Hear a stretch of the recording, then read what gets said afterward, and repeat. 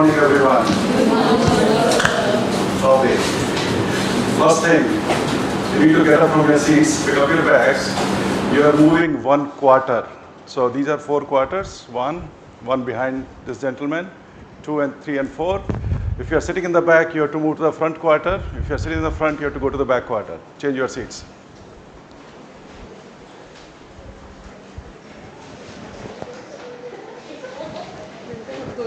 नहीं आपको last seat पे भेज दें आपको वैसे खड़ा होना चाहिए, आप बातें बहुत करते हो, इधर आओ, आप इधर आ जाओ नहीं तो बहुत डिस्टर्ब करते हो। और ये आज वाला तो बिल्कुल हमें नहीं पता, आज वाला हमें सुनना है जरूर।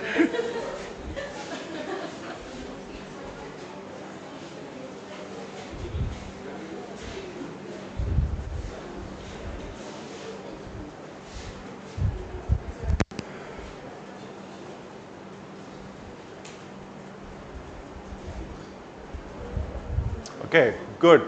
Thank you very much.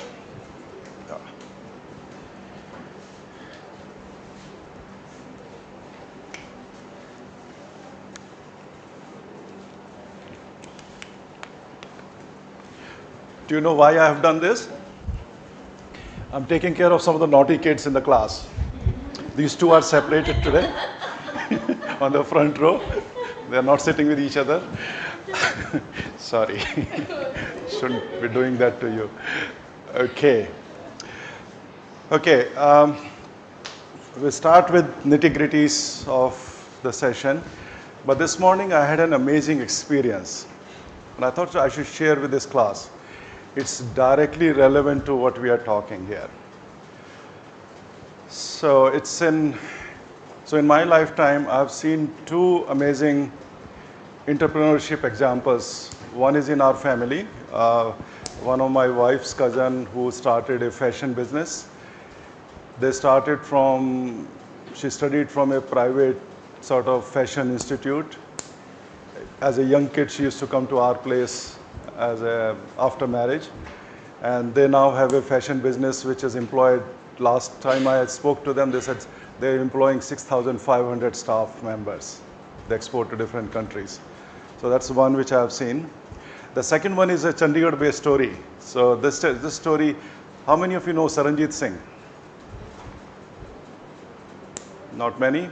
Okay. So Professor Saranjit Singh is one of our colleagues. All of us from pharmacy program in the university sector know him. He was my colleague in NIPER. I was in NIPER from 95 to 98, and he was professor of analytical chemistry there at that time. He's senior, I think he's 8 or 9 years older than me.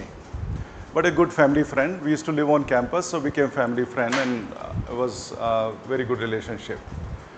So he has 2 kids, one of his son and daughter. His son's name is Prabdeep Singh. So the story I'm going to share is from Prabdeep Singh. So this morning Saranjit came to see me. We had breakfast together. I invited him, old friend, meeting after 30, 25 plus years. So it was good to catch up on various fronts. So Saranjit is now retired and he lives in Chandigarh, Mohali somewhere. Okay, so the story is about Prabdeep Singh. So Prabdeep Singh as a boy, I mean it's like friend, son, growing up in the same neighborhood kind of situation. So we have seen him growing from this age group. And NIPER used to have functions for family members. Independence Day, he would sing a song, Punjabi mein or kuch. So we have those memories.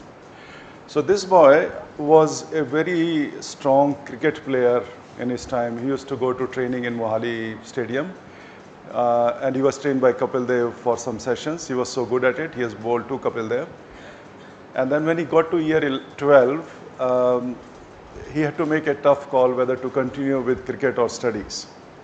So Saranjit and I used to talk about how difficult it is for kids in India to decide a career, because sports as a career is not very easy to maneuver. So this boy decided to do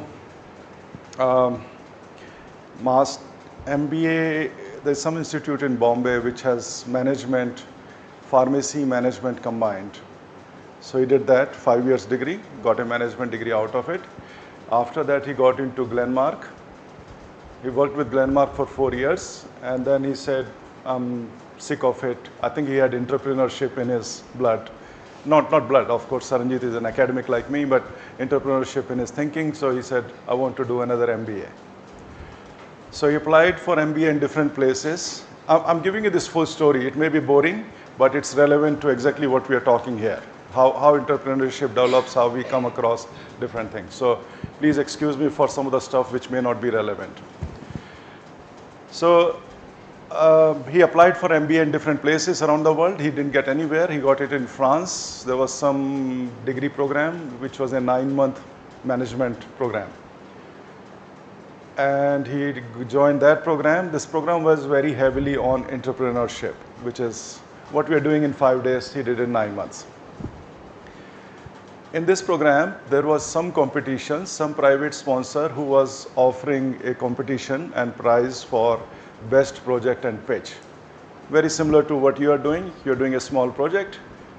Is there a prize, madam? We will try. I'm planning Okay. Say there may be a prize here as well. How many teams do we have? 9. Yeah. So there was some prize attached as part of this competition, and there were 3 friends. One was French, one was Prabdeep, another one from some other country. And 3 of them started talking of doing a joint project, exactly similar to what you are doing here. During that time, one of Prabdeep's friend in India had died in a road accident. And he was lying on the road for over an hour without ambulance or any patient care.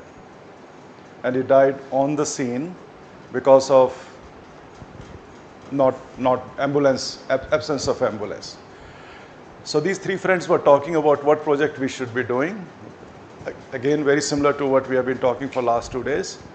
And they decided, let's create a project on providing faster ambulance services in India.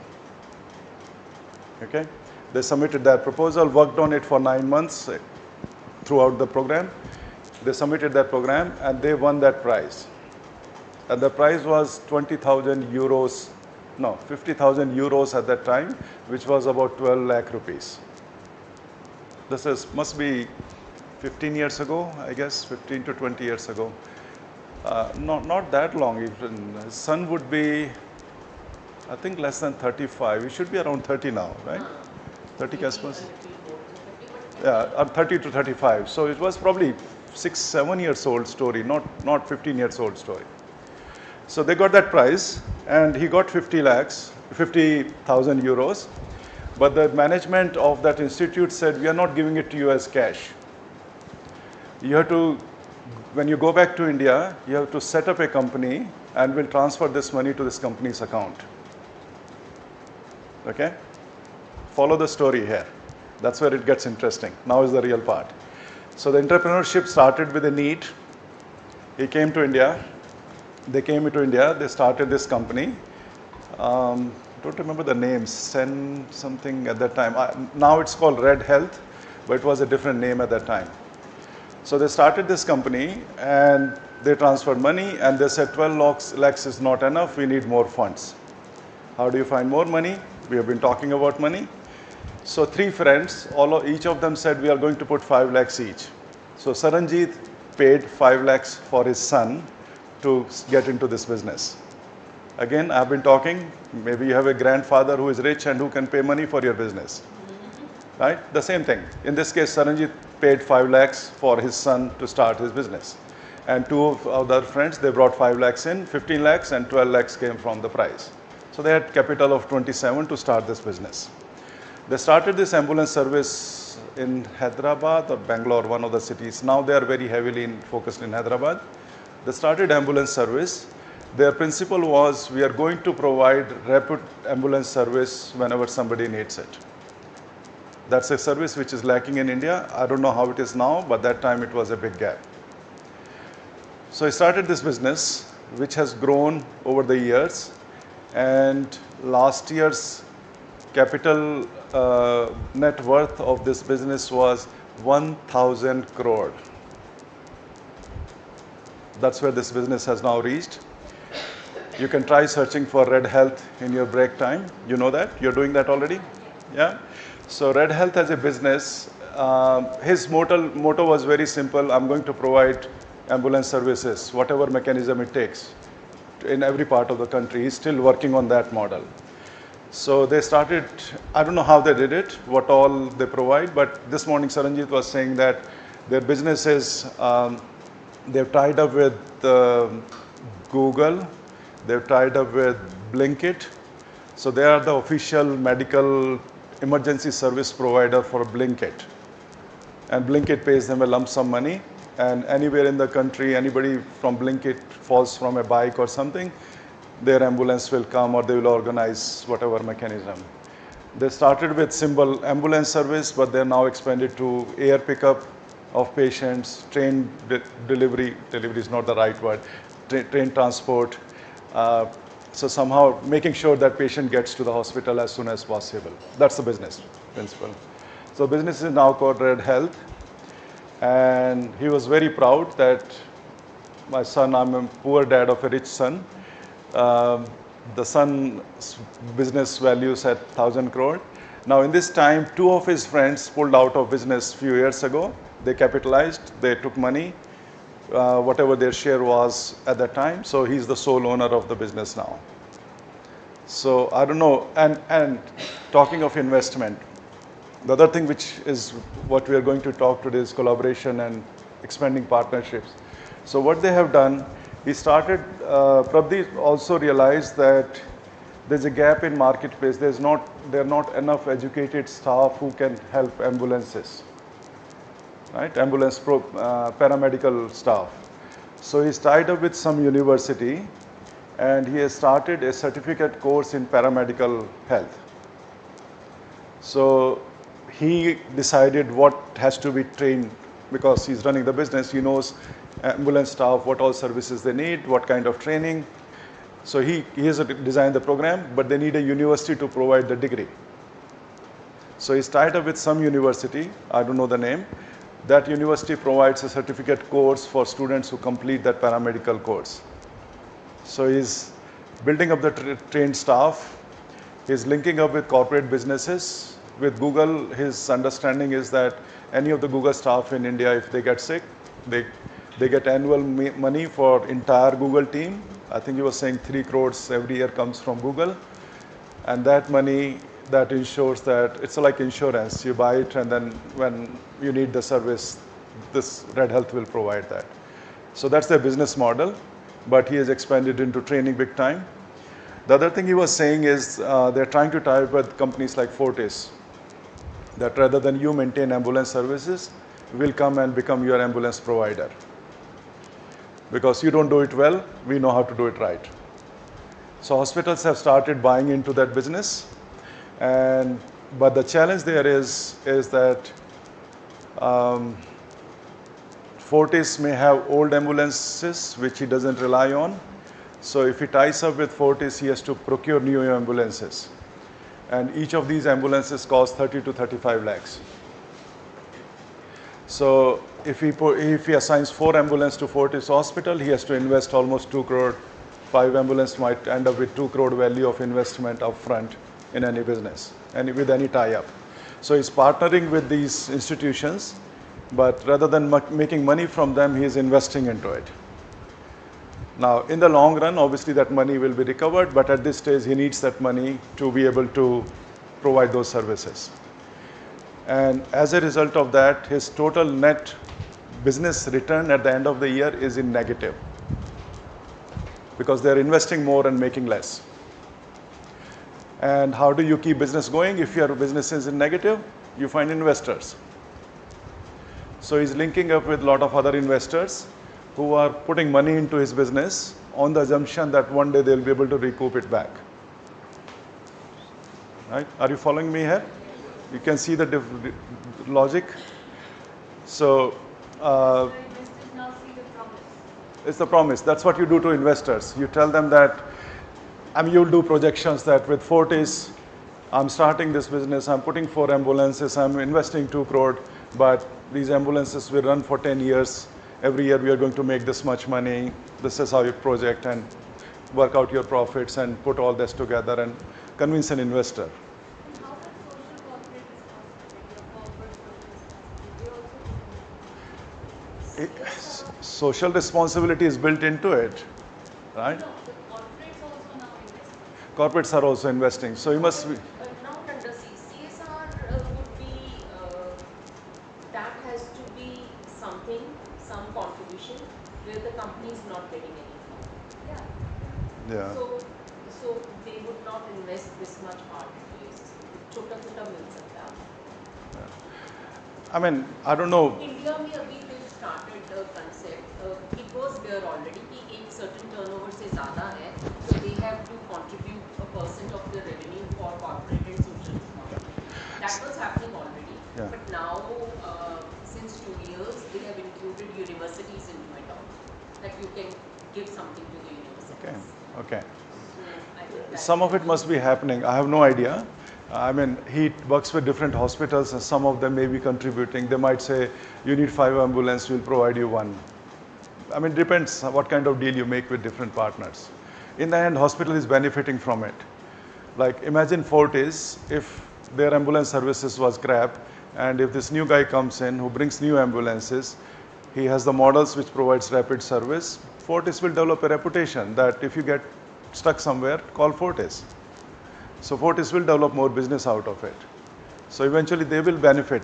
And in that process, if they are committing some investment, it's not a bad thing, right? So I don't know what's their model, what they're doing. But I mean, we don't go into details. He got a bit late in reaching me. I wanted to dig out a lot more details for this class, but it was very interesting to listen from him how his journey has progressed. So he was saying today he's in Singapore pitching to an investor. Some investor from Singapore has called him, and other countries are now looking at his model. They want him to come and start those services in those countries. Singapore probably won't need it. Singapore is pretty advanced. But Indonesia, Vietnam, Philippines, there are other countries who have similar issues like India. So that I'm sure there would be opportunities for him to grow internationally as well. I mean, India is such a big place to cover anyway in the first place. So he can, and look at the model. The model is currently heavily focused on Hyderabad, South India. I don't know why he started from South India. It may be because one of his other friend was from there, one of the 3 friends. But he's heavily based there, and he's trying to add more and more stuff spreading around the country now. And look at this scope of how much he can spread. I mean, if he has to cover India, he probably will be multi-million, multi-billion business by the time he is able to do that in next 5 years' time. So it's a model which can keep growing. There's no, even if competition comes in, you create a reputation and service model that works for you. So, all right. Thoughts, questions? I've shared what I got from him this morning, but I thought it was very relevant to what we are discussing here. Any ideas, anything that you want to talk about?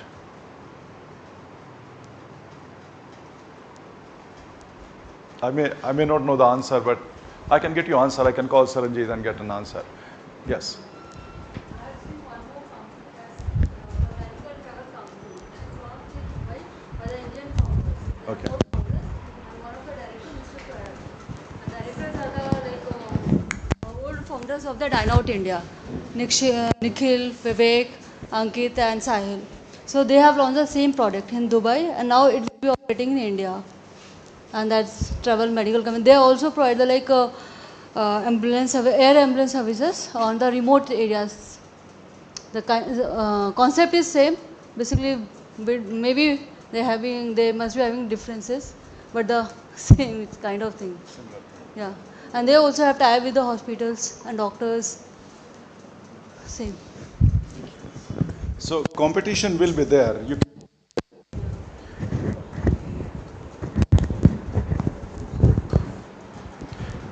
But then you have to find ways of dealing with competition.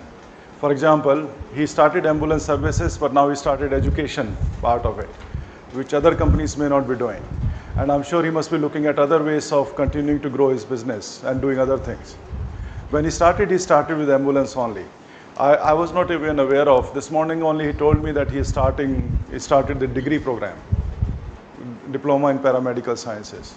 So you have to keep thinking of line extension. What will you do to, you will have competition no matter what you do. I mean, this is an example which was very unique when it started. And even within 5 years, we are already talking of competition. In fact, competition coming from outside. So this will happen to any kind of product.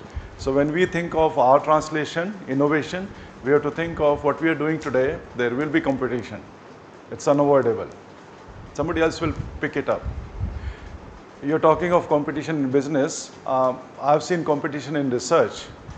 When I did my postdoc in US, when we developed this Faxi product, my boss used to say that every field of research has life of 10 years. In 10 years' time, even if you start a completely new thing, in 10 years' time, either you'll be very successful or you'll be a flop. Research is unknown, so that can happen. If you are a flop, it's dead anyway. But if you are successful, you have 10 other people doing the same thing. It happens to me all the time. When I come to India, when I deliver lecture in any university, whatever field of research I talk about, 2 years later, I see a paper in the same field from the same university. Every time I've traveled to India, 2 years after, somebody from that group, like listening to the group, they will say, this is an exciting field, I want to start working in this area. That's very common. But it's not a bad thing, it's competition. I mean, my ideas are also not new, I may pick up from somewhere. So I'm not blaming anyone in this process, it's just the nature of competition. But what it means is I need to keep evolving. I need to keep doing different things. I don't know if you know about 3D printing. We started research in 3D printing about 6 years ago. I had 2 PhD students. Our first papers were wherever they were, we submitted those papers, they got accepted because it was new. And now there is so much competition in 3D printing, every university is doing it. So this year, I've decided not to give 3D printing project to any student. None of them are doing it, just because if everybody else is doing it, it will be very difficult to be innovative there. And then you'll be doing more of the same. So I moved out. In 5 years' time, I'm not doing 3D printing anymore. But that means I have to find something else, right? I have to keep my life going and my passion and research going. So my boss's thing, it's stuck in my head, 10 years' time. But what I've realized over the years, this time has even shorter now. It used to be 10 years probably in his time, when my boss was active researcher. But now it's probably 5 years, not even 10 years. AI, technology, sharing of information, that has made the life cycle even shorter for a lot of things. So we have to continuously keep on evolving, which is hard, it's not easy. You know. Okay, any other thought, any other on Pradeep's story? So you got a clue about finance generation, right? Yesterday, for your project, we have been talking about it. You got some clues about collaboration, what all can be done, right? You got some clues about how to start an innovation, what was the need. In this case, the need was clearly defined. I've lost a family member, one of my not very distant relative. This boy he was studying engineering in Jaipur. He was driving from Jaipur to Delhi. He was riding his bike and he got stuck on the road and he died on the spot. There was no ambulance for almost 2 hours. After 2 hours when they reached there, he was already dead. So it has happened to me personally, I know. So I can see why Pradeep's business will do well. And it's doing very well. For someone to go from 27 lakhs to 1,000 crores in 5 years' time is a miracle.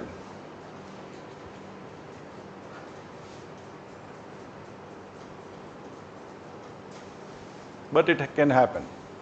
So you see very few of these. Like as I said, I've seen 2 of these stories in my lifetime. You might have seen others and you might know other people who have done so well. But within my close circle, with people I know personally, I've seen only 2 of these.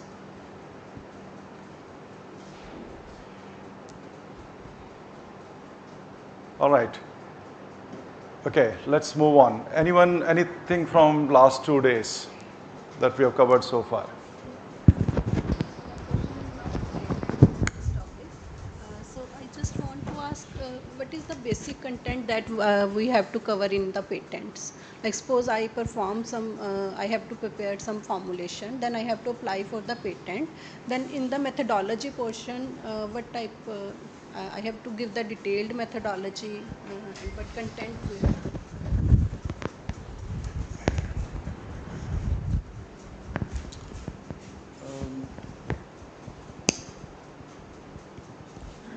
Is there internet on this computer?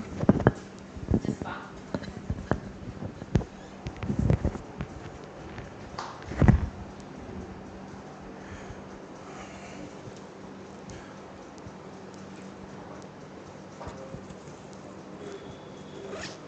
No, I think I have a USB. I might be able to. No, just hold on. I think I might have used a file from. Just leave it. Come out.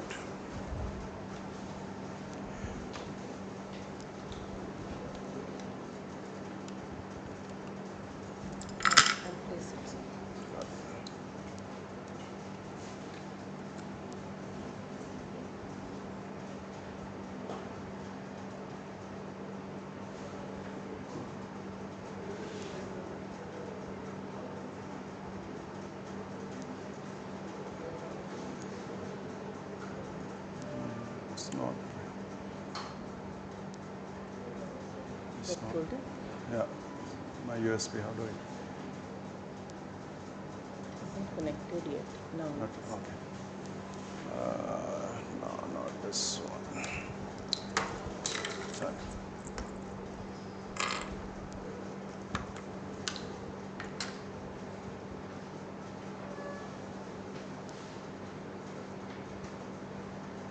Just give me 1 second, I'll be with you.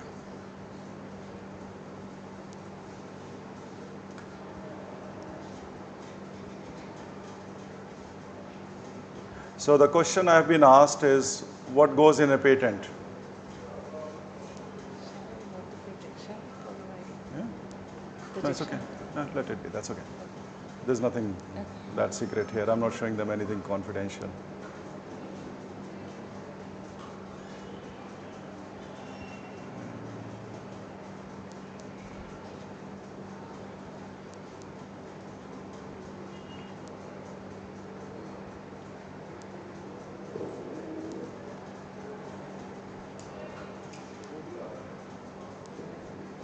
What's it not opening?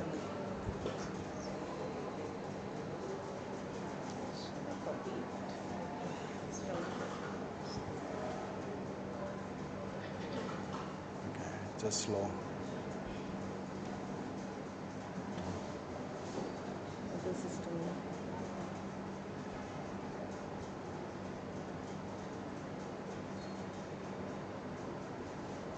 Okay, I think it's just slow.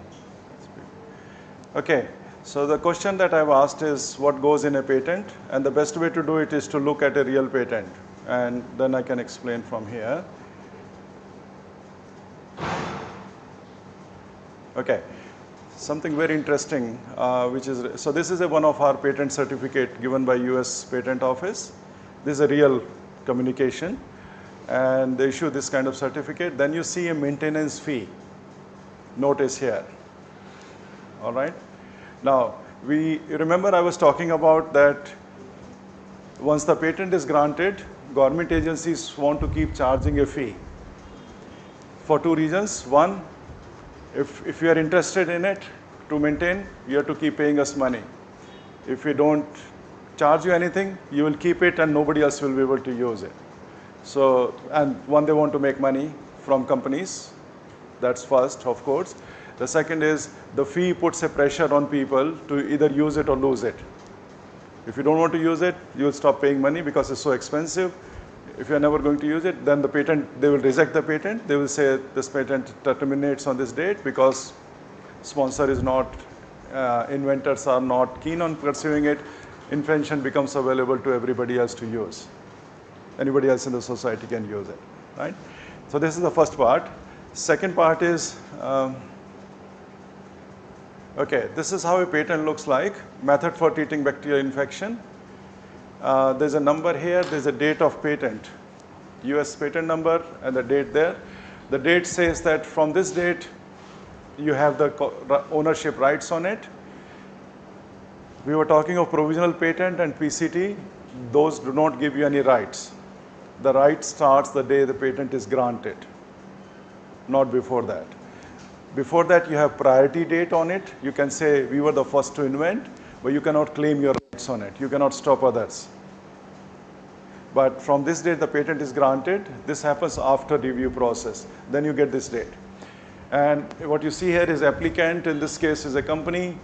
Inventors are two of us from there. Assignee is nuclei. Assignee means they own the ownership of the patent. I'm just the inventor. It's almost like authors on a paper. Ownership is still owned by university, but we act as authors on the papers, right? So assignee is nuclei. Now, for any commercial gains of patent office does not care about it, FDA does not care about it. It's between us here to figure out what if the company makes money, how much they give me or not give me anything, that's between us. So from patent office point of view, they are the owner here. It's like Neeraj's bike example. Neeraj owns the bike, he can give it to a friend to ride it, but he still owns the bike. Okay? Sorry, Neeraj, I'm pulling a little too much. Okay. So, in terms of contents,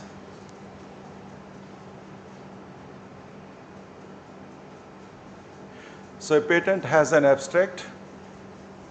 Similar to scientific papers, you have to write an abstract there.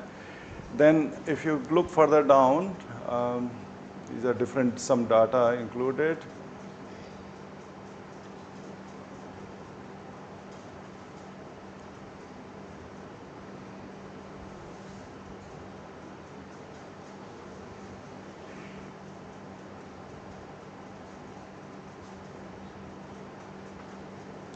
There's a lot of data files. So it's almost like a scientific paper. You have to have a lot of data there, justify what you're claiming. And more data you have, stronger your patent is. This should be, okay. Then there's information about background art, which is again, if you have written scientific papers or if you've seen one, it's very similar to that. A lot of background information, a lot of usual blurb, global emergence of virulence, gram-positive, resistant bacteria, all of that goes in there. So you have to justify. It's almost like a story. You have to explain to the patent office what is the story about. Antibiotic resistance, that's part of theme of this paper. Summary of invention. Then you have to indicate what are you protecting. Okay, summary of invention, which is basically this is what we have done. And then you come to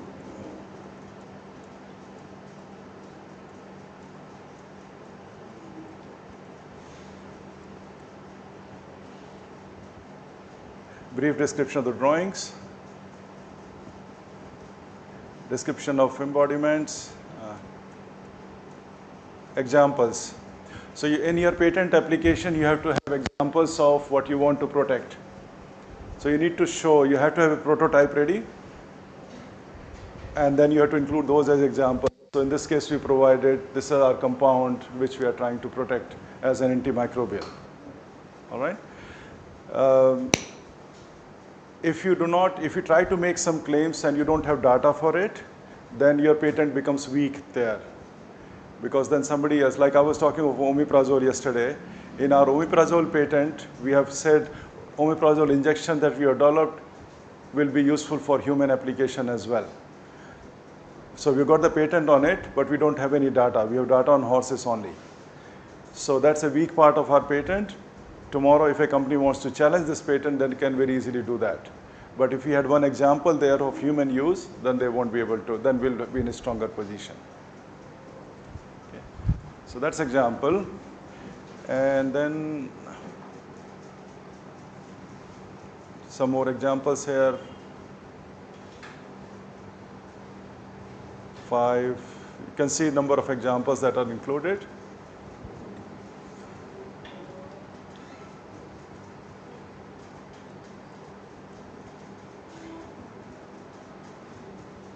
Basically, with efficacy of different formulations. Correct. Different compounds and formulations, yes. Which are already known. No, these are not known.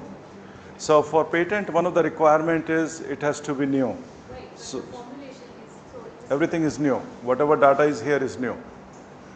So you cannot have anything which is already known. Okay. I think there's a part missing here. So another important part which is missing in this file is probably came in 2 parts. It was too big of a file. The second part is on claims. So each patent would have claims which would say what are we claiming. So then claims would define what you can fight for and say we are claiming we have a new compound which can do this, this, this. Claim to applications of this compound, whatever is the content of that patent. That's the next part which is quite important. And patent office, when they review this information, they don't care much about background data that you provided. They put a lot of emphasis on claims because that's what you can stop others from marketing. So the focus is on claims. These are amazing source of, we use these patent search all the time. In all my PhD projects, students are told to look for patents for new information, more than publications. We rely quite heavily on these. So in terms of filing, basically you have to write all of this up and submit to patent office. It's almost like submitting a paper, very similar to that. I can probably show you, let me see if I can get to this. Computer is a little bit slow, so it's taking time.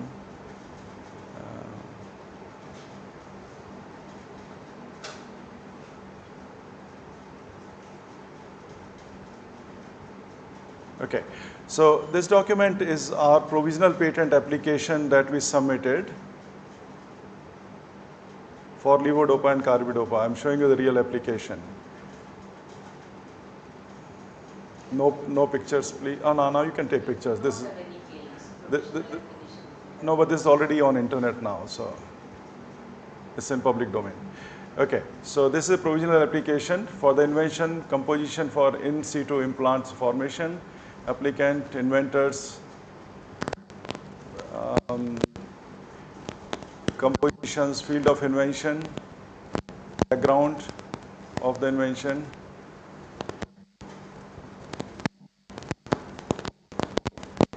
of the invention,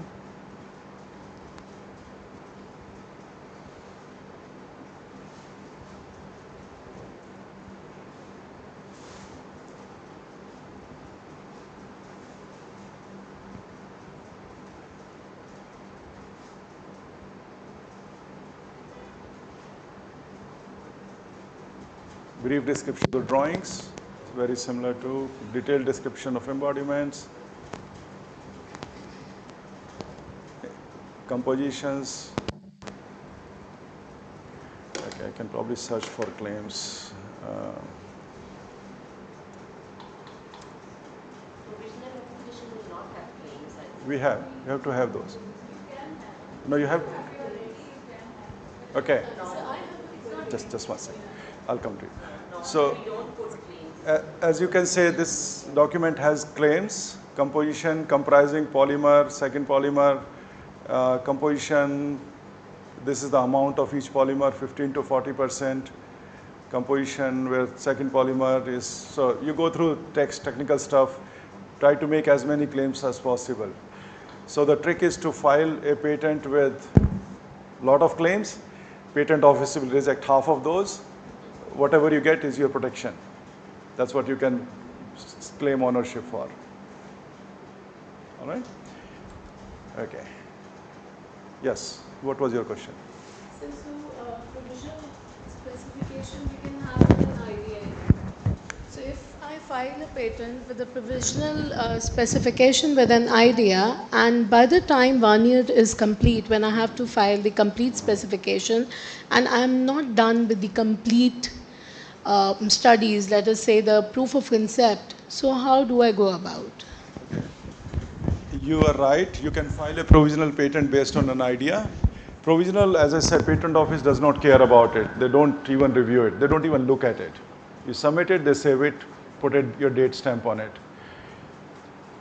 Then you have 12 months to complete whatever experiments you have to complete. Like in this case, after provisional, we are now conducting an animal PK study with this formulation.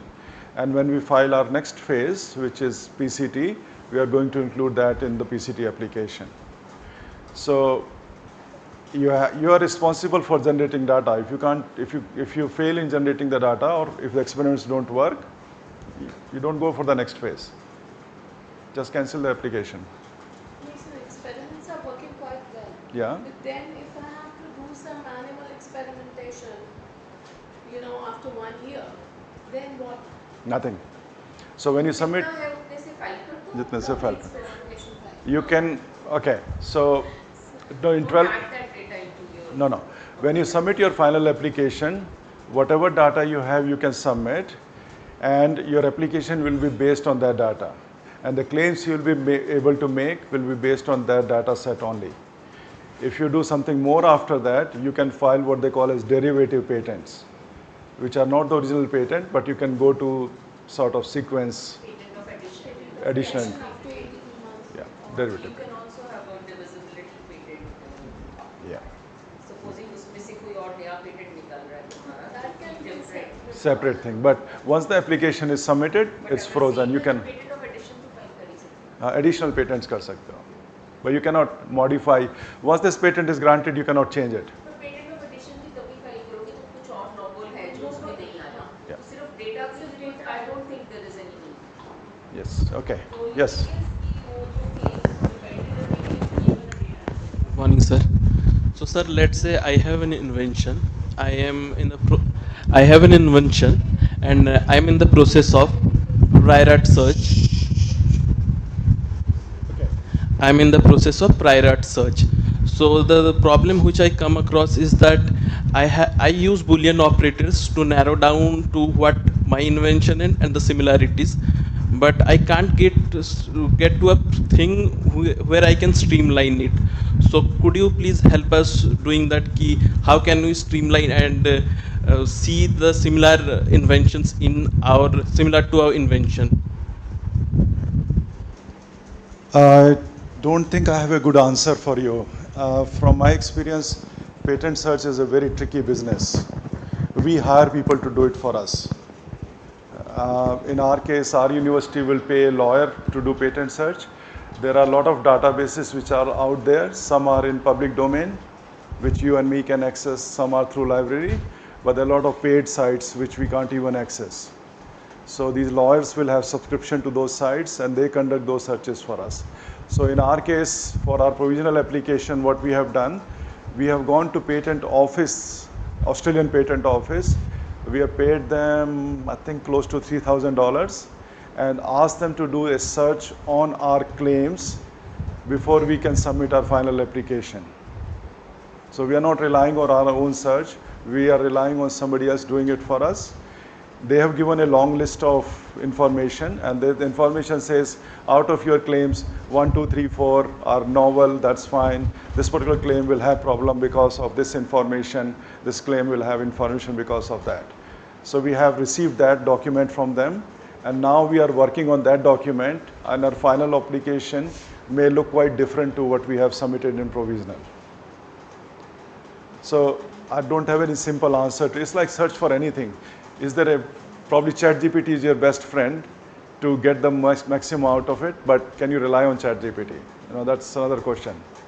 So most other searches you have to spend time and energy on it. There's no simple solution. There's no one mechanism, no one database. There are hundreds of databases which need to be searched to be able to get the information you need. And even then, okay, so what will happen in this case, once this provisional, we submit the final application, it will become public, patent office will start reviewing it, and then public will have 2 years to object on it. And during those 2 years' time, we'll get hundreds of queries. People will come and say, I use this polymer for this drug in this publication, which you are not even aware of. They will try to break down this patent, especially companies. Industries who are involved in this process, they'll try very hard to for us not to. So these are called objections, which will come to us, and we'll have to keep defending each of those objections. We have to submit our feedback back to the patent office saying that this is how we react to this particular objection. They may accept it, they may not accept it. So they will keep pushing on us to prove novelty, that your patent, what you're claiming is novel. So there's a lot of, it's a battle. It's not a simple thing. It goes on for years. So in this case, if you look at my situation, the student worked for last 3 years. So Deepa is in final third year PhD. We have filed the patent. It will be another year before we submit PCT, and then another year for submitting final application. Then it will probably be 2 years for objections. So by the time this patent is granted, it will be probably another 4 years, if you are lucky, if we can keep proving what we are claiming. So the total journey would end up being 7 or 8 years from starting the project to getting the patent. And that's if I can find money to file patents. So it's quite an evolving exercise. All right, any other question anyone want to talk about? I know I'm not covering what I'm supposed to cover today, but it's being covered indirectly. So I can skip through slides quickly. The data has to be new, जो हमें patent के अंदर लिखना है. But if I am making a formulation जिसमें मैं existing drugs को use कर रही हूँ या फिर कुछ ऐसे कंपाउंड्स यूज़ कर रही हूँ जो एग्जिस्ट करता है, उन पे रिसर्चेज है, तो मैं उनको कंबाइन करके अपनी फॉर्मुलेशन वहाँ बता रही हूँ, तो मुझे तो एग्जिस्टिंग डाटा यूज़ करना पड़ेगा ना फॉर्मुलेशन पहले बताने के लिए. So the combinations, it depends on, like in this case, we are using existing polymers which are known, but we are claiming a new application of the two drugs put together. So it's a new composition which has not been reported before. So we are claiming a new composition, right? If you I'll close the file.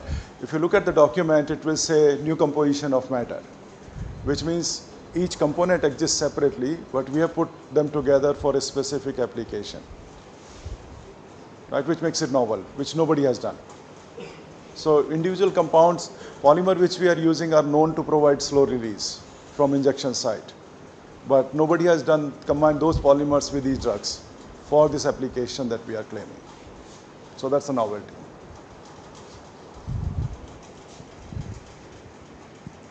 Okay, anyone else? Anything else on patents, since we are talking of this area? All right.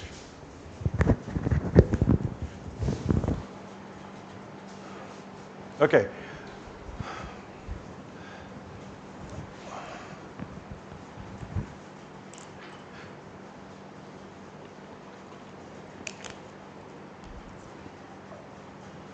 So what we are going to talk today, I've already covered as part of Pradeep's example, but let's look through these slides.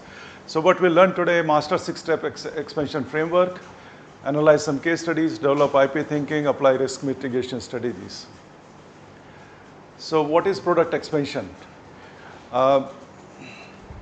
Again, going back to Pradeep's example, he started with ambulance services, but then he started expanding into other areas such as education providing training staff who would be working on ambulances, which is a closely related business. And that's what we need to do with any business, any service, any kind of entrepreneurship that we want to start. We have to have something to keep moving, keep forwarding. I was talking of research area, 5 years time, we have to think of new research areas. Same thing, this is what I mean by product expansion. So my knowledge of pharmaceutical sciences is what I learned from my pharmacy school. And over the years, I've expanded into different areas. I worked on 3D printing, I work on veterinary systems. I've learned to come to do this course. So all of that is my product expansion indirectly. All right, so this is an example of how you try to diversify and expand on. Extension of existing product or services into new markets, applications, variants to increase revenue and market share. You would have seen pharma companies doing it all the time. they might have an oral formulation, they will develop injectable for the same drug. Or if they have injectable, they might develop a nasal formulation for the same drug. All right? That's product expansion. Examples can include geographical expansion into emerging economies, going into different countries, product line extension for new customer segments, technical adaptations. Why does it matter? You want to have broaden your market access, IP generation, innovation cycle. Pradeep's example, he's running his business in Hyderabad. He might expand to Madras and other places, other parts of the country. You can see I left India a long time ago. I still call it Madras, right? Just because that's what is stuck in my head. I know it's known with a different name now, but okay. What are the benefits of product expansion? Key benefits, revenue growth. You can imagine. So keep Pradeep's story in mind. You will be able to link up to everything that I'm saying on these slides. Revenue growth, diversifying income streams, IP portfolio strengthening. What is IP in Pradeep's case? Is there any? Does Pradeep has any IP? App cannot be patented. Okay. So I don't know if he uses, he must be using an app to provide ambulance service. So that app, I don't know whether it is his own app or he's using some other Google app or whatever. So I have no idea.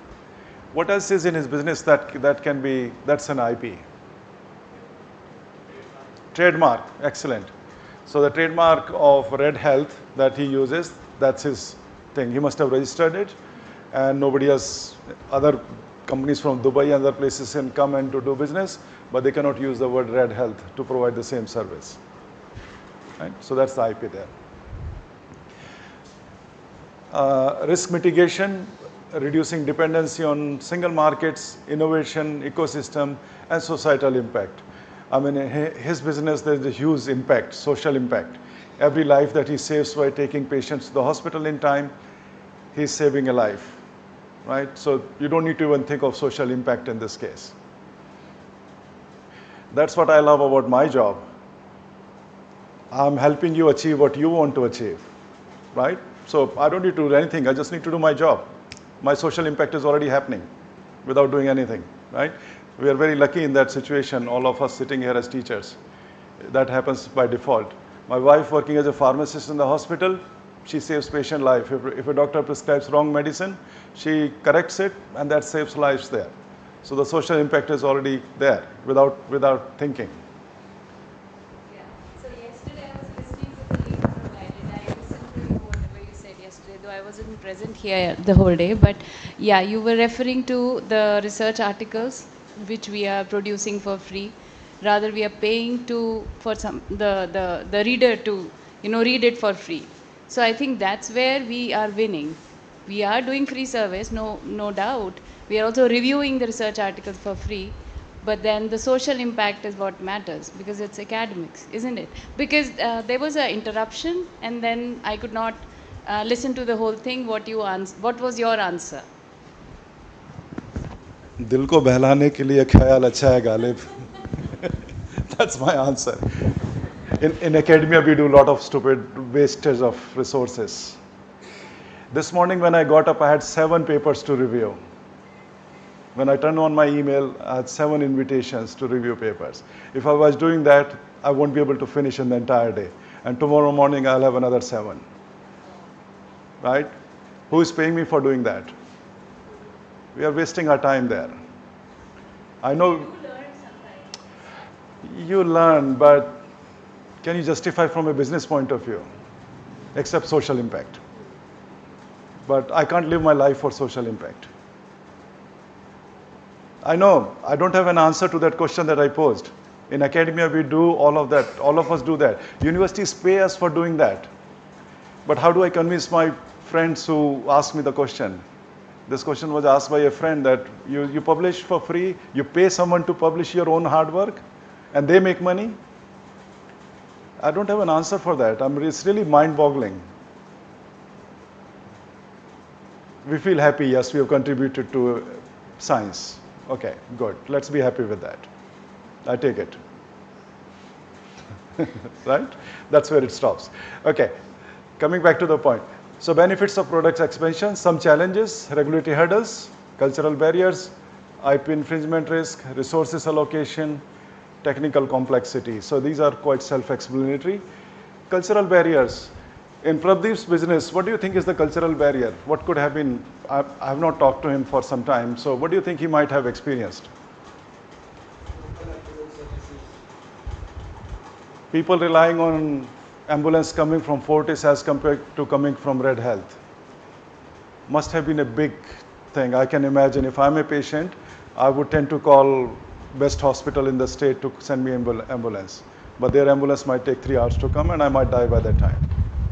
So that must be a big cultural barrier. And that's what you would face with any kind of, apply this to your projects, okay? You have to remember what we are talking here.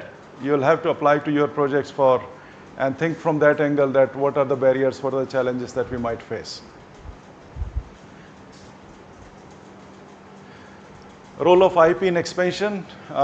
This we have covered already, production, licensing, strategic filing, and new IP generation. Market access strategies, geographical expansion, which is going into a new market area, product line extension, vertical integration, digital transformation. So these trends in expansion and IP generation, sustainability focus, global collaboration, AI integration, and a lot of things have changed after COVID. Post-pandemic shifts is a big time, has been there forever. So how do you plan for it? How do you think Pradeep would have planned to think of, I should start a course in education? So these are the steps you go through. You assess current product and IP, conduct market research, identify opportunities, develop new IP and strategy, execute and launch, and monitor, iterate and scale. What do you think is the new IP in Pradeep's case when he's starting this certificate course? What's the IP there? Copyright on the content that he must have created. Nobody else in the world can use that material that he must have created. So education has a strong IP focus attached to it. My slides are my copyright. If any one of you use it somewhere, I'll take you to court.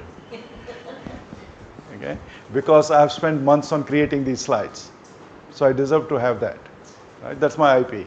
I can share with Induji and give her all the slides and say, ma'am, you can use it in your class. So that's what I'm licensing my IP to her. As a goodwill, whether I take money or not, that's my choice. So, but I own the right to it and I can pass it on to her. So that's licensing. Right? So in Pradeep's case, the IP is his new course that he has created. And that's if you look at the steps, that's what he would have done. Assess current product IP, conduct market research, identify opportunities, develop new IP, and launch. So what is involved in assessing current IP? SWOT analysis. You know about SWOT analysis?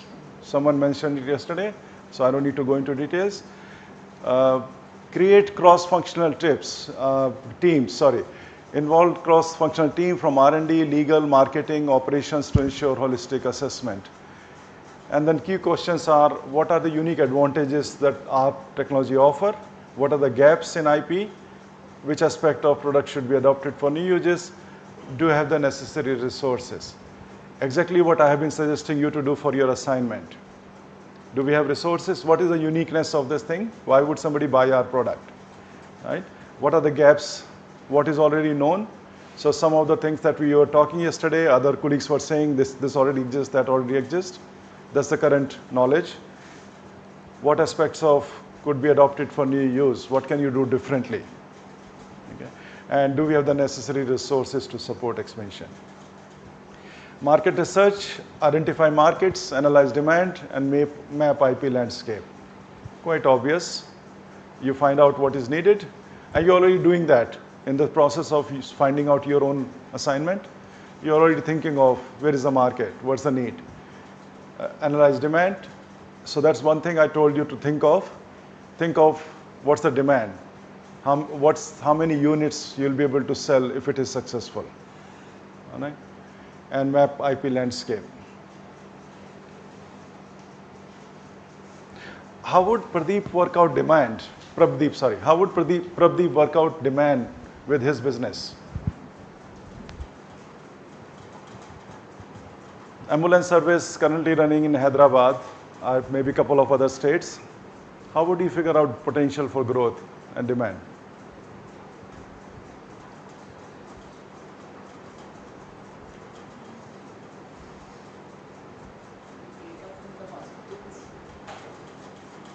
Data from the hospitals, yes. He can link up with different hospitals, find out who has good ambulance service, who does not have.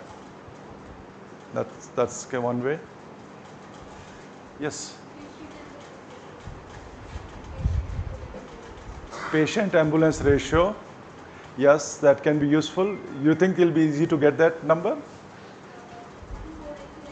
Huh? Number of road accidents, yes.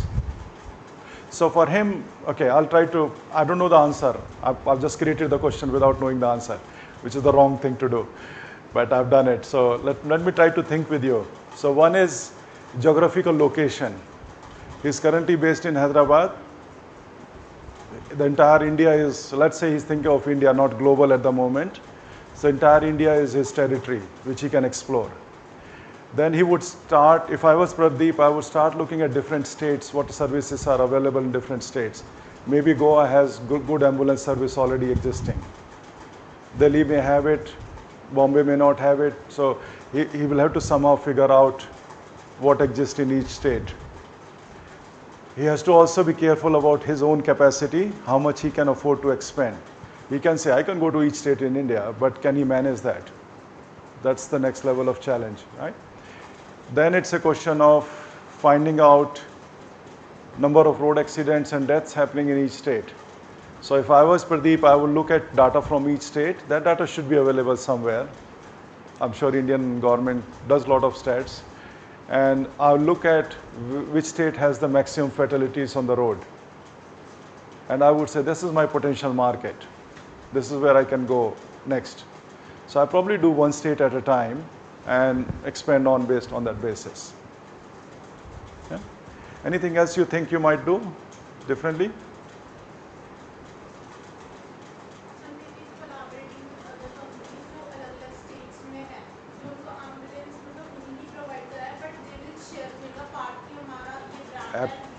Absolutely, absolutely. This is, you're on the dot. So what she's saying is other states may have similar services but not so efficient services. And he has developed a model which is successful, which works. So he can partner with them and say, hey guys, you have 2 ambulances, but this is where you lack.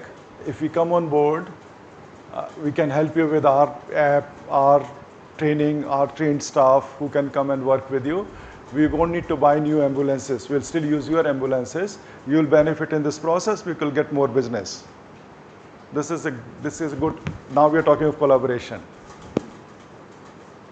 You already offered collaboration to the other group yesterday. So you are very collaborative and you are thinking on those lines, which is great. That's what you do in business.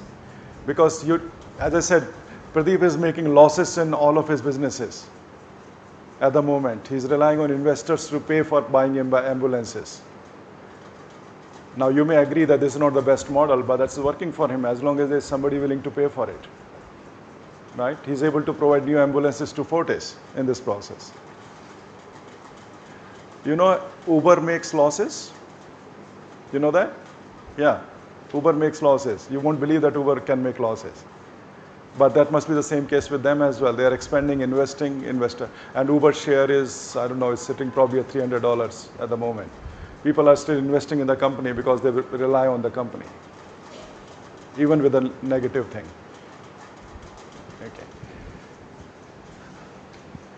Okay, identify expansion opportunities, geographical, vertical, application, feature, format. Develop new IP strategies. So innovation phase, create derivatives, adaptation of core technology for target markets, protection phase, and strategy phase. Execution and launch, partnerships, marketing, compliance, operations, legal. We have touched upon all of these in different forms. Recommended approaches, pilot in small scale to validate assumptions. Yesterday, one of the group mentioned that they will pilot. And I suggested, they were not using the word pilot, but I suggested that, say that we are going to pilot. Okay, this is what I mean by pilot in small scale. So prototype that you are thinking, maybe you make 5 units of those. Give those to your friends and see if they like it, if they are happy with it, and what kind of feedback you get from them. So that's how you start. Establish key KPIs, monitor the IP infringement proactively. This is one of the most challenging part in industry. You have to keep an eye on others who is using your IP. Now imagine my slides, I made those here and I have shared with the class. All right, I'm relying on good faith that none of you will misuse them. But tomorrow, if you start using them, what are the options for me? How am I going to check it? What can I do? I'm not wasting all my time running after each one of you. What are you doing? Right? It's almost impossible for me to track it down. Now in this case, I would like you to use my slides. Okay, so whatever information you have, if you want to share, pass on with anyone, I'm more than happy to share. I'm giving you a license to use it for free. So that's easy. But if I wanted to control it, there's no mechanism for me to do it. I'll end up spending my life just trying to sort out who's misusing it. So it's very challenging, very difficult to control IP infringement. But industry most companies would have staff hired to just do that job. Most big pharma companies will have big IP units, and their job is to keep track of what is new coming in the market, who is filing new patents, go after them, let them not file, let them not get the grant, the patents, and then also check who is infringing on their patents. So they pay a lot of money to staff to do that. Monitor, iterate and scale, track KPIs, adjust based on market feedback, and then scale up, expanding to additional markets. So in product expansion, couple of examples. So one is from this company called BioNova Therapeutics. They had this cancer therapeutic MEB 472, 7 patents filed, and a strong composition patent, left with 7 years. And as the time was running out, they started realizing this patent will expire one day. So they started looking at other markets, other applications of the same antibody, which was developed for cancer, but they identified 5 potential rare disease conditions, and they tested and they found that the same antibody was working in those indications as well. So they found new indications for the same drug for which they were marketing for cancer. And then eventually they started a new product and filed new patents on it. They also created a new formulation because now they are going into neurodegenerative space, therapeutic area. So they created new formulation which was optimized for blood-brain barrier penetration, tracked execution, established partnership with the European Research Network where they conduct clinical trials, and went into scaling up and marketing.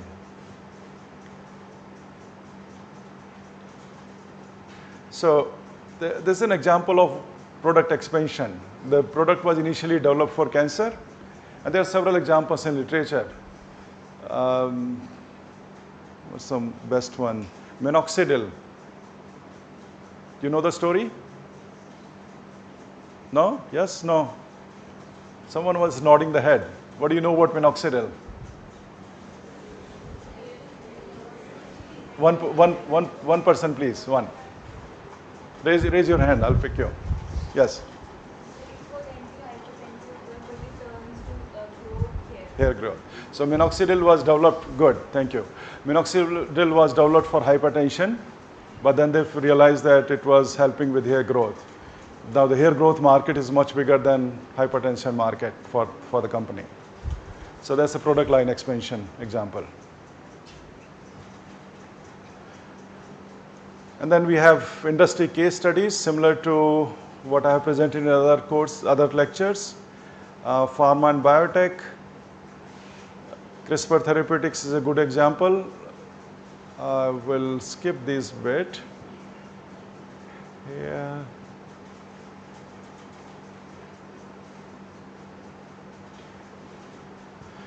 This is an interesting one. Reliance's transition to green energy.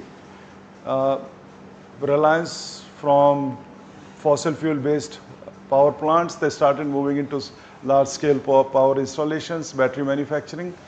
Elon Musk has done this all his life. I mean, Tesla's foundation was batteries, and she started from there. So these are two examples where innovation and expansion has gone to success. Failure case, another one here, space and frontiers. NASA's ventilator, I found this to be very fascinating. So NASA had designed ventilators for astronauts going to space, but then they found during COVID-19 that these ventilators can be very useful for people for respiratory problems. And NASA being a government institution, government funded, they offered it for free to number of manufacturers worldwide, 100% manufacturers worldwide for manufacturing and distribution. And that has led to a lot of success stories and saved lives in the end. So it's an excellent example of product expansion, which was meant for a different purpose. NASA never designed it for COVID. But then opportunities came up where they could use the same thing for a different application. And we were looking at 3M and N95 mask yesterday, which is another similar story where something was developed for a different purpose, but then opportunity came and they could use it. So COVID has given a lot of good and bad things to the world. Right? All of us have seen that happening. So this is another example of product line expansion. All the delivery services. Yeah, delivery services, yeah. Working from home, delivery services, all of those are parts of COVID's gift to us. Good or bad, we have those.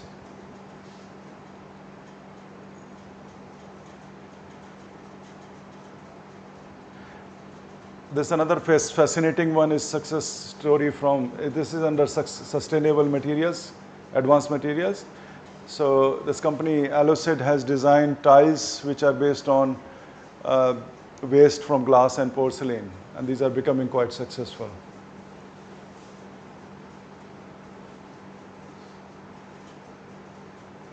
Okay. So if you review cross-theme insights, common success factors are strategic IP alignment, comprehensive research, targeted partnerships, iterative approach. Iterative means a lot of feedback mechanism built into the process. If you follow these, you're likely to be successful.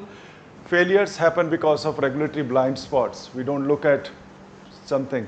I'll give you a very great example of regulatory blind spot. Last couple of weeks ago, I was visiting a small regional area in South Australia. I'm doing another course for which I went there, and we were talking to mayor of this town. This town has imagine a small village in India somewhere. So similar thing, we don't call them village, we call them regional South Australia. So in that town, the town's population is 600 people. It's a very small town. And they have been feeling need for more houses.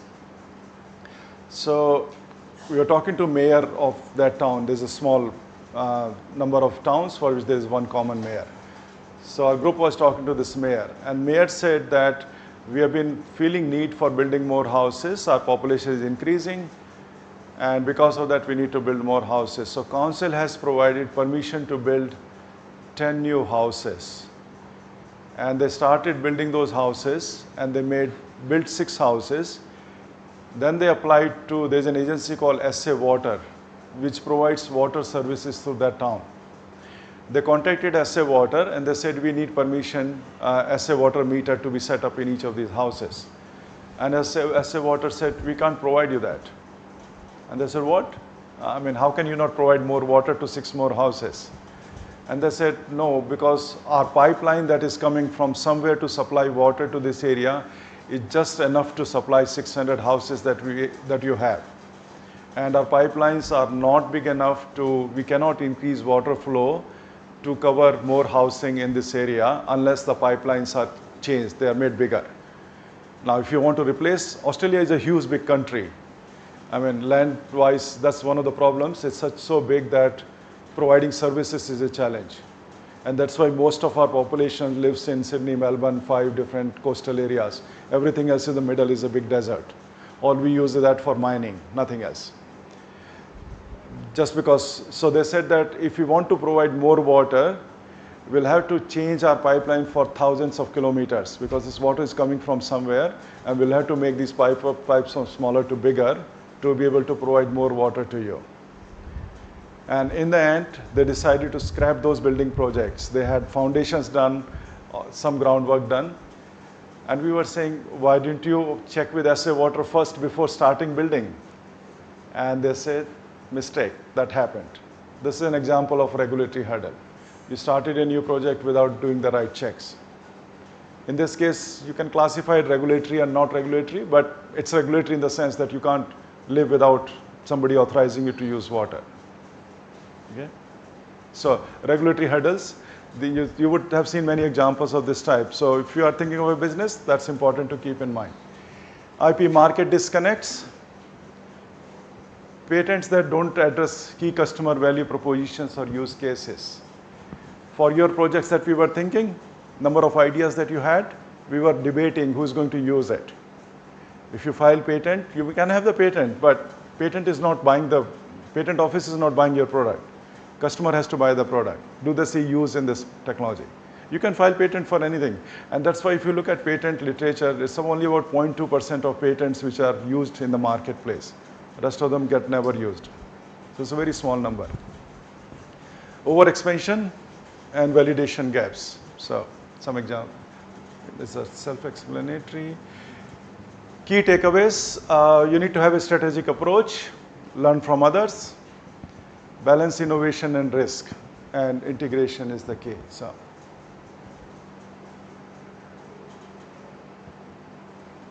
some references as always, and thank you. So, we have 5 more minutes from this session. Happy to take up any questions.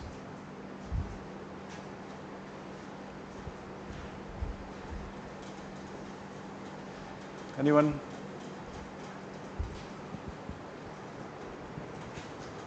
Yes.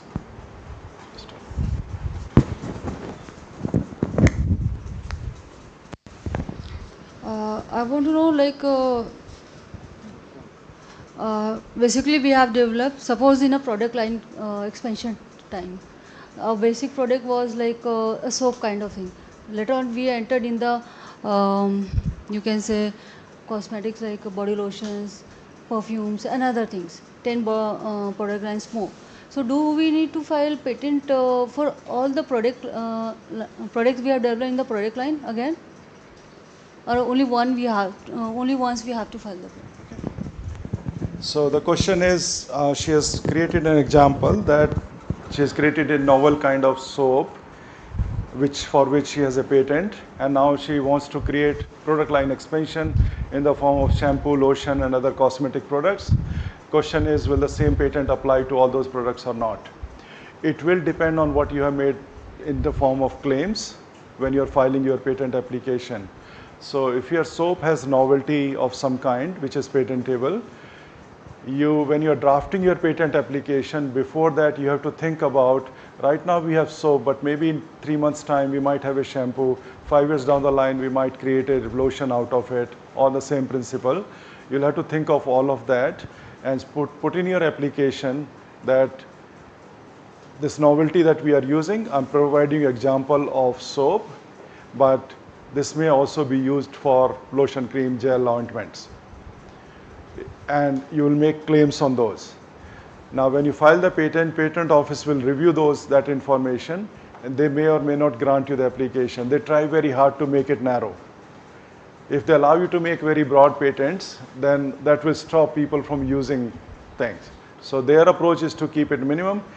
People who file patents, their approach is to maximize.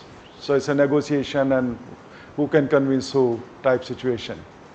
So if you are lucky to get, let's say you're lucky to get, so there can be two scenarios when you submit your application.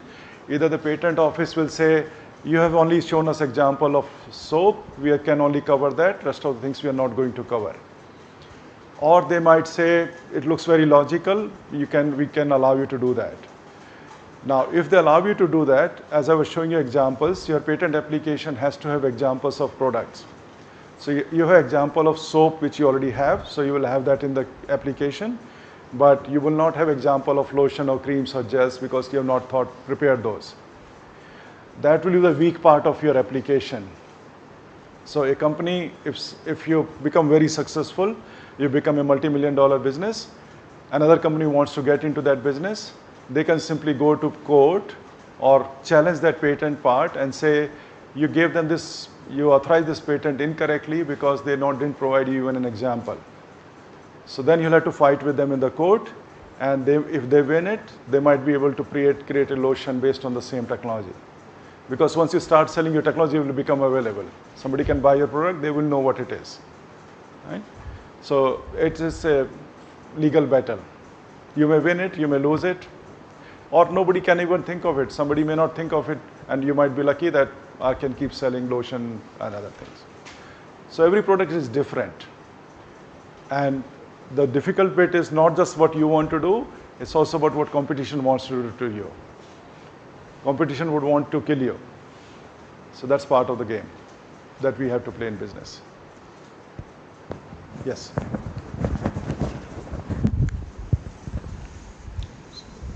Suppose, sir, I have developed an product. Suppose I have developed an product and I have filed an patent for that, and another person has idea of repurposing that like product for another purpose. So will it be the person will it be eligible for like patenting for the other purpose for the same product or not? So the question is, you already have, somebody has a patent and somebody modifies it, repurposes, and they try to get a patent for it. Each patent has to comply to the requirement of novelty, non-obviousness, and usefulness. 3 requirements. So it doesn't matter where your idea started. Every idea starts from somewhere, right? So it doesn't matter if you started from a patent, but when you go to file your second patent application, they will look at novelty in that application. Is there enough novelty there? Was it obvious that you already have this? So in this case, for example, if there is soap of a particular kind of magic material, creating a lotion or shampoo, I would call it an obvious thing. So even if she files a patent, a separate patent for it, patent office might say, this is meant for cleaning the hair, you are cleaning with soap, now you're cleaning with a shampoo. They're very similar, it's an obvious thing, and she might not even get a patent for it. So it depends on novelty, how strong is the innovation, which is very difficult to prove.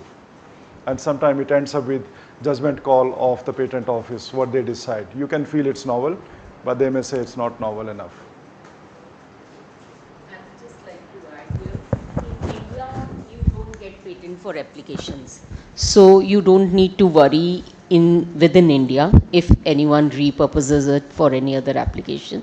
You get the patent only for the technology if the technology is the same. So as Doc Sab says, अगर उसमें कोई novelty, कोई technology में वो change ले आते हैं, तो then that person can get a new patent. But outside India, you might get patents for application, but still you have to fulfill those 3 requirements. I think we are on dot now, time for tea break. Yes, so we start back at 11:30? Yes. Okay, we'll start back at 11:30. Thank you.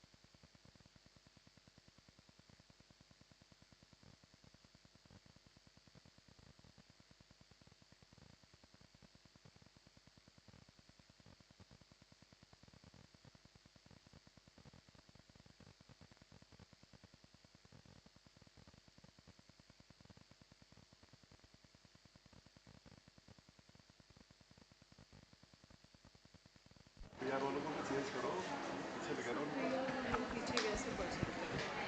Letter भेजो, reminder कर दो। नहीं, आप कहीं पे मुझे, हाँ मुझे वो बताओ 5-6 हफ्ते के लिए, how can I really wish you come there and work for some time. PR आती रहेगी जब आनी है, अपना काम तो हम शुरू करेंगे। आप वो बताओ वो प्रोविज़न क्या है कि आपके वहाँ पे आके we can work and we can do some work. सबसे आसान तो है कि स्कॉलरशिप वगैरह देख लो, यहाँ पे मिलती है, किसी को अप्लाई करना है तो आई बी हैप्पी टू होस्ट। वहाँ का नहीं है कुछ भी? हमारे यहाँ कुछ नहीं होता। आपके कुछ भी नहीं होता वहाँ पे? कोई प्रोविजन नहीं है किसी को बुलाने की यहाँ से ट्रेनिंग के लिए जा? वहाँ पे नहीं है कुछ भी ऐसा। स्टूडेंट्स वगैरह तो हम सपोर्ट कर सकते हैं, क्योंकि स्टूडेंट आके लैब में काम करता है। ओके, फैकल्टी के लिए? फैकल्टी क्या करता है, फैकल्टी में करेगा क्या, कुछ करेगा नहीं ना। फैकल्टी का टाइम ही ख़राब करेगा, उल्टा बिजी रखना पड़ेगा, मेरे को बिजी करेगा।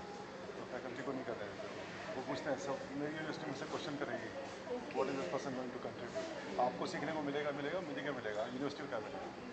तो वही आप कह रहे हो कि फेलोशिप अप्लाई करके फिर ग्रांट अप्लाई कर लो, I be happy to host, come as a host institution, you need one. तो उसके लिए जो सपोर्ट चाहिए वो कर लेंगे। एक बार ग्रांट मिल जाए फिर आ जाओ, फिर रहो 6 महीने आराम से, तो कोई तो आसान है। मनोज भाई उनका कैसे करें, इतना एक्सपीरियंस है। अच्छा, एक बात आप याद रख लो, एक्सपीरियंस इंडिया से निकले जीरो हो जाएगा। सब कुछ जीरो जीरो हो जाएगा, वहाँ पे बिल्कुल जीरो शुरू नेगेटिव करना से पड़ेगा। शुरू? नेगेटिव से नहीं होगा, जीरो से शुरू होगा। वहाँ क्या होता है, जो बाहर से एक्सपीरियंस करके जाते हैं वो जीरो से शुरू करते हैं, फिर वहाँ जाके 2 साल आपको, if you are lucky, if you can get job in your field, 2 साल के बाद तीसरी जब दूसरी जॉब जब अप्लाई करते हो तो पीछे एक्सपीरियंस उसमें ऐड कर दो। अपनी कोई कंपनी सर वहाँ पे कैसे है, स्टार्टअप कल्चर कोई कैसे भी करो जाके स्टार्ट, फिर बिजनेस वीज़ा देखो ना, उसका बिजनेस वीज़ा अप्लाई करो। वो भी डिफरेंट है? हाँ, बताया ही नहीं है वही बिजनेस वीज़ा कैटेगरी देखो ना आप।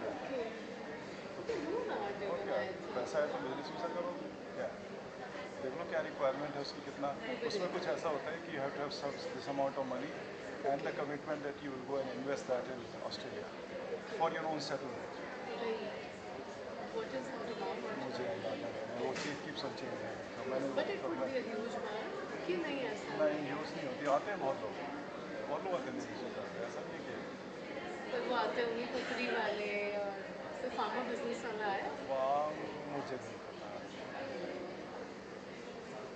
वो जो ऑब्जेक्टिव, एक चीज़ आपको याद रखनी पड़ेगी, जब वहाँ पे आ रहे हो ना, तो आप ये नहीं कह सकते कि यहाँ तो मैं वाइस प्रेसिडेंट था, मैं वहाँ प्रेसिडेंट नहीं था। नहीं बिल्कुल वो नहीं ठीक है। था, बहुत लोग आते हैं, जब मैं घर बैठ जाऊँ यही थे तो वहीं पे रहो, क्योंकि वहाँ का ये एक्सपीरियंस बिल्कुल नहीं ठीक आता। बात है, वहाँ पे बिल्कुल डिफरेंट है। बहुत डिफरेंट है यार, यही बहुत, उनको किसी की अप्रिसिएशन नहीं है, you to prove yourself, you to fight it out. It's very tough, easy तो नहीं है, बट मैंने कहा ईजी बिल्कुल भी नहीं है, बट अगैन ईजी होगा तो आधा हिंदुस्तान पहुँच जाएगा ना वहाँ पे, सही बात है।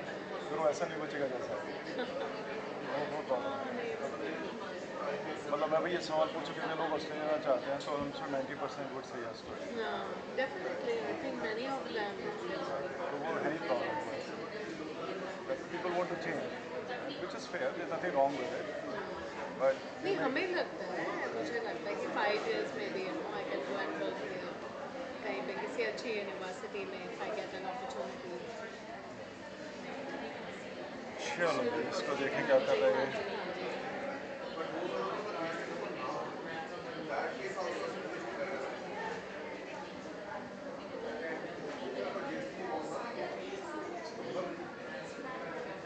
इसमें आवाज़ क्यों नहीं आ रही?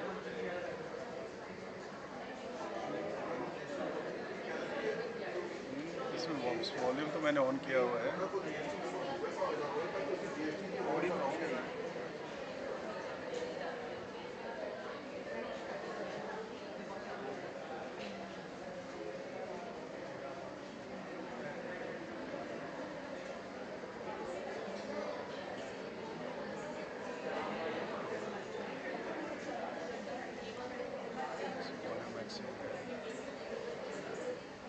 स्पीकर ठीक नहीं है।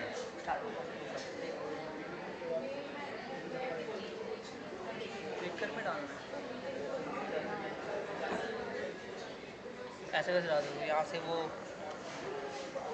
में कोई वो लगेगी वायर, ऑडियो लगेगी ना यहाँ से। वॉल्यूम इसमें ठीक, लैपटॉप से क्यों नहीं आ रही है? थोड़ी बहुत आवाज़ होनी चाहिए। ये हटाना है। हाँ जी।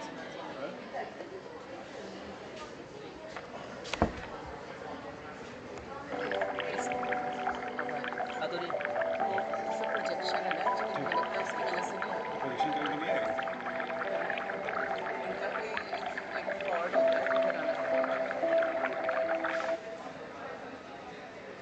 प्रोजेक्शन की वजह से ऑफ नहीं आ रही है। तो कोई नहीं, चलो पोजीशन हटा देते हैं, छोड़ो, खाली आवाज़ रखते हैं।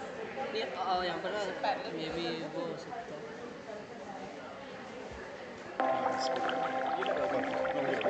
इस पे आवाज़ आ रही है बट स्क्रीन दिखेगा। हाँ ठीक है, स्क्रीन दिखेगा ना? दिखेगा तो लग रहा है।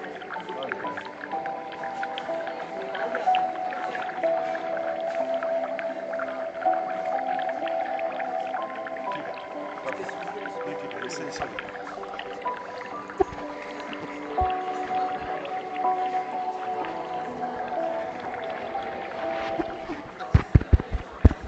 Hello hello hello.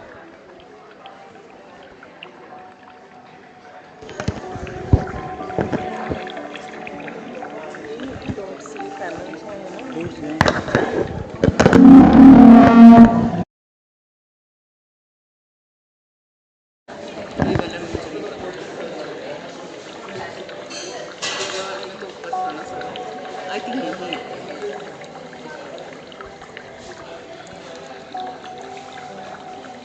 साउंड आ रहा है?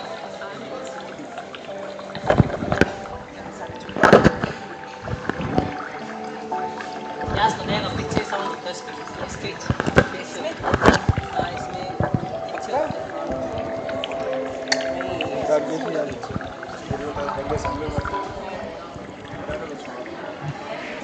Strange.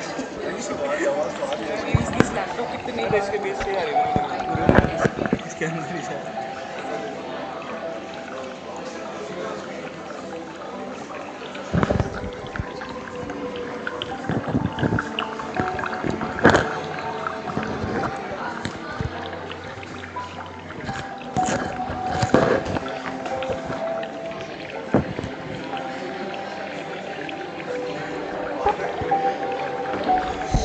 Hello, hello, hello, hello, hello.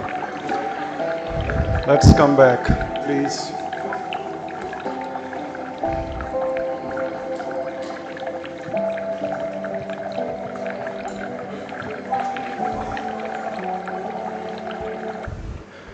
Okay, let's come back, please. Okay. I'm going to do something completely different, which you would have never done in your classroom. Okay, we are going to try that out. Now, the reason I'm doing it is this is a new skill which I've learned recently, last 1 year or so. Keeping attention and focus is a big challenge. Trying to control your mind and not moving around is a big issue. I'm sure when you're listening to me, you're already thinking of 3 other things at the same time. That happens to all of us. We are all human. That's what should happen. But there are ways to control that.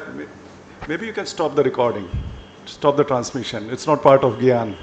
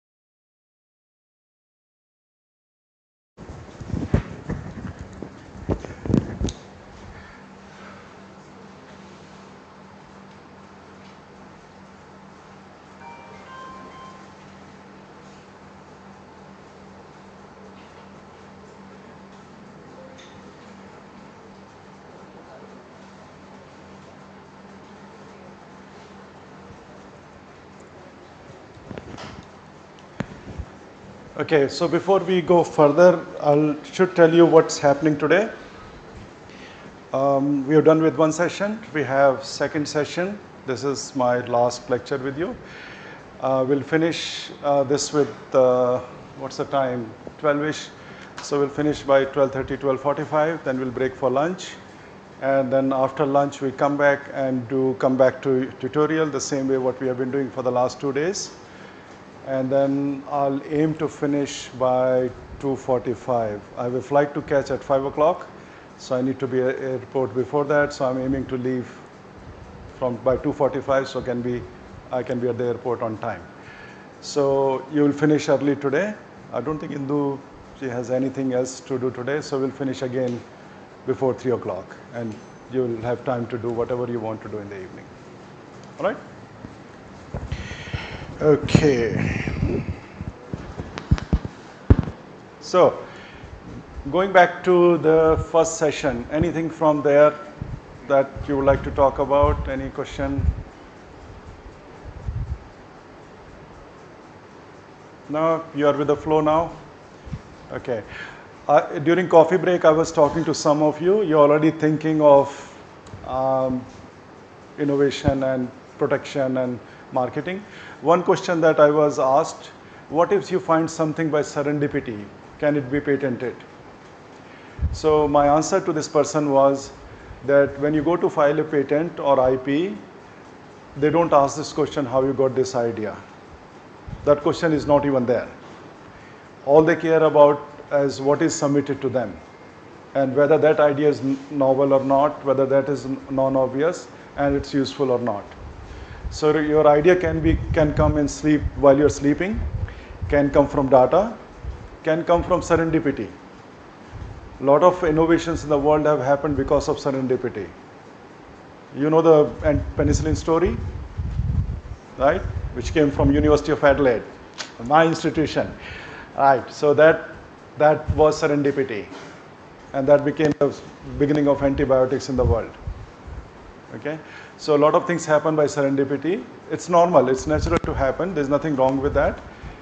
And when you go to file patent, that question is not asked. How do you came up with the data? It's different from going to FDA. If you go to FDA or CDA, CO or TGA in Australia for registering a product, they will ask you, how did you get to this composition? How did you come up with this formula? And you have to show data in terms of product development history. But with patent office will never ask that question. They don't care how you came up with this. It may be your neighbor told you something and you can think, oh, maybe I can make a product out of it. Absolutely fine, they don't care. So that was one question. Yeah, others were, okay. All right, let's move on. So next part is forging alliances for innovation, partnership, and strategies for commercialization success. What we'll learn in this case is understanding collaborations and partnerships, mastering strategies, structuring commercialization plan, case studies, and next step. Understanding collaborations and partnerships. We have already started talking of that in the first lecture. In Pradeep's example, we were talking of him collaborating with other hospitals, other states where the ambulance services may be lighter or may not be as efficient. His model can influence them, they can become more effective. So that's collaboration. Was talking to someone else during break about developing an antibiotic, which is again a collaboration where I should give an example of a collaboration story, a very successful one that I am currently part of it. So I have I don't know if you remember, one of my slides was on omeprazole, that was for Lyoda Pharma. I presented one example to you. But another example, the patent that I was showing you this morning, there were 3 names on it. So the person, Stephen Page, was listed as one of the inventors. This person is an entrepreneur. Entrepreneur in the sense he's a vet who worked with pharma companies for a long time in drug development. And then he decided that I'm not working for companies anymore, I want to start my own business. He's in Sydney. So what he did, he linked up with a couple of other rich friends, people who had money. I don't know whether he looked for them or they were already there by default. but he identified a couple of friends who had more money than what they need for survival. That's how I define rich investors. Right? Most people we just get enough to survive, but people who have more than that and they want to invest, those to me are investors. So he found those investors, and one of his investor friends has a poultry farm, and he manufactures product for poultry industry. So one of those products is a compound called robenidine, which is used in poultry industry around the world. So this friend of his has a poultry robenidine manufacturing plant in Australia. Robenidine is used for coccidiosis, which is an infection that happens in chicken. And a small amount is mixed with feed every day, so they get it continuously. This compound is not used in human, not used in any other animal. It's not available as antibacterial.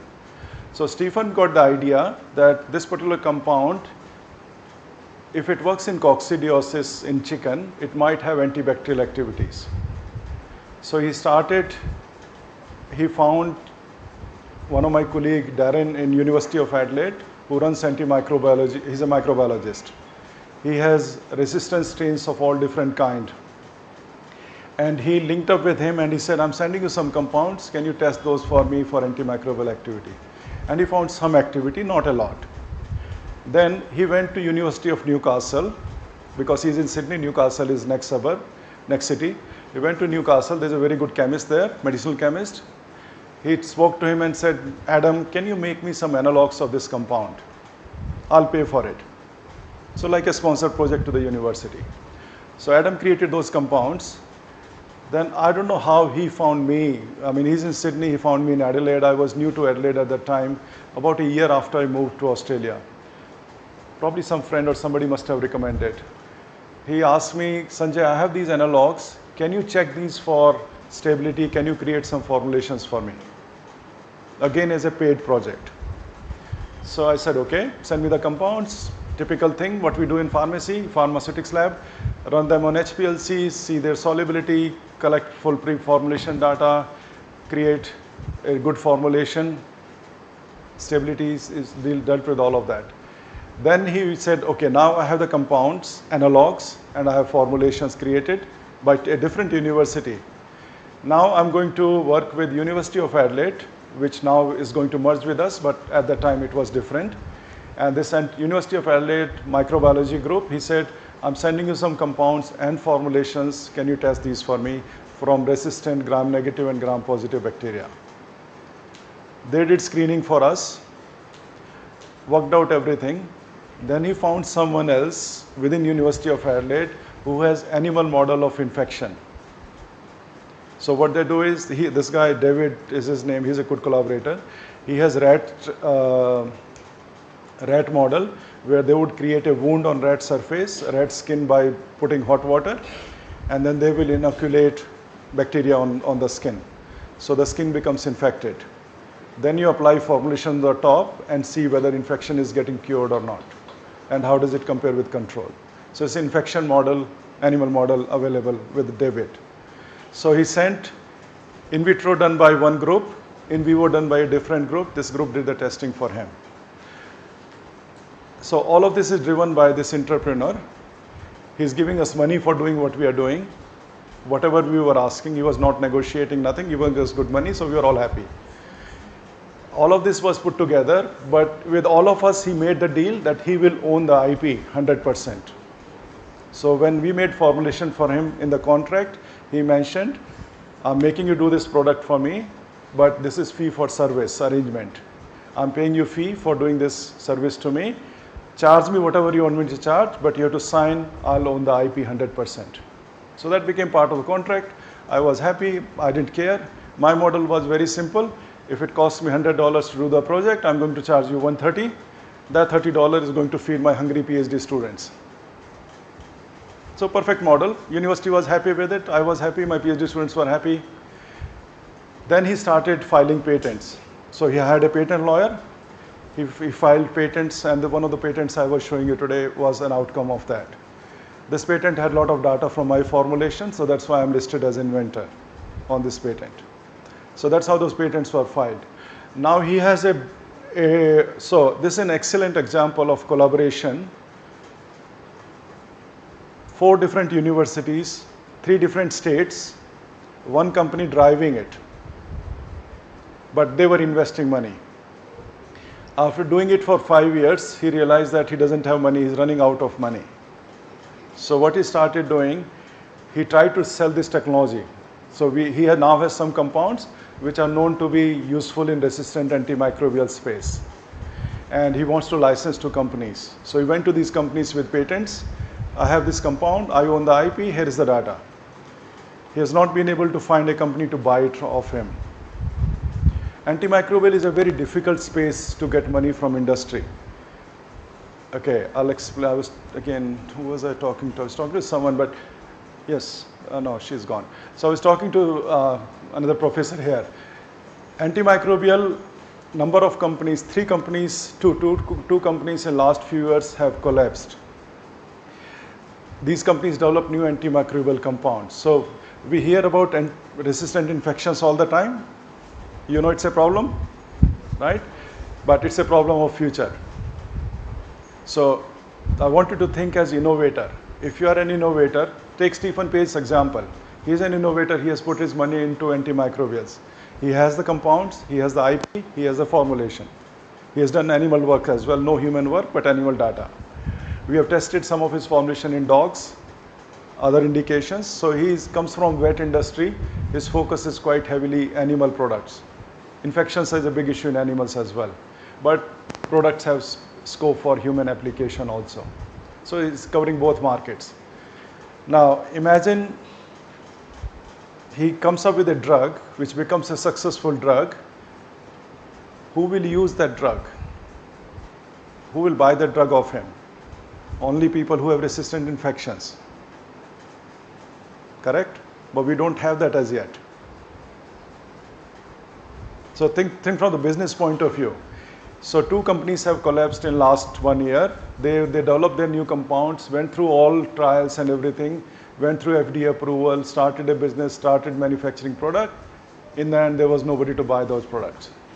So both companies have folded. But if you have COVID-like situation where all of a sudden thousands of people start dying of resistant infections, all of a sudden his case will become a 3M N9 mask situation. But how do you sustain till that time? How would business sustain till that time? That's where value of death is. In this case, value of death is a little far ahead, but it's there. So the only option for him is to keep investing his money or find from somewhere. So over last 5 years, he has changed his gear. Now we are applying for a lot of grants from government agencies. So I have been very, very successful, luckily, with him because we have all the good things with us. We have a product, we have industry partnership, we have patents filed. So government agencies love it. So my success rate in grants in last 3 years has gone from almost 5% to 50% now. So all he's saying now that I'm not going to put my money. I come as co-investor on grant applications. So we are talking of collaboration here. So I'm presenting the model to you that so far he was investing his own private funds, his and his friends' private funds. Now his model is changing and is converting it into government partnership. So imagine if you are in India, you'll go to CSIR, DBT and say we want to develop this. Similar thing, right? So we are going to government agencies in India, in Australia, government agencies in other countries, international players, and saying we have these ready. We are talking to WHO at the moment that you will need this compound one day. Give us money to develop it further. Those compounds are not yet drugs. They are still tested only in animals. They have not been tested in human. So they can't be used. Even if we have COVID-like situation, we won't be able to use those compounds because there is no human data. That was the issue with COVID vaccine as well. It was tested on people. I mean, I've taken 6 doses of COVID vaccine. I don't know, I'll probably die in 3 years' time because of some side effect which was never studied in the long run. I'm sure all of you would have taken COVID vaccine. You don't know what are the side effects of those vaccines after 10 years. But that was an unusual situation, exceptional situation where all of us took that risk.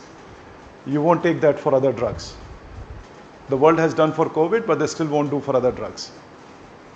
So we are now trying to get government funding to continue developing those compounds, develop further formulations, move to phase 1, phase 2 trials. He's driving all of that. He owns the IP. And which has been successful. Government agencies want to support it because they will be responsible if resistant infections happened. Companies don't want to invest into it because they can't see the market. They know the problem is there and it can become big problem. So, but as of now, there's no takers for this product. Okay, questions, comments, thoughts? It's a very unusual case which I presented to you. A good success story. I'm very happy. I think I have 7 or 8 patents with him on different areas, different kind of delivery systems and formulations. So for me, it serves my purpose. I get patents on my name. University is happy. We get more funding. Companies look at us. They say, these guys must be doing something right. They have patents. So it's all good for us. And my students get the right training, right. So as an academic, I'm getting everything that I need to get out of it. But I don't own 0% of IP.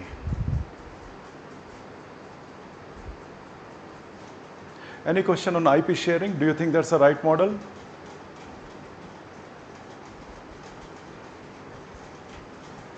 Any thoughts?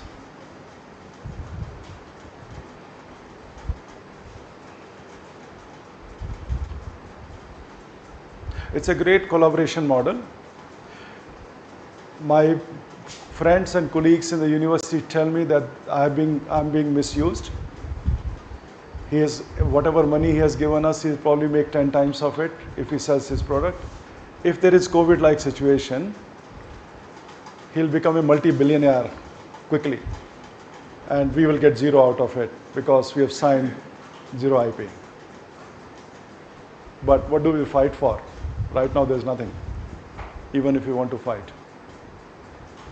Interesting, right? Yeah? Okay, so keep thinking. Any question, as always, just raise your hand. So let's talk about what we'll do today. Understand collaboration, partnerships, mastering commercialization strategies, structuring case studies. Defining collaborations and partnerships, how do we define? So this is an example of academia, industry, and government. And I've started with this example of all three. In our case, I'm academic, industry, Stephen Page and his company, and government is the agencies which we are now approaching for funding. Okay. Collaboration is joint effort to share knowledge, resources for innovation.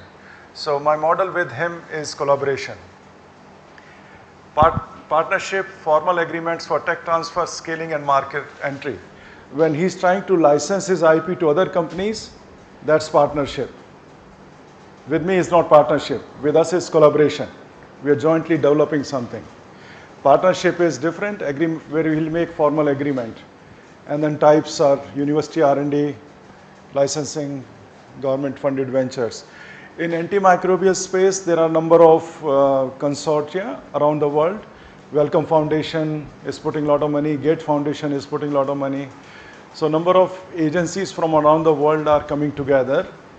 There are several of those. GARDP is one, Carbex is one, where government agencies and foundations, rich people like Bill Gates are saying that industry is not putting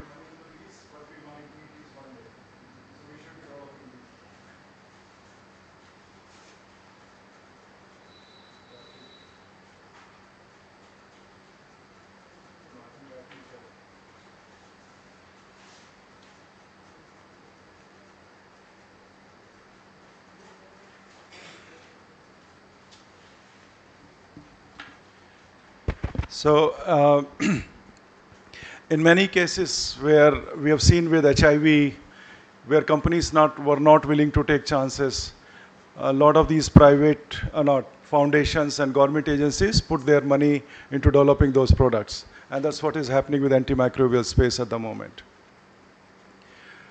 What is the benefit of collaboration? Why would you do that? Shared risk and resources. reduce costs by 30 to 50% through joint R&D initiatives. So imagine Stephen Page trying to set up a formulation lab, finding people like me who can do things for him, paying salaries. It's a lot more expensive than for him to come to me, here are my 5 compounds, can you look at their pre-formulation and formulation, give me a budget, I'll pay for it. University resources are all there, HPLCs are there, my technical staff is there, so it's much cheaper to do that. By collaborating, he's getting all that for a very low price. Make sense? Yes? Yeah. Accelerated innovation, market access, and social impact. So, an advice to you for your projects, throw in social impact as one of the things in all your presentations. You have to have that today, because otherwise investors won't invest money into your project. What are the challenges in building effective partnerships? IP conflicts. Ownership disputes account for 40% of partnership failures. Now, if you look at my example, I have happily given 100% IP to this company. And I've taken the big risk that 5 years from now, we might have a COVID-like situation where some of these compounds may become multi-billion-dollar thing.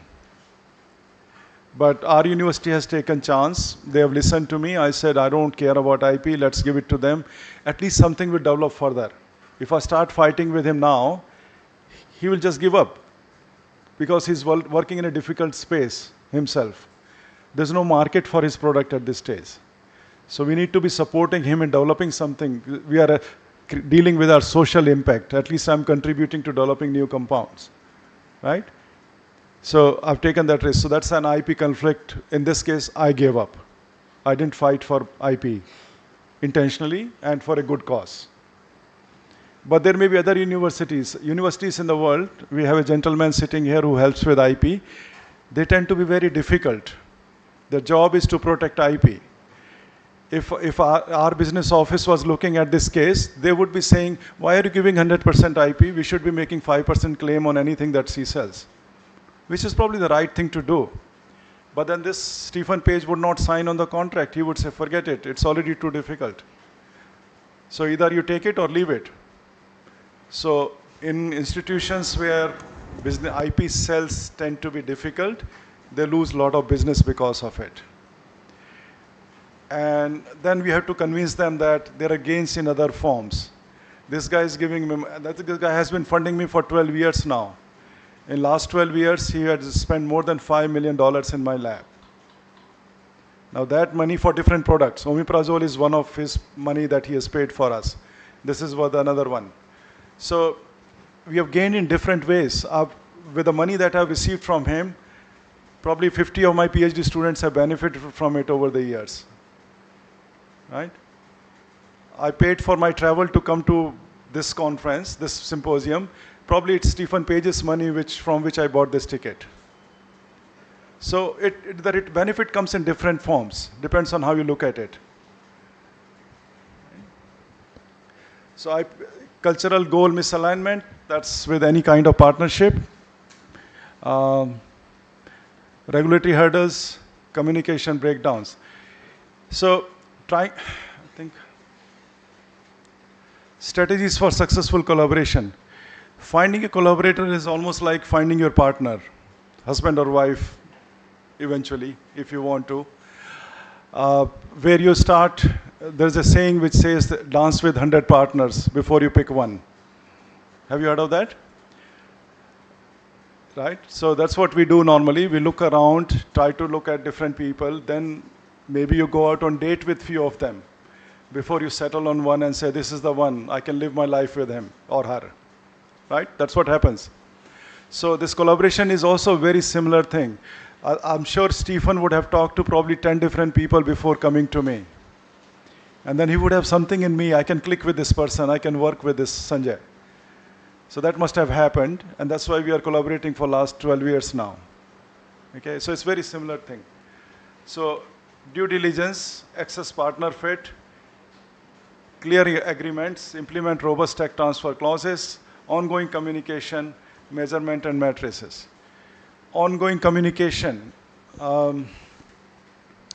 Communication is the key. It breaks down a lot of, again, if I extrapolate it to personal relations, you would have seen a lot of relations break because of poor communication. Right?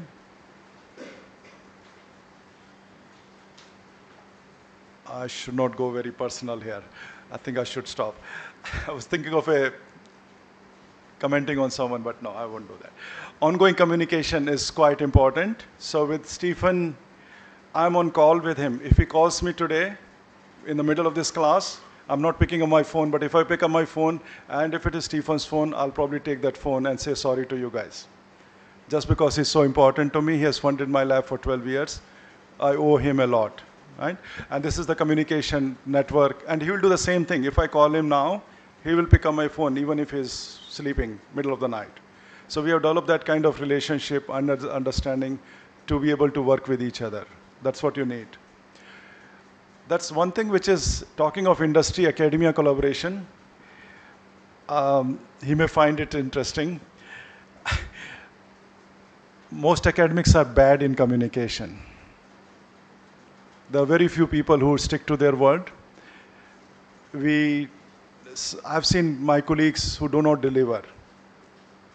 So the lesson I have learned in working with industry is to be very clear upfront. This is what I can do. This is what I will not do. And it's a big problem in India especially. In India, we are not trained to say no to anything. Did anybody ever told you that say no if you can't do something? And your mom, dad, teacher, anyone ever told you to say no? No? Anyone who has been told to say no? HR department? No. They say no, but has somebody told you to say no if you don't want to do anything or if you can't deliver something? I think now a lot of self-help videos and books, they are educating you. But do parents say that to their kids? No. That's a very typical Indian problem. It's culturally, that's how we are, right? Again, nothing wrong with it. It's just that that's how our culture is. So we have been trained to say yes. So typically, I'll share my experience, what happens every time I come to India. If I come to India, I'll talk to a number of people, and for example, we have a friend from Chandigarh College of Pharmacy. We are talking, he wants to work with us. All right, it happens every time. I meet some new people, new friends. Fantastic. We'll talk about it. Then we'll agree that, yes, this will do. I'll go back home, and then I won't hear from this person until I come back again. Compare this to China. When I go to China, if I speak to somebody in China, somebody says, I'll do it. I'll get to my office. Before I get to my office, I'll have an email on my desk. This is what we agreed to do. 3 months later, I'll have the data on my desk. This is what we agreed to do. I've done it. What next now? So you'll get an email today. Sorry, I'm not pointing at you. I'm just saying that you are a new friend. Look at the good thing. No, don't say that you will do that to me. But it's very common. It's very common with India. And it's... we overcome it. We don't think, and industry can't handle it. If you are an entrepreneur who is burning your own money, if somebody tells you I'll do it and you don't deliver it, think yourself as investor. You have borrowed money from your mom, dad, granddad, and you have given it to Punjab University to do research for you on something. And after 6 months they come back, oh sorry, the student chala gaya, machine toot gayi, ye ho gaya, wo gaya, and you don't get what you want. How will you react to it? Will you ever work with university again? That's the reputation most Indian universities have created. And that's why people feel scared of coming to them. It's changing, it's getting better. It used to be worse. 20 years ago when I was in NIPER, it was very bad. Now it's getting better, awareness is coming, government is pushing, people are becoming more aware, conscious, so it's changing for good. But it has been an ongoing issue. So something that I've learned in collaborations is, if you can't deliver something, say no to it up front. It took me some time. I've been out of India for a very long time. It probably took me 10 years to get used to saying no. It was not easy. I was like you here. My mom never told me to say no to anything. So I was like, हो जाएगा जी, छोड़ जाओ. Yeah. But it's getting better. So these days my criteria is when I speak to any partner, first thing I say is, tell me what you want, what is the scope of work that needs to be done. I can do it, I cannot do it, this is subject to this and this condition. And they love it. That's why probably Stephen is working with me after 12 years. Okay, there was somebody had raised their hand in the back, I missed that. Do you have any question, anything? No? Okay. Okay. So due diligence, access partner fit, I follow the same model. If you are trying to find a partner, if you don't like them, say no upfront. Don't stretch it. Don't pull it for 5 years and then decide it's not working. You will suffer a lot more there. Okay. Clear agreements and measurements and metrics. AI-driven partnership matching, that's a new thing which is coming up now. Platform using algorithm to identify optimal global alliance opportunities. ChatGPT and other similar programs are becoming magical. If you want to search who can be your potential partner, you can ask those kind of questions. Crowdfunding, we already talked about. We did yesterday. There has been 20% increase in university industry partnerships. So that's, as I mentioned, things are getting better. What are the strategies for successful commercialization? Core strategies, IP protection, market validation, funding acquisition, scaling and distribution. What do you want to achieve? Maximize your return on investment, minimize commercialization risk, leverage partnerships effectively, establish sustainable market position. Okay. Now, what are the key elements here? Market. You may find this quite repetitive. Some of these words are coming up in all lectures. They sound very similar, but they are in a different context. So if you look at last 3 days, for 6 lectures, we have moved up. We started talking of from innovation to patenting, IP protection to commercialization plan. Now we are talking of partnerships here. But the ultimate goal is the same, taking the innovation to translation. Right? That objective is still the same, but we are moving through different steps. So please bear with me. I can't help it. I have to have these words to convey my message. Okay. Identify needs and gaps. You need to be aware of competition, market size, business planning, revenue modeling. So tomorrow's day is on finance planning. You'll be spending a lot more time on finance discussions tomorrow. Go-to-market approach, operational requirement. Funding sources, we have already talked about some of these, government grants, venture capital, angel investors, corporate partnerships, IP management, that we have covered. I'm quite pleased to see, especially in India now, there is a lot more awareness about entrepreneurship. Things like Shark Tank and other, those have revolutionized people's thinking here. Every second person I talk to these days is talking of starting a business, which has changed. It's a good change. Again, I'm old enough to see change happening. In my time, there was no Shark Tank. Nobody talking about entrepreneurship. But these days, this is becoming just the reason that government is funding this program, and all of you are sitting here shows that, yes, you are thinking on those lines, right?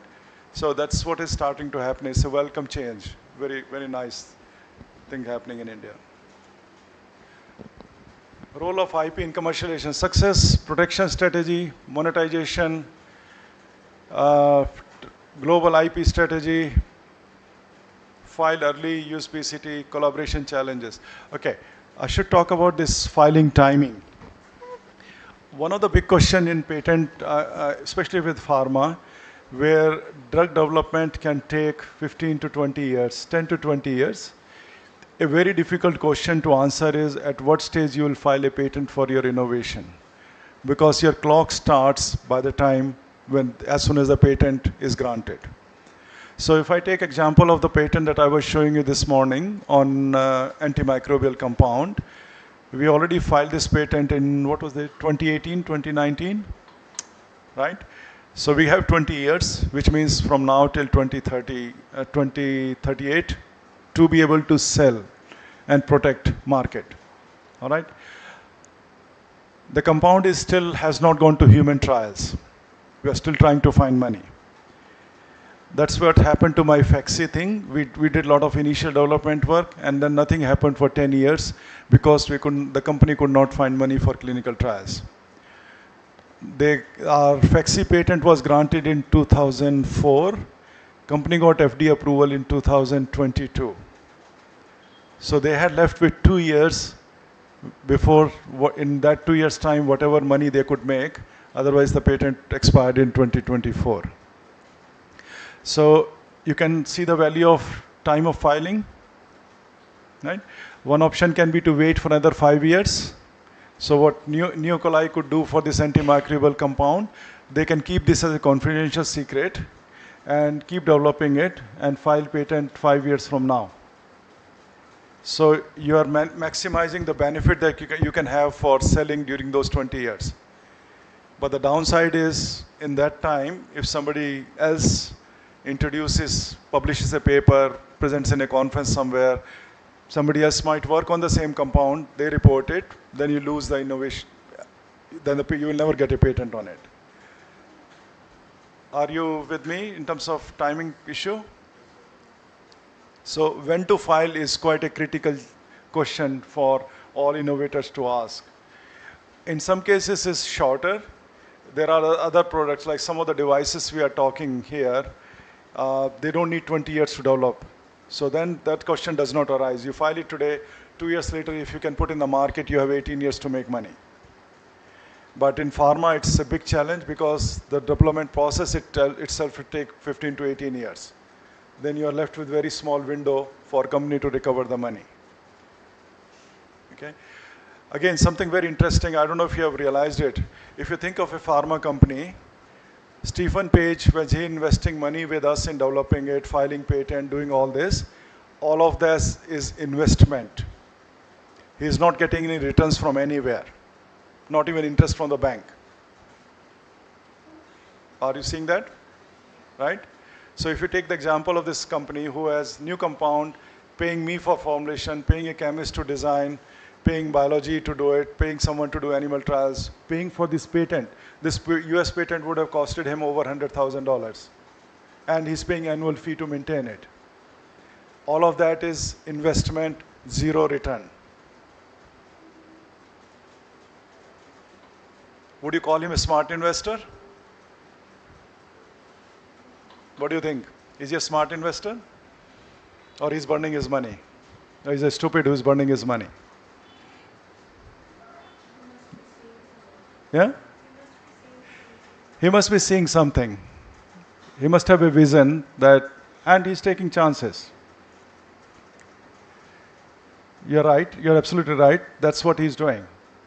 He's seeing there's a need. He's probably hoping for another COVID kind of situation to come, where half the world is down with resistant infections. Then he's a very nice man. I don't think he'll do it for money. He's not a typical businessman. He's more like academic kind of mindset. But he has money to spend. So we usually question, I have sat with him and talked about it. Why are you doing it? He says, I just feel the need for it. And I'm able to afford it. And I feel that I should be contributing to it. But when he's trying to sell his product to others, they are not seeing that. Now when he's trying to license his technology, he has a patent, right, which covers the compound. So IP is sorted. He has collaborators. People like me can do things for him. He has all of that network infrastructure created. But the next step is becoming a big bottleneck for him. Nobody is looking from his lens. People are saying, we take it from you, what will it sell it for?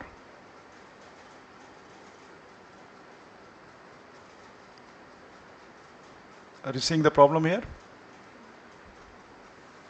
Again, think of that as part of your assignment. Think of it, we are thinking it's a brilliant idea. There's a market for it. We can only do this much. How will you take it further? Okay.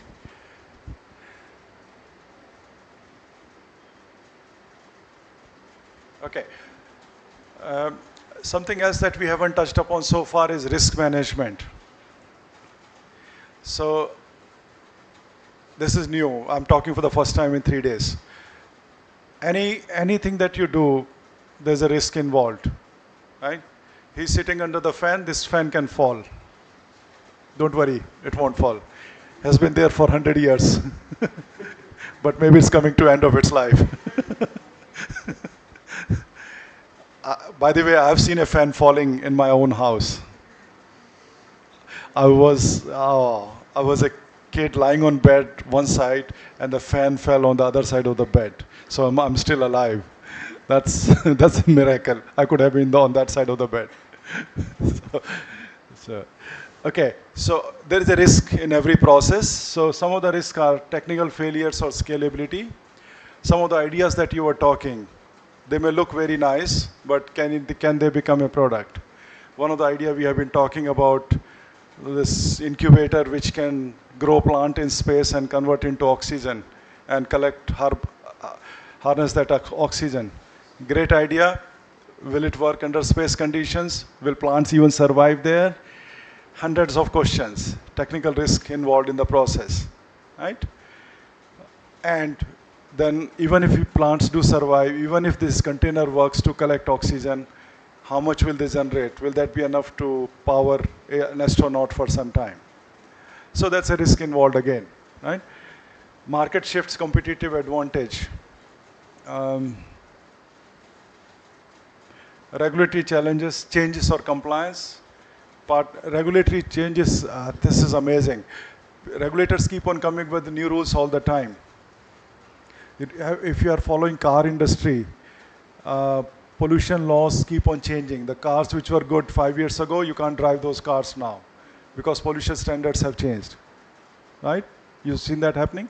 That's a regulatory change, which means technology which was there, outdated. When they developed the technology, they never thought that in 5 years down the line, we won't be able to sell these cars. I heard Modi has started this petrol with 20% ethanol. Yeah?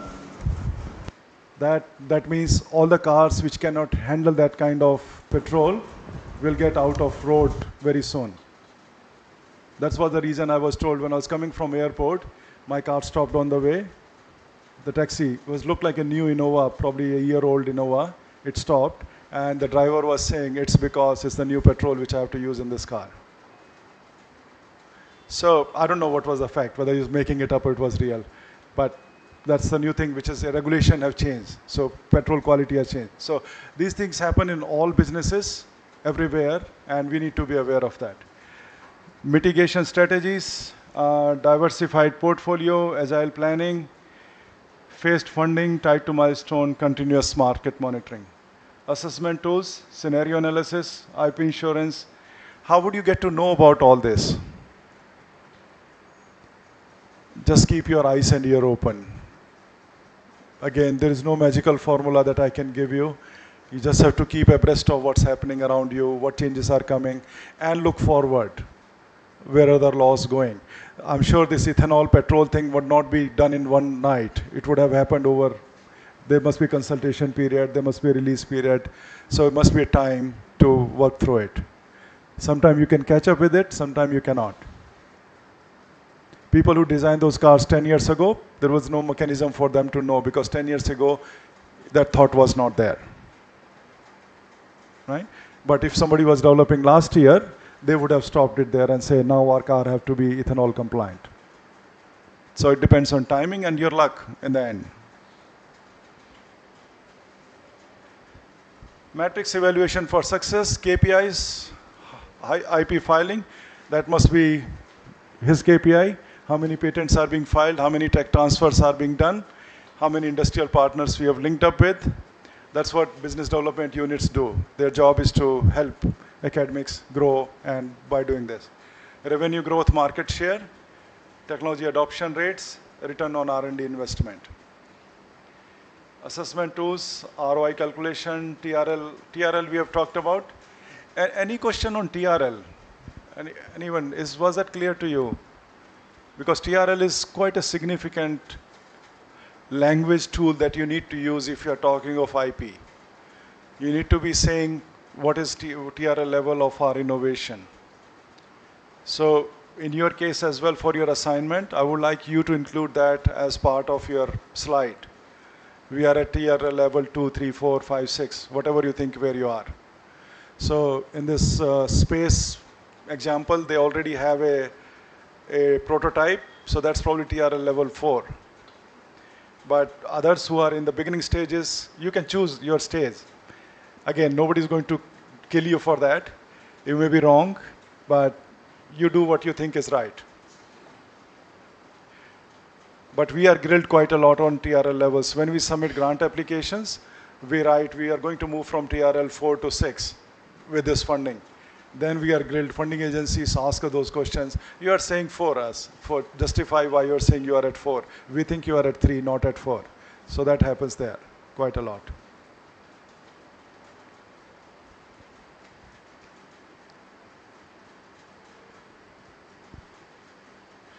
I'll stop here for a minute if anyone has any question.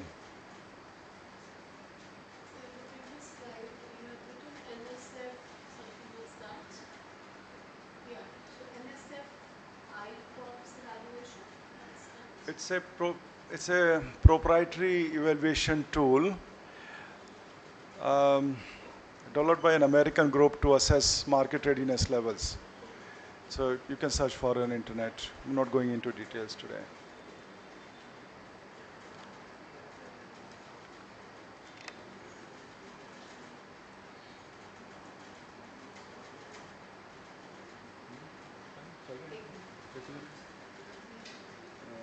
I think वो दोनों चल रहे हैं, ये शायद बंद हो गया. Okay, structuring a commercialization plan, 12-step blueprint.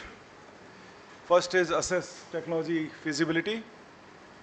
So for your assignments, I have been asking those questions. Can it be designed? How big will it be? Is it technically possible to do that? So make sure to reflect on that as part of your assignment. TRL we have talked about. Identify technical gaps. Determine manufacturing scaling requirements. So you remember I was suggesting that think of who you would need for developing. Do you need a mechanical engineer? Do you need a robotics person? Do you need an IT person who can design app for you? Think of all of that as part of your assessment. Conduct market analysis. Validate with stakeholders. Present your idea to people. Present your idea to potential customers. Ask them that if I come up with this, will you use it? Which can be quite challenging to get, like the group who were talking of developing a product for milk thing. The only way to check them is somehow get to Amul and ask them that if you have an app, will you buy it from us? You won't get that answer very easily, right? So that's a difficulty you are likely to have as part of this process. Secure IP, develop business model, identifying funding and partners, build prototype. So that's important. Test via collaborations, ensure regulatory compliance. Again, I'm not running through these slides one by one, the context. I've already talked about it through different examples. You covered these topics in detail anyway. Launch market iteration. So these are quite obvious things. Once you launch, then you assess the market, and then you collect feedback. Example commercialization plan. This is one for solar panels. Technology assessment. University lab developed high efficiency solar films. Demonstrated 30% greater efficiency than market alternatives. Step 2 and 3. Identified $50 billion global market opportunity. So in solar panels, we have solar panel on roof of our house.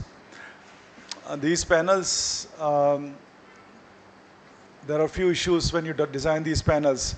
They used to be, it's like computers, used to be this big. From there, now they in your pocket. You literally carry a mini computer now, right?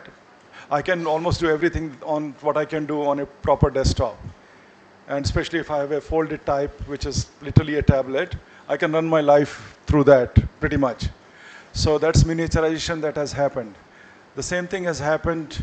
Okay, by the way, in phones, if I'm correct, in 5 years' time, we might have it like a visiting card. a piece of paper which you can fold and keep in your pocket, take it out when you need it. You probably won't have this big device as well, right? So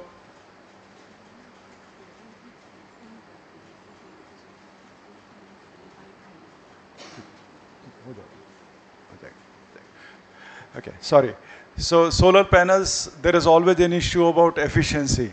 How much sun comes down, how much the electricity is generated. And you want more electricity from smaller panels. All right. Then they're talking of somebody has designed a window glass which can be like a solar panel. Imagine glass which can generate electricity on your windows. That'll be amazing. You won't need even panels on the roof. They are talking of roof material which can be all, you create your roof with the material which can be solar panel type thing. So your roof is built in, sorted, electricity coming in the house. So this university has done it. Market validation, they have identified $50 billion opportunity. They have filed patent and funding. Developed, created prototype with manufacturing partner. So they found a partner who created some panels for them, conducted field tested across different climate zones. One of the issue with solar panels is how much electricity is generated under different conditions. So I remember 5 years ago when we installed panels on our roof, they said these panels will generate electricity even if there is no sun, even in cloudy weather. I mean, when the clouds are there, we don't see the sun, but the light, UV and other things are still coming. And I was told the panels still generate electricity. We see some of it, not a lot, but that was claimed. Obtained regulatory certificate, launch, licensed technology, three manufacturers, product launch in North American markets, implemented joint marketing campaign. Performance, created new 150 jobs, expanded to market in year 2. So this is an example of where you go through all 12 steps of commercialization plan. Now for your assignment, I would suggest to use this blueprint. This should be one slide from today. Okay, as I said, 5 slides, keep 1 for each day. First day, second day, third day that I have covered, 1 from tomorrow, which will be financial. 5th is your choice, whatever you want. That would be a good way to do it. So you should create 1 slide from today, talk about all of these steps, that this is how you're going to take it further. Okay? So what are the lessons from this example? Strategic partnership impact, IP protection value, and importance of iteration. Then we have these themes. Again, I think I'll skip this. This example is an interesting one. The Chinese Akeso and US Summit Therapeutics, they combined their efforts and co-development. Normally industries don't work with each other. Academics work all the time, but companies don't work with each other. It's not very common. They always tend to be competitive. So this is a good example of where 2 big pharma companies joined hands together and they try to solve a problem.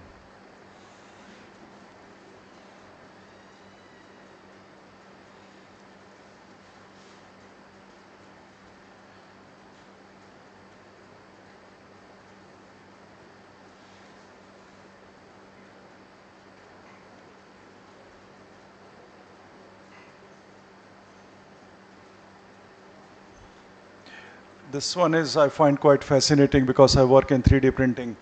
Cubicure is a part of space advanced material thing. So Cubicure developed a novel, so there's some 3D printing process where you need some mechanism to convert the print from liquid to solid. And they use photopolymerization process for high resolution 3D printing platform. They partner with number of partners and it has been quite successful story. Okay, what do we need for successful tech transfer? Tech commercialization, transfer was yesterday, today is commercialization. Strategic partnerships are essential. Structured process reduces risk and IP enables value capture. You have to have IP. Without IP can be in any form. Even your confidential information is your IP. Okay?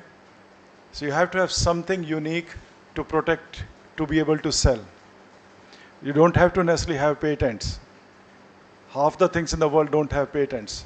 So don't think that if you don't have a patent, you will never be able to market anything. That's not the case. But you still have to have something that is unique to you for people to buy it from you.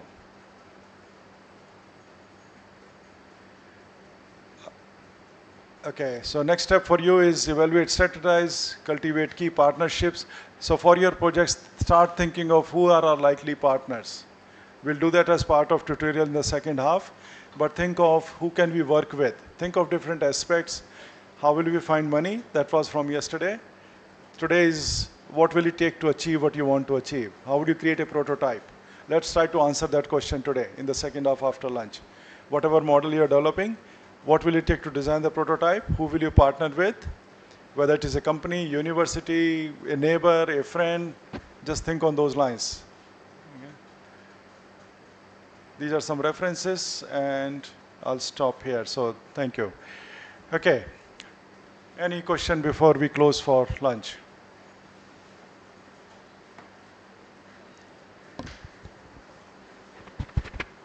Anyone?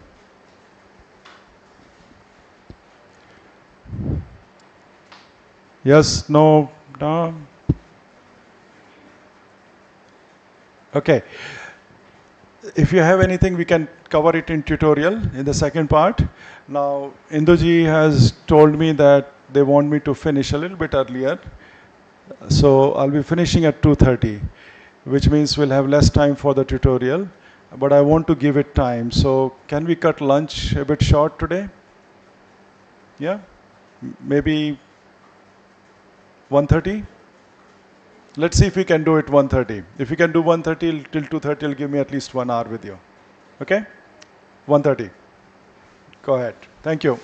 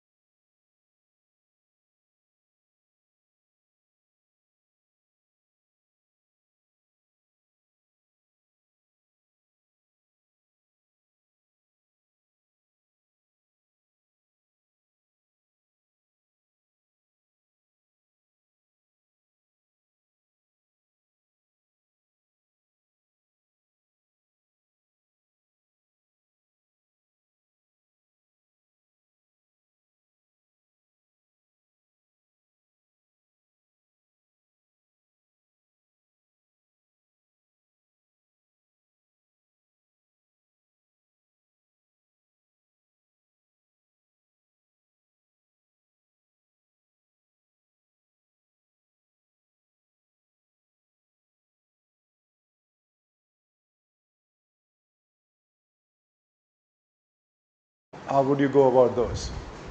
Who would like to go first? Great. You're a brave man. Good. Okay.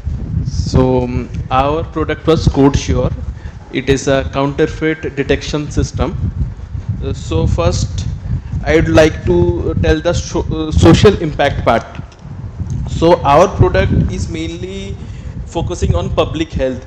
That how many consumers we can see from taking counterfeit products and degrading their health, and it will enable the trust in the consumers. It's from point of consumer safety, then economic protection.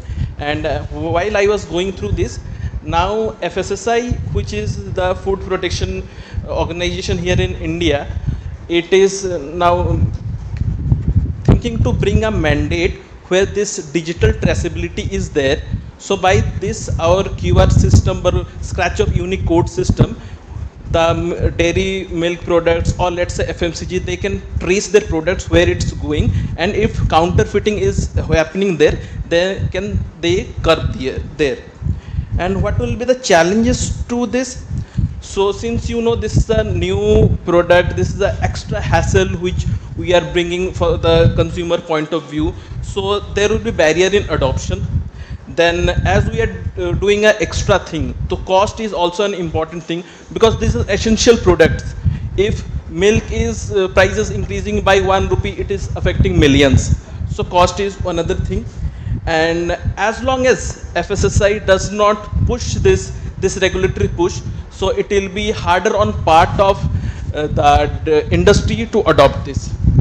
Now coming to collaboration part, so first thing is who the product is made for.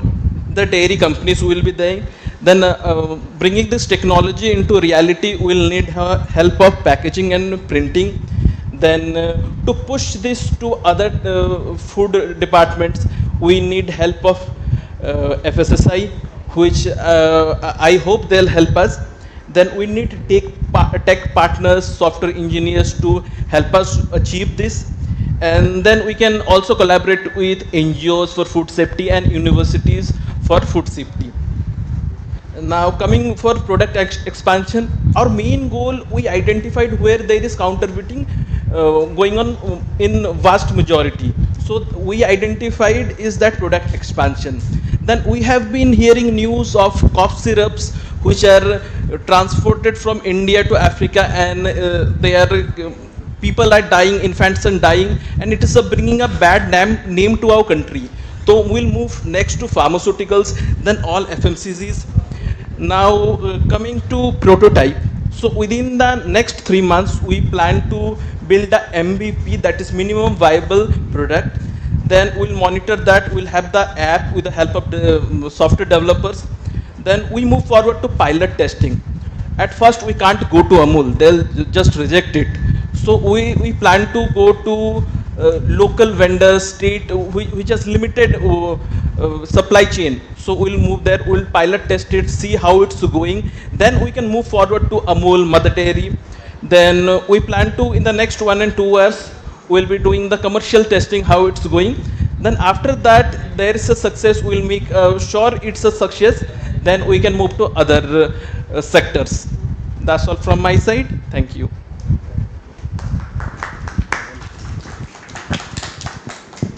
Good job, well done.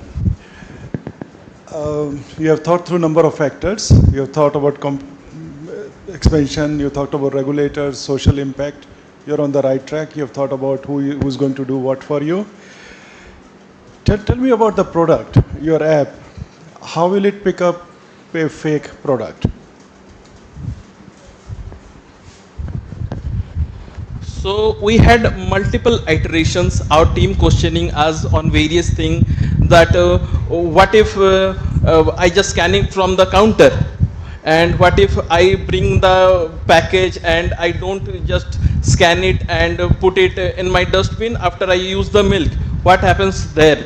Then there we have taken help of software developers who are into this technology, they know this thing. So there's a thing called blockchain, where you can trace everything, there are packets of things, so it ensures that we ensure that everything is unique. And coming to that shelf, we can click a picture and it shows that it has been consumed. So for that, we have thought a scratch-off card. During the last, you may be knowing 10, 20 years ago, when we used to buy data packs or internet packs, we used to first scratch the things, then only we can use. So we have to use so that other person can't scan, and one, if it's scratched and it has been consumed, so if you as a consumer buy that next time, you know that it has been damaged already, it's been counterfeited, you don't buy it. So you are proposing that manufacturer put a scratch sticker on each product. What if the fake manufacturers also do the same thing?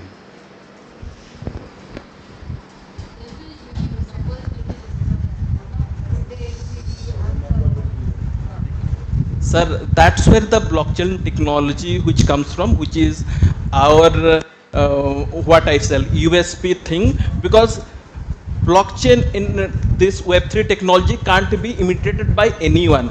Let's say Bitcoin. If I have one Bitcoin, it is assigned to me. As long as I don't give you that, you don't purchase it from me, you can't take it me. It is that secure. Now I can see where you are going, and certainly is achievable. An idea for expansion. Why are you thinking of only milk products? If this idea works, it can be applied to a lot of products in the market. So you may want to say we'll start with milk and Amul and Mother Dairy, but 5 years down the line, 3 years down the line, you'll be looking at a lot of other products out there. Every shoe is, half of the shoes sold in India are duplicate. Adidas, Hush Puppies, all these brands. Yeah? Protein powders, that's a universal problem everywhere in the world. It's the same thing. So, a lot of opportunities if it works. Good luck. Okay, any question, any feedback to the group?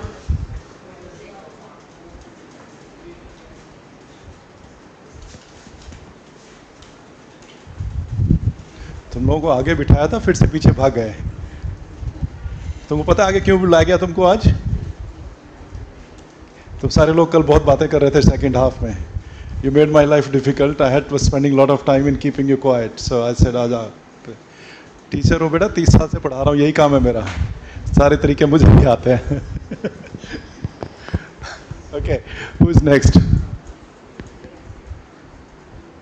Maybe we start from this side. Who's talking? You have to do it. Okay, you can look at each other and decide quickly. Who is next? Let's say from here. Who's doing?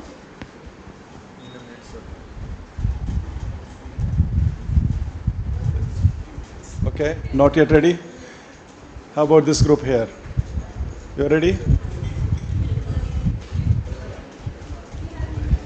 Okay, they are still writing. How about this group here? You ready? Okay. You must be ready. You look confident. So let's do it. Please.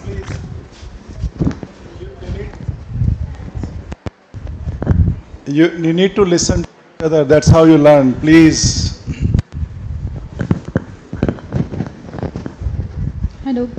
Good afternoon, everyone. Myself, Praveen Kumari, and our innovation topic is brand name of our product is SPD Homoderma, and for this product expansion, we developed first search and validation.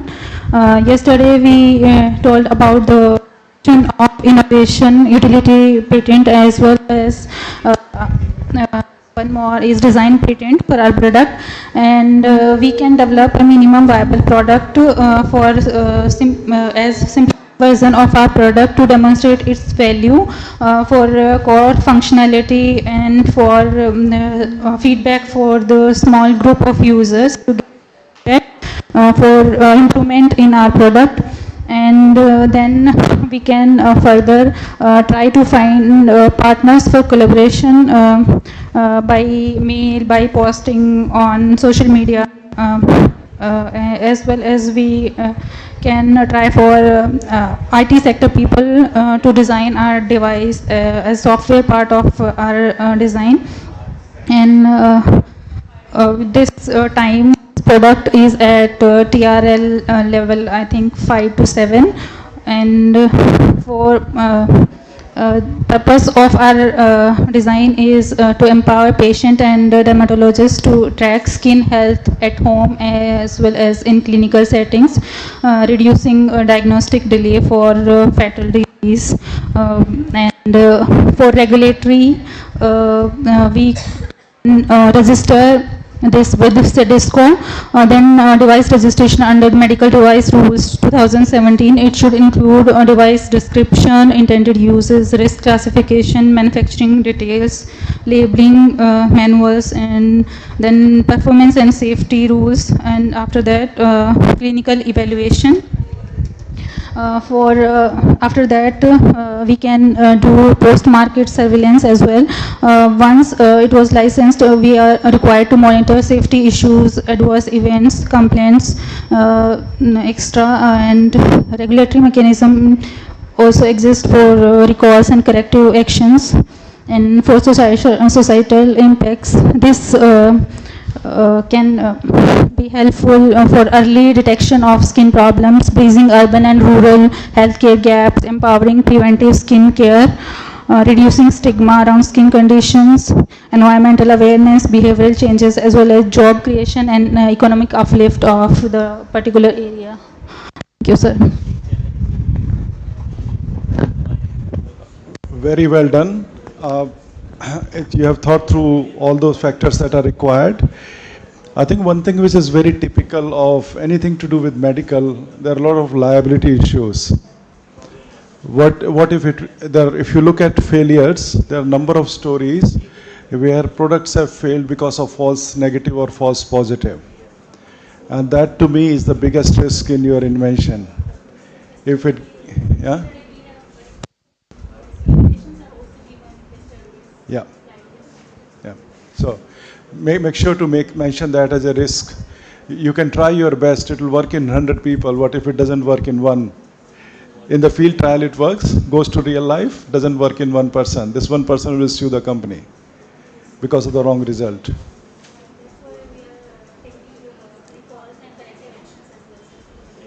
Yeah. It's there with all the diagnostic stuff. It's very difficult to get it 100% right. Okay, thank you. Let's move on. This group is now. Yes, let's do it. Tell us. No, I want to start with you. Everyone is in the same boat, so that's fine. That's okay. It doesn't have to be perfect.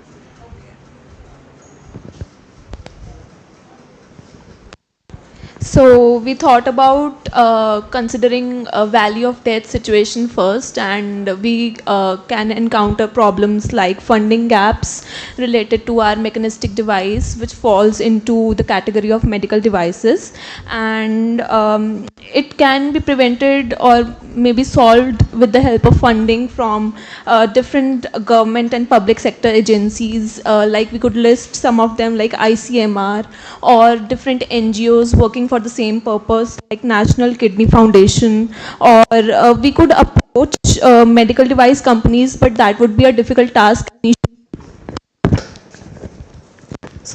initially, but according to the list, we can name some of them, like Medtronics, Baxter, but that's for later purposes. Funding can be also done with the help of universities through DST and DBT or BIRAC, and other problems that we have thought of value of death will be the QA and QC problems and the scale up of our medical devices, though we have considered to do this. So, scale up problems can be there, will be there, but we are thinking about how to cope with them. And the TRL, it would lie between 3 to 4, considering that it is research as well as prototype model. And the challenge of initial cost being high will be more considerable, considered कि yesterday we talked the overall costing of a person going for regular dialysis is more as compared to the investment through this device. Yes, sir. Great, good job, good idea. Moving forward, have all the positives.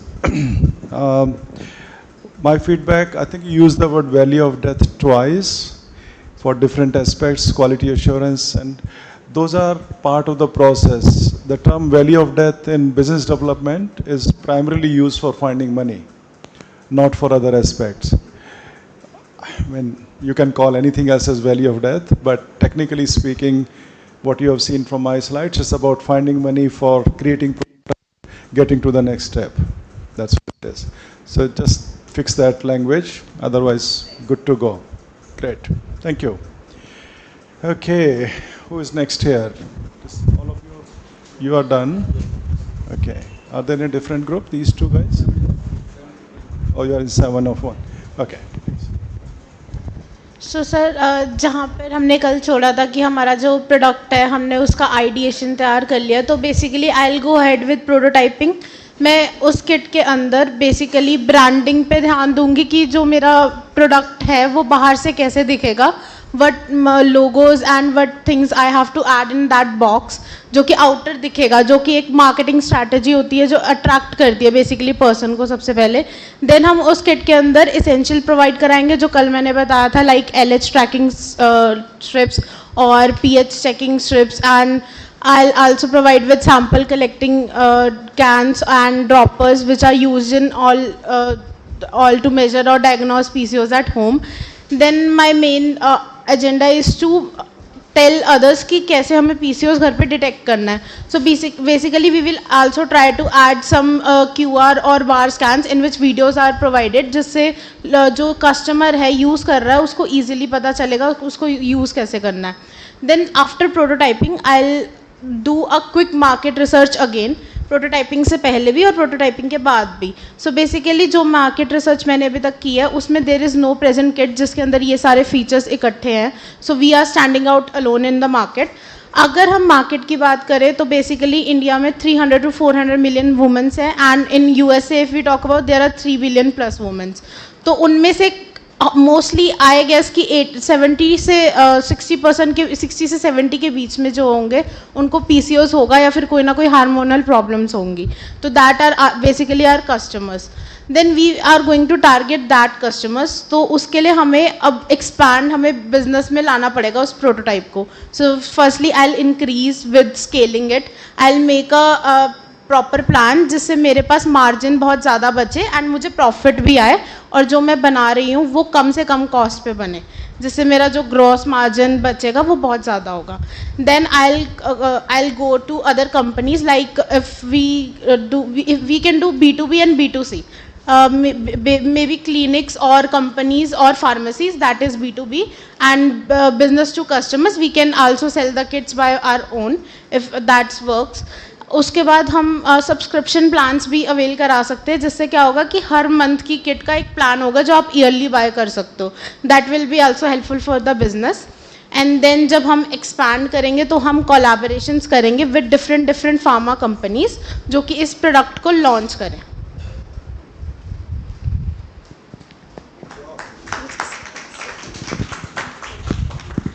She is ready to go to Shark Tank. With some more tweaking, suffixing some of the approaches, you will make a good, you'll be good in pitching. You should do that, you should explore that. Seriously. You covered all aspects. I think you didn't mention much about prototype development. How would you design it? That's something you have to look at.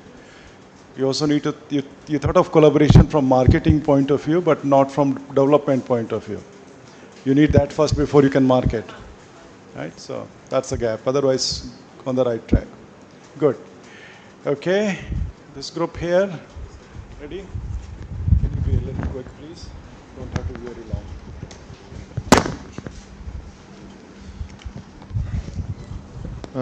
Hello everyone. So our innovation is named AstroLife, and it is a oxygen harvesting system. So as you all know already, it is an add-on to the innovation to the pre-existing experimentation by the ISRO, which simply they have developed an idea of growing the plant in the microgravity.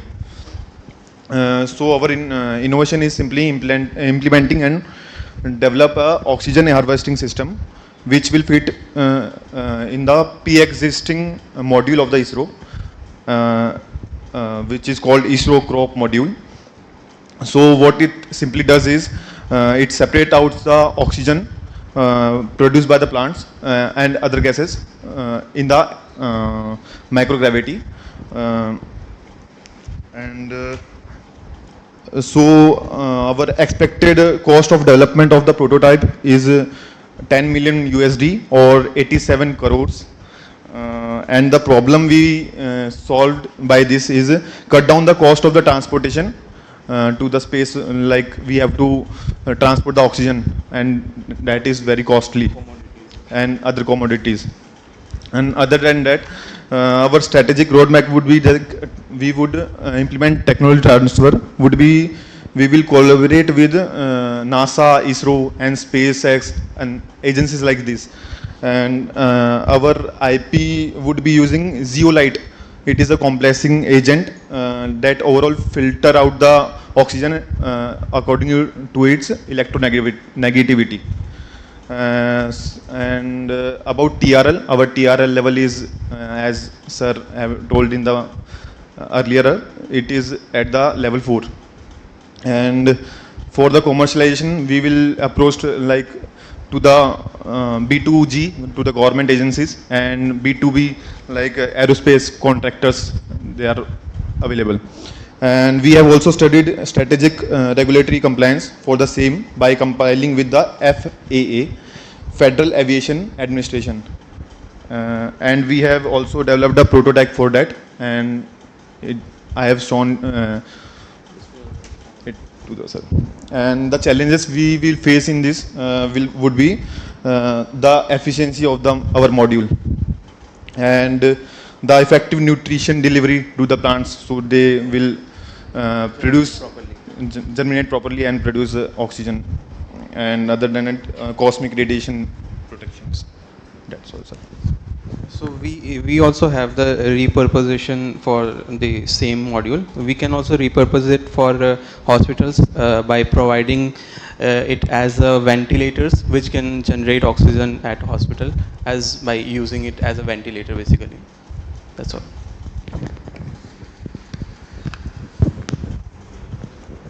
Great. Good job. Your idea is one of the most expensive, but most adventurous as well, ambitious and adventurous. So why not? Keep pushing it. You're on the right track. I'm glad to hear that you're starting to use the language TRL. At least it's starting to make sense to you when you say TRL4, you know what you're talking now, right? Which is new thing which has happened in last 3 days. Great. Okay. Is this one group? That's one group.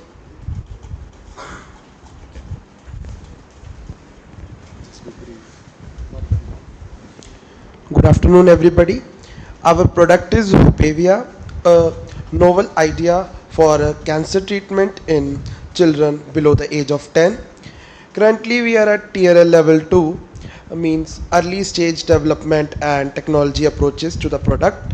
And it's a most common TRL level in which all the researchers falls in the valley of death, because we do not get enough funding for clinical trials and all. For that, I will consult ICMR, Indian Council of Medical Research, and BIRAC, Biotechnology. Moreover, for clinical studies, we can consult for the local health institutions in our country or in our state. And at this stage, we cannot spin out, and nobody is interested in buying our research because of the clinical results, and clinical trial results are not with us, and it can be a big waste of money for the investors. And in a session at my college, I have listened to somebody, when you are going for raising funding for your project, you should not be focused on to make everybody agree to your product. You should find a people who is keenly interested to your topic, so that you can find a person well at that time and try to influence that person. Thank you.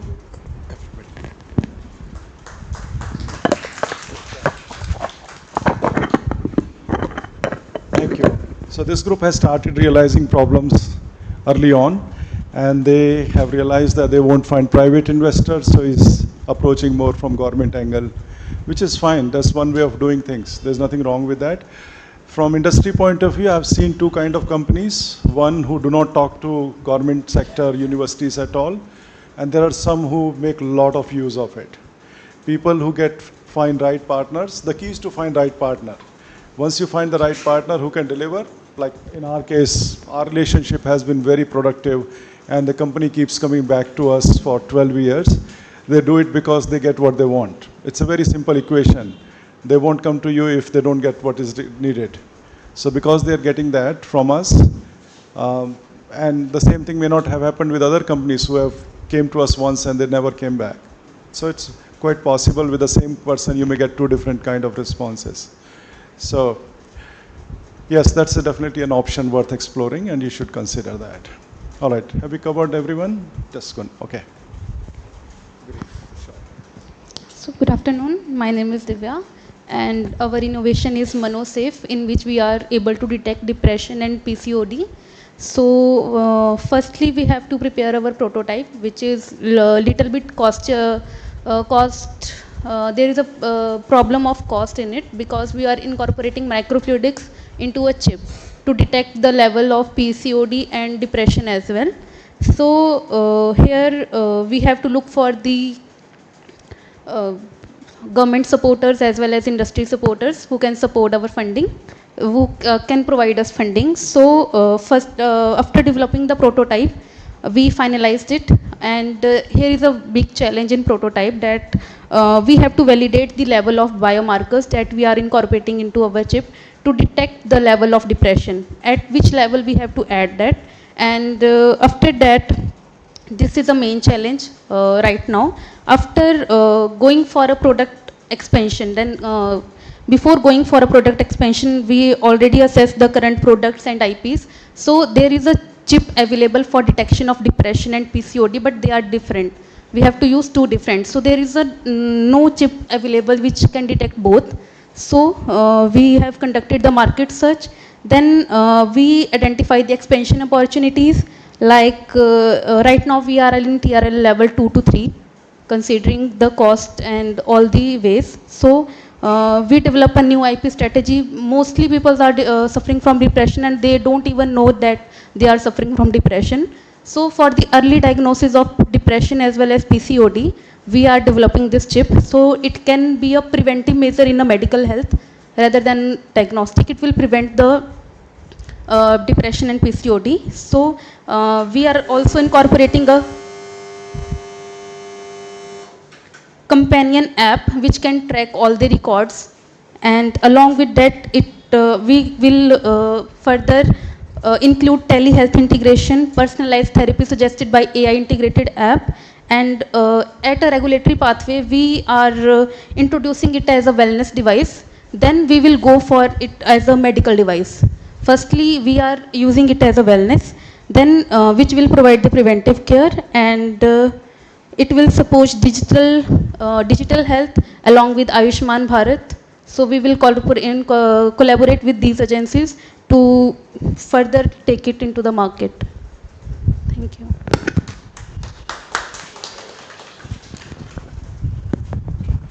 Thank you. This group has been, I would say, most advanced thinking of competition. They are looking at what else is out there. You have all done it, but they are thinking of a strategy how to deal with that thing, which is part and parcel of taking anything further. All done, everyone? I'm not missing any group? Those who are here? Yes? Okay. So we have covered all the groups. You can see the difference in yourself. I can clearly see it. Day before yesterday, we were struggling to even think of an idea. Now we are talking of TRL, you're talking of competition, you're talking of funding. You moved quite ahead of it. And I know it's all hypothetical, but this training will help you in pursuing other goals that you have in your life.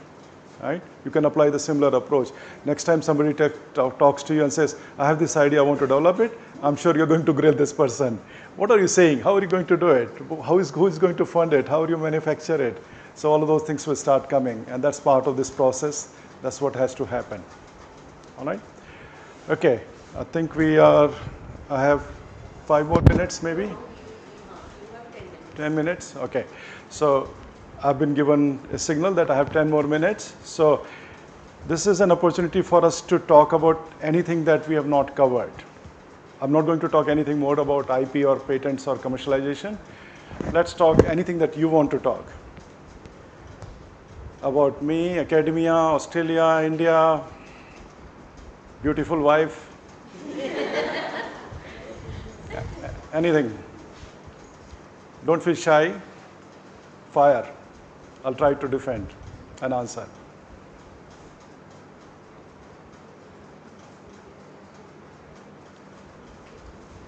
Come on, you have been with me for 3 days. You must have something to talk, right? Okay.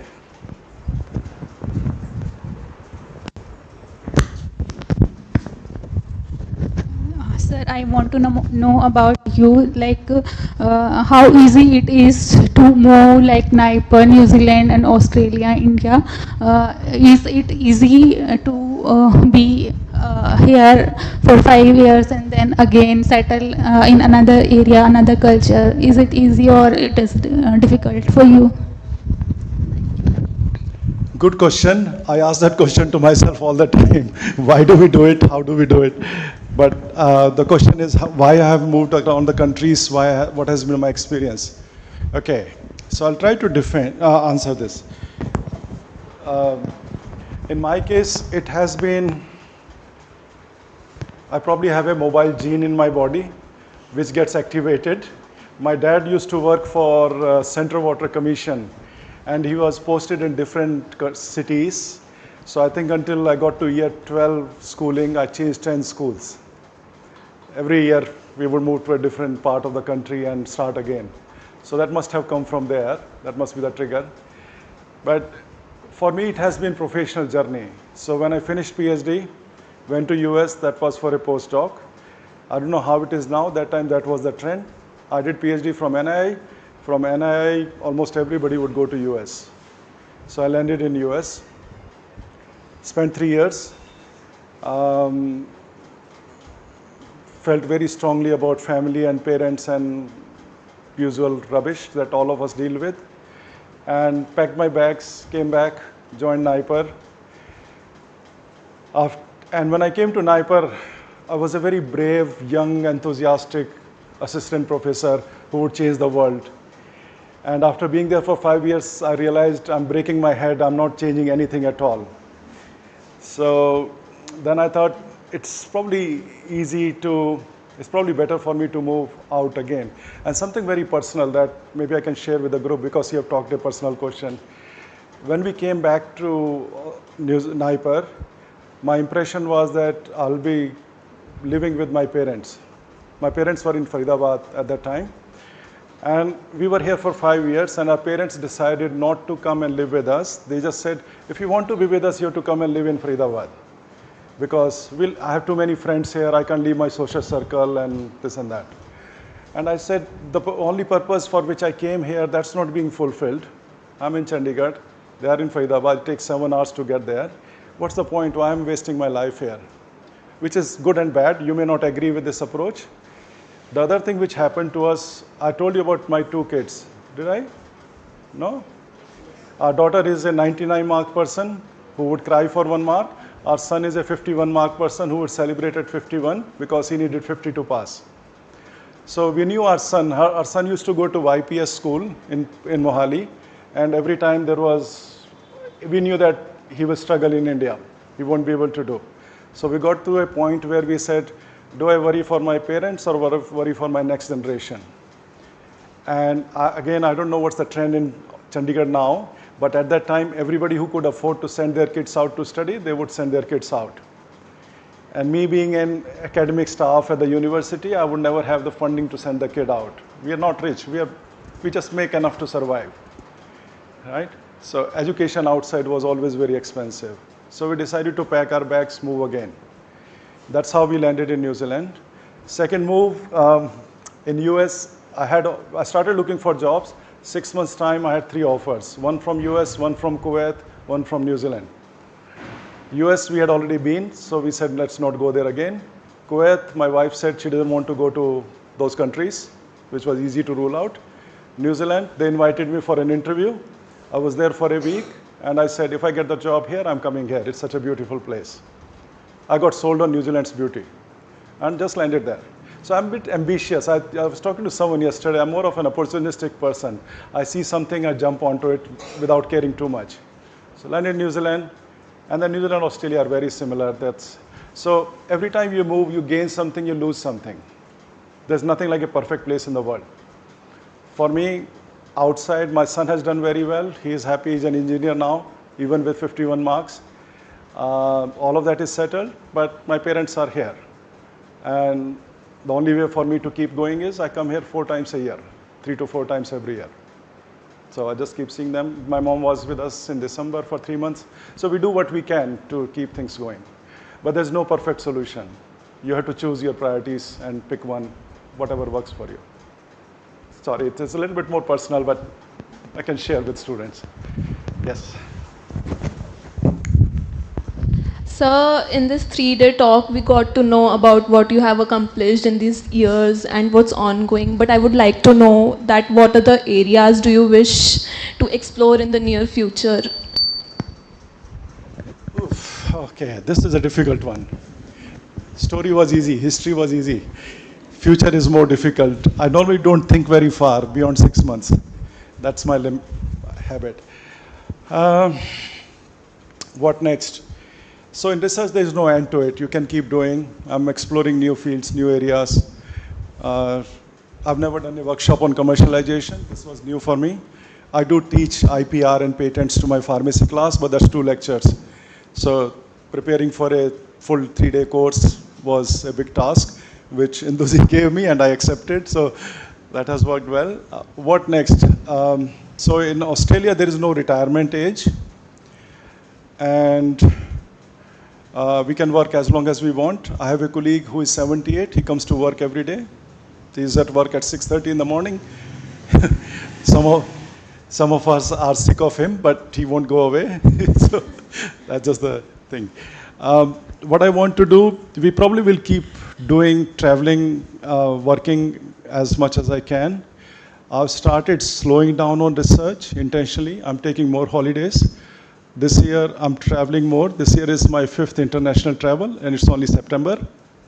We were in Alaska, New York. We have done Vietnam this year. So I'm doing all those things that you do after retirement while working. So this is a new model which is working. We are loving it. It's great. What do I want to do? One of my dream, if I can get to it, probably when I get to 70, would be I want to start creating stories.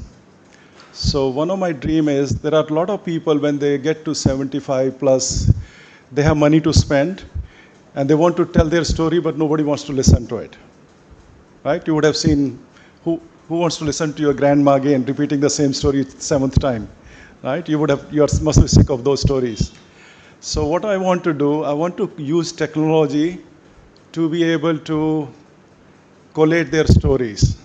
So basically, I'm going to offer a service that I'll sit with you, talk to you for 2 hours, interview you, collect your pictures, collect your videos, any that you have you live on that, and somehow create a movie of it using AI, which can be a 5 minutes, 10 minutes movie that you can share with your family and friends.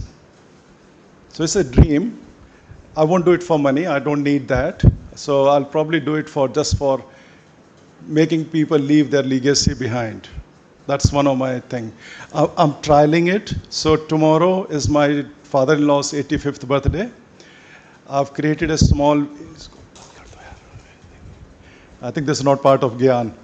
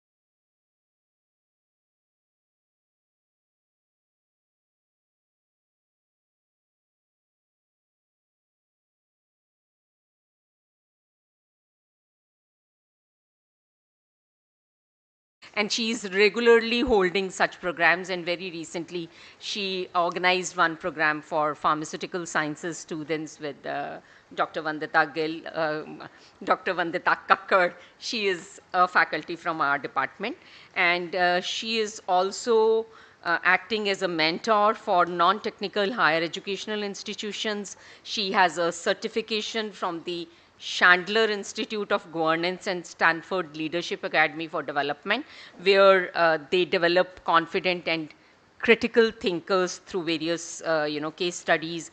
And she is also ISAC certified cybercrime intervention officer. She has so many things in her cap, so many feathers to her cap, and she has several books, research projects, industrial consultancies, technical publications to her credit. And she's been participating as a chairperson, discussant, and presenter in several prestigious conferences. And she is a lifetime member of the Chandigarh Management Association, as well as an associate member of the Society for Capital Market Research and Development, New Delhi. She'll be talking today to us about business modeling. So that is something which I think we are technical people. We can talk about our invention, the novelty we can defend. We can defend like how it is going to help people, what is the research gap, and it is going to be society. But we don't know anything about, how to take it further, how to design the ventures. She's going to talk about designing the ventures that create, deliver, and capture value. So I'm sure it would be a great learning experience for all of us. Thank you so much, ma'am, for accepting our invitation and for being with us today. Hanji.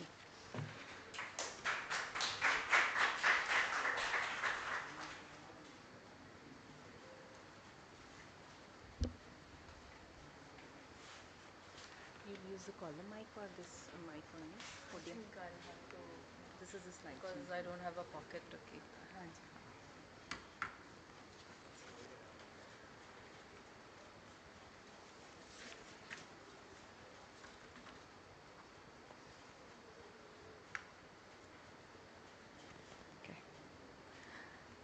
A very good afternoon to all of you. I know after the afternoon good, delicious lunch, all of us have a bit of lag. So I hope I'm able to capture you, and there are some students who are sitting right at the back. If you don't mind coming a bit forward. Okay. So at the onset, I'm very grateful, Professor Indu. It's a great opportunity for me because as a faculty in business management, we are usually addressing our own students. And lately, there has been a lot of buzz around entrepreneurship and this particular topic, which is business modeling. I hope I'm able to make some dent in terms of, making you understand better. Okay, the students at the end, can you please come forward?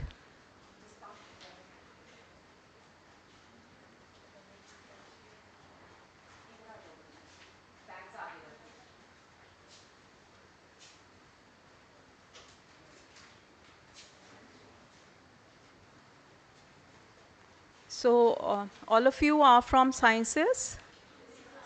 All of you? Yes? Okay, fine. So I share one common passion with Professor Sanjay. I also have a great liking for stories. So most of my lecture would be in the form of, but these are real life cases which I'll be talking about. So it will be entertaining, I hope so. And please stop me wherever you feel you need to ask, because otherwise I'll stop. Fine? Okay? Anything you would like to clarify beforehand? Okay, fine. So as you can see, we are going to talk about business modeling today.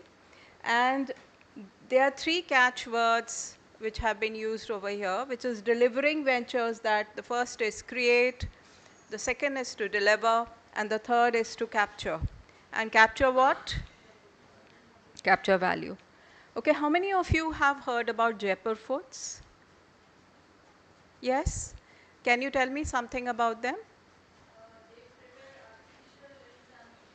Yes, very good. Anything else about Jaipur forts? Okay, so this is a great social innovation. As she has rightly said, can I have your name, please? Okay, Asha is absolutely right. In the early 1970s, they came up with this prosthetic, limbs. Okay, as if it was not available, it was available. It's what, but the West, when you actually went about buying them, it was very expensive.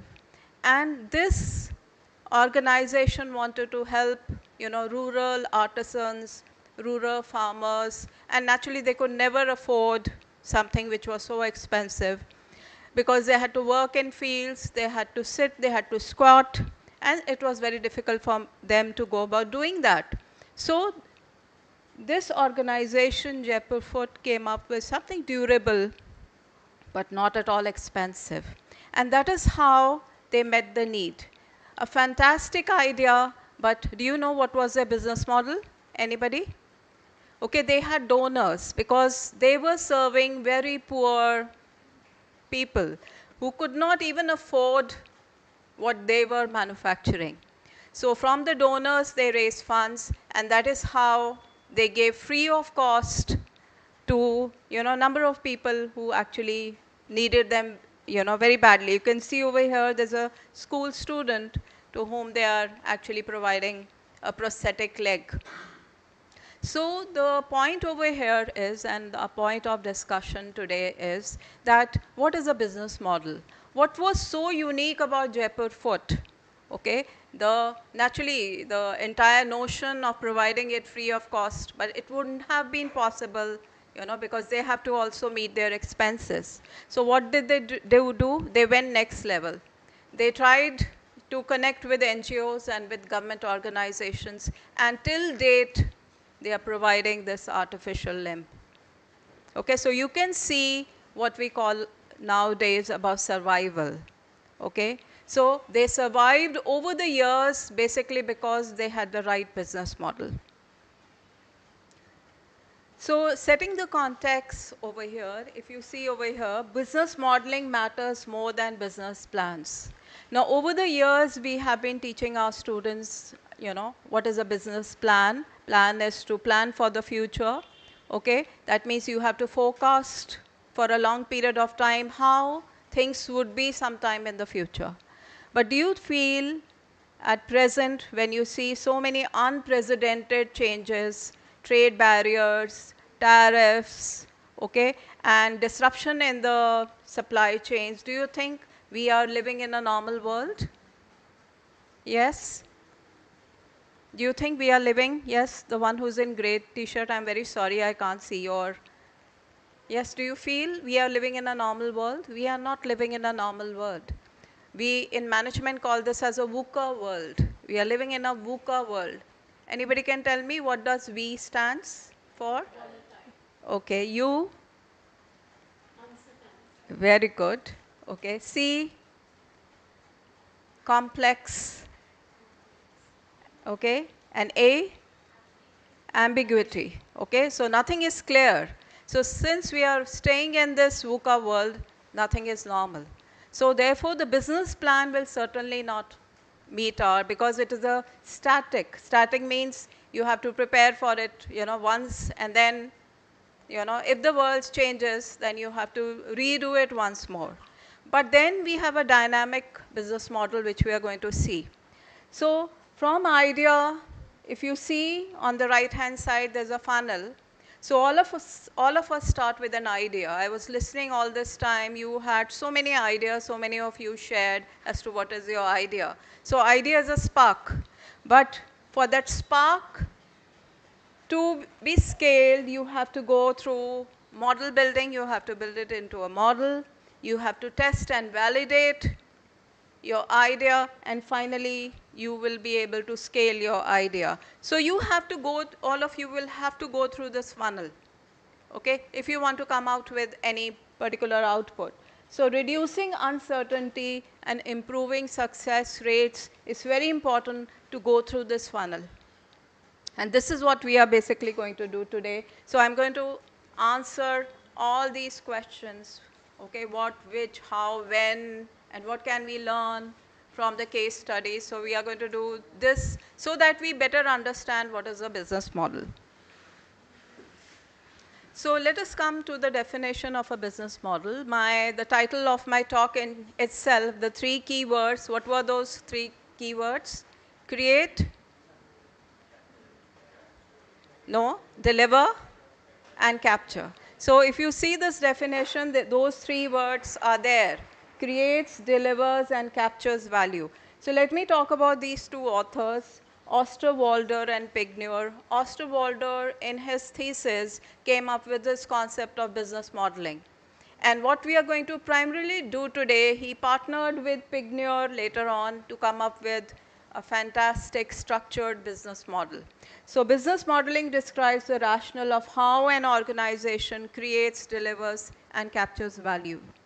Now, as you can see, there are 3 circles and they are overlapping circles over here. So one is what we call as a business idea. It's your vision. It's that spark which we had talked about. The second is a business plan, which we had said it is a strategy, okay, but it's static.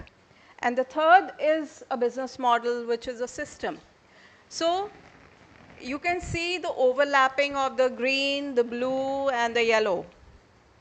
And your sustainable venture is this particular overlap. Okay, so you can create a sustainable venture only when there is an overlap of your business plan, your business idea, and your business model.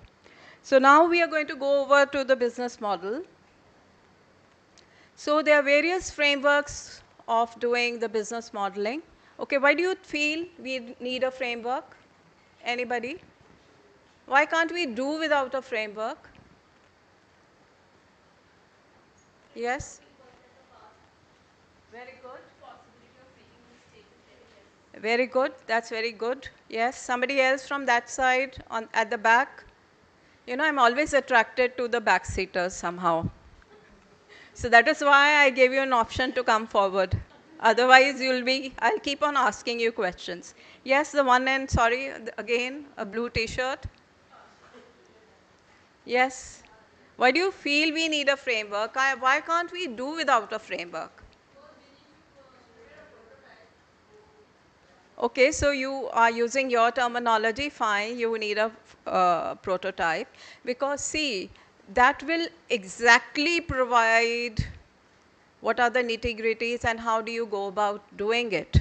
Okay, so we are going to talk about various building blocks now. So there are 3 models, as you can see over here. There is a business model canvas, which is basically meant for mature ventures, and it captures all these 3 dimensions which we have talked about, that is create, deliver, and capture.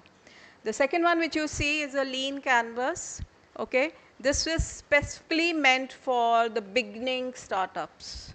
Okay, so it's not meant for the ones who have already, stabilized or for other ventures, but this was given by Moria, and it's meant for startup focused ventures, but at the very beginning stage.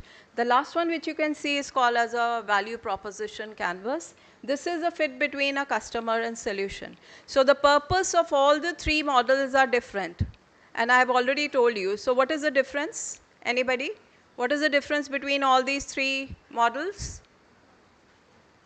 Yes? The first one is meant for mature enterprises.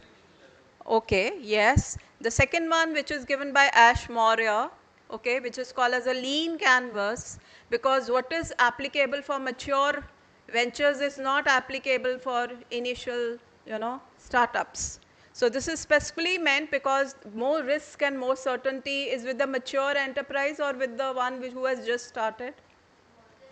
Yes, so this canvas had to be different. And the last one is basically for when you are customer centric. That means you want a solution keeping in mind your customer. So that is called as a value proposition canvas. So my major focus today will be on the business model canvas. This is the most important aspect any entrepreneur should be knowing about. Naturally, we teach this even in our MBA classes. So as you can see, you'll have to follow this very closely with me. Okay, so you can see there are 9 blocks over here. Can you count and tell me, anybody? Are there 9 blocks over here? Yes. Okay. There are 9 blocks. Okay, so you can see certain blocks which have been colored in, yellowish gold. You can see some in blue and you can see others in green.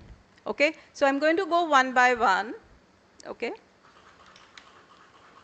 I would just like to be close to.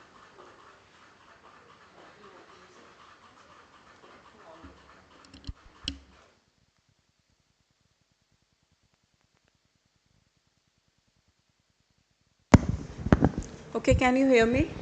Okay.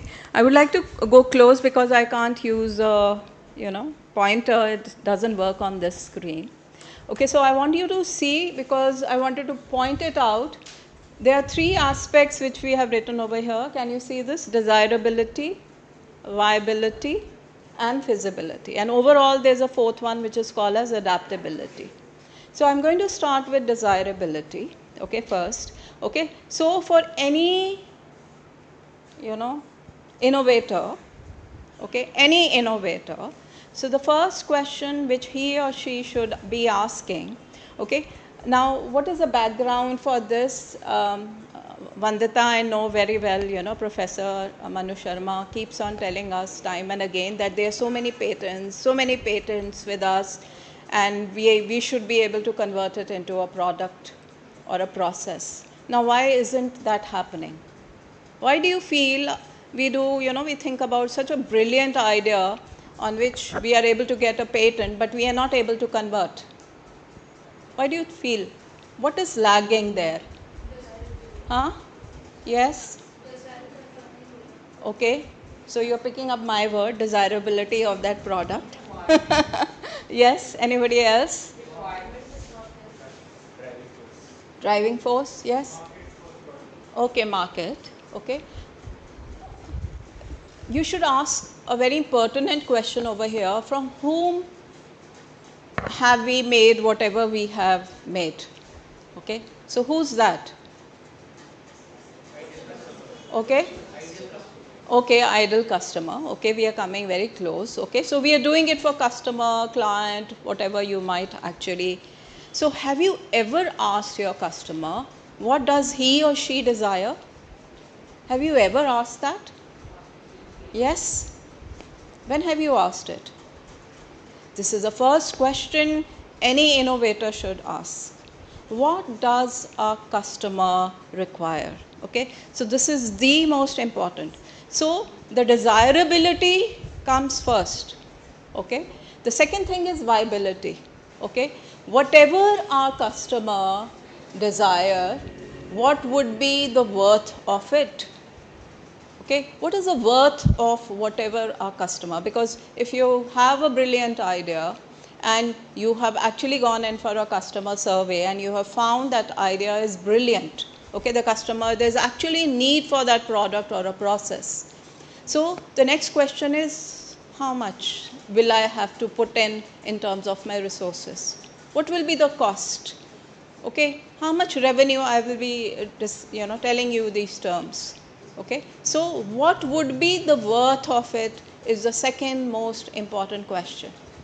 The third thing which is very important is the feasibility. Do I have the necessary resources? Okay, what kind of activities will I have to do to convert what my customer demands into a product or a process? Okay, so these 3 things are very important: desirability, viability, and feasibility. Let us come to the last one. So you can see I put in various icons over here. Adaptability. Mind you, when I was explaining the business plan, I used the word static. What does static means? Stagnant. It's not, and the environment is not stagnant. It's very dynamic. So look at the forces of the market. Okay, so it is there can be industry requirements, there can be change in the market itself. Your customer required that product 1 year, last year, but When you went again, he or she says, I don't want, I have something which is already available. So I don't think so I need a product. Okay, then your industry trends. Okay, what are the trends which are making a difference? And last is the most important nowadays. Okay, macroeconomic factors. In the morning I read a news article, it came in the Mint, and it said, whatever I use the terminology, unprecedented change in the economic environment, look at the rate of inflation, look at, hardening of, cross borders. That means there's so many tariffs now, and there's disruption in the supply chain. Okay, these are all your macroeconomic environmental factors which affect all businesses. Okay, it's not as if the HUL is not affected or Dr. Reddy's is not affected. Even big companies which are multinational companies which are established are, affected by all these. So you can very well imagine you want to convert an idea into a startup, how that is going to be affected. So I'm going to take up one of these, one by one, all these blocks. So the first one, as I've already told you, is so very important, is your customer segment. Okay? The customer segment is very important. Okay, so why do you feel I'm not talking about customer and I'm talking about customer segments? Huh? Why do you feel so?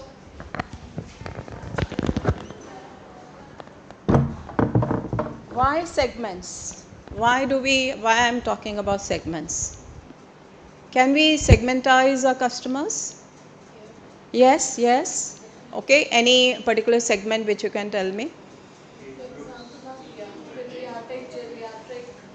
Okay, okay. आपकी terminology, fine.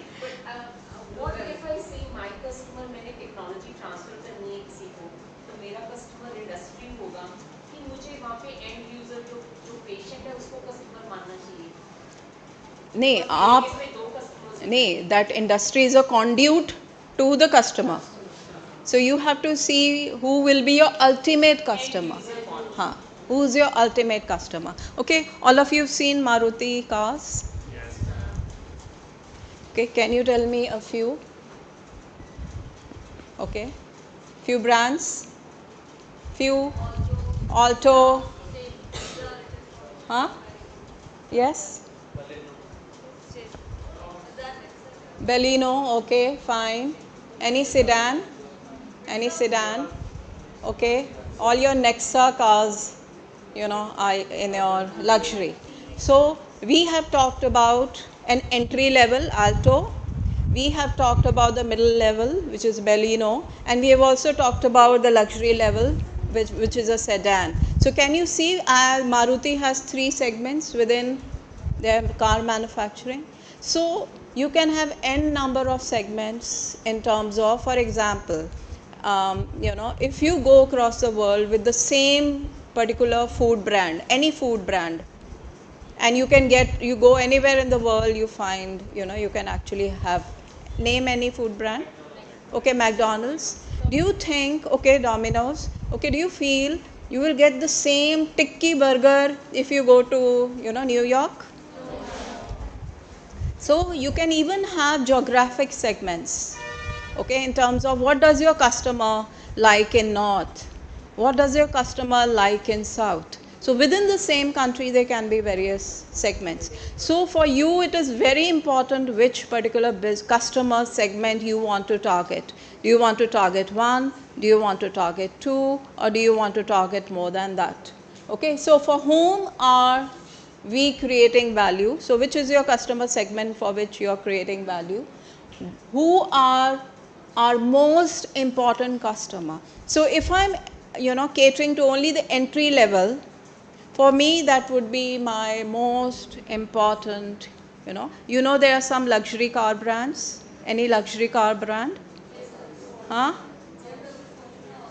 Okay. Now, they are not catering to the entry level car users who's hopping from a scooter or who's hopping from a mobike to, car. So that is very important for you to understand that who is your customer segment. Okay, the customer segment is very, very important. The second one, which is very important, which comes first, okay, can you see the icon within the value proposition? What do you find? It's a gift box. Okay? So, since your customer is the most important aspect of the building block, you need to know why should customers choose us over our competitors. So, what is my unique selling proposition? How I am different from my competitor? Why will customer come to me and not go to somebody who's already doing the same work? So that is what we call as value proposition. So value proposition can be quantified, okay? That means it can be quantitative or it can even be qualitative. For say, your quality, what your competitor is providing, you provide a better quality product. Okay, that will be your value proposition. In case of quantitative, it can be, since say you are manufacturing on large scale, you're providing the same product at a lower cost. Okay, so your value proposition, you have to be very clear, why should somebody come and pick up your product over other products which are of a similar nature. Okay, so the third one which we are going to take up is channels. I have already spoken about this, supply channels. So you can see there is a kind of a delivery truck. And if you see the video you must go and check up at YouTube, you'll find that, that delivery truck actually is going, okay, taking the value proposition and going to the customer. Okay, so that means you have to link with your customer, whether it is in the form of communication. अगर आप बताओगे ही नहीं कि आप कैसे हो, आपकी क्या qualities हैं, so customer को कैसे पता लगेगा? So it includes communication and it also includes delivery. How can we, differentiate in terms of delivery? What is happening nowadays in terms of delivery? So it's reaching your doorsteps. How does your customer want that the product should be delivered to you? There are some of us, who like the shopping experience and would still like to go in a offline store to experience the product. Okay, so that is also something different. So through which channels do our customer segments want to be reached? Okay, so if they want an online, you cannot give them an offline. They will not accept your product. Okay, how are we reaching them now? Okay, so then based on the customer requirement, how do you reach? Okay, the fourth very important is your customer relationship. So you can see the heart there. Okay, so if I like your product, okay, I will be your repeat customer. Okay, tomorrow you might come up with a high end of the same product. Since I trust your earlier product, I can very well pick up your high end product too. So therefore you will find most of the chains coming up with the entry level product and then going over, scaling the costs, because they know once you create confidence in terms of your relationship with the customer, then the customer trusts you and will also, readily pick up your other products. So what type of relationship should we establish with each customer? Mind you, it's not customer segment. So you cannot have the same level of relationship with all your customer segments. Okay, it will naturally differentiate. Now I'll come to what is called as the foundation. I hope everybody understand what is a foundation. Okay, your building is on a foundation. And the foundation is something what I've been teaching all my life. Okay, and so we are using two terminologies over here. One is called as a revenue on my right and cost structure on my left. So anybody understands what is a revenue and what is cost? Revenue is the price tag on your product. Okay, what is the selling price? So if my product, the price tag is rupees 100 and I sell 100 items. So what will be my total revenue? 100 into 100? Okay, 10,000. So have you got what is the revenue? Okay, now to manufacture that one particular item, okay, okay, so I am pricing it at 100, but it's costing me 50 rupees. So what is my cost? Cost is all my expenses which have gone into manufacturing that one single product. So what is my margin over here? Okay, so I hope you have understood. Revenue minus cost will give me my profits. Okay, and then there is no company in the world which is manufacturing at a loss. Okay, you can have your margins, the 50 rupees is, we call it as a margin. Okay, wafer thin, okay, it can be that it costs me 90 rupees and I'm selling it at 100. When I am, you know, there's a lot of competition, I might even do that. I will keep my margins wafer thin. Okay, so that's very important. So revenue is very important. What value are customers willing to pay for, and how do we, okay, earn revenue from it? Okay, so I hope you have heard about economies of scale. Okay, somebody just mentioned about you know, pizza, not the pizza, but the burger, McDonald's burger. Okay, what is the difference between you know, McDonald's burger and say a Burger King's burger? Hmm? Yes. Like?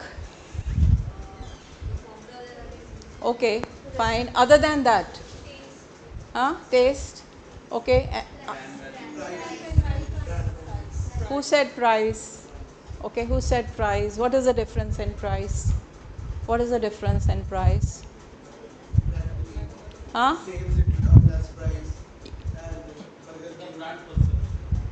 Okay, brand perception is okay, but the pricing is the strategy which they are basically using. So I'm already given you a clue.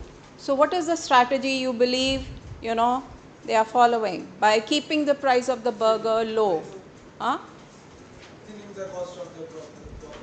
Okay, they are targeting large numbers. We call that as economies of scale. They have kept the price of the burger. Naturally, you don't find that many, you know, condiments and vegetables and all, you know, greeny, leafy vegetable in their burger. Okay, so what they are targeting is to price it low so that the sales are more. Okay, so they are targeting a particular segment who is not ready to dish out that much of money to actually go about buying a burger, but they have created what we call as volumes. Volumes means they're selling more in terms of number than probably any other big chain wherein you find it expensive. So this is very important. So what value our customers are willing to pay? If my customer is not willing to pay me more, you come up with the product, your product will not sell. So I have to cater to what somebody is willing to pay for my product. And cost, as I've already explained, okay, cost structure. What are the most important costs in our business model and which resources and activities drive them? Okay, so I have to determine that in that product which I'm selling for 100 rupees, my 50 rupees costs, okay, what goes into my cost. And for that, what is very important is the ones which are there in blue. So you can see in blue we have the key resources, key activities and key partnerships. So what key resources do we need to create, deliver and capture value? Okay, in management we talk about 5 M's. Okay, can anybody guess what are those M? That means the first alphabet is M. Okay, I'll give you a hint. The first is money.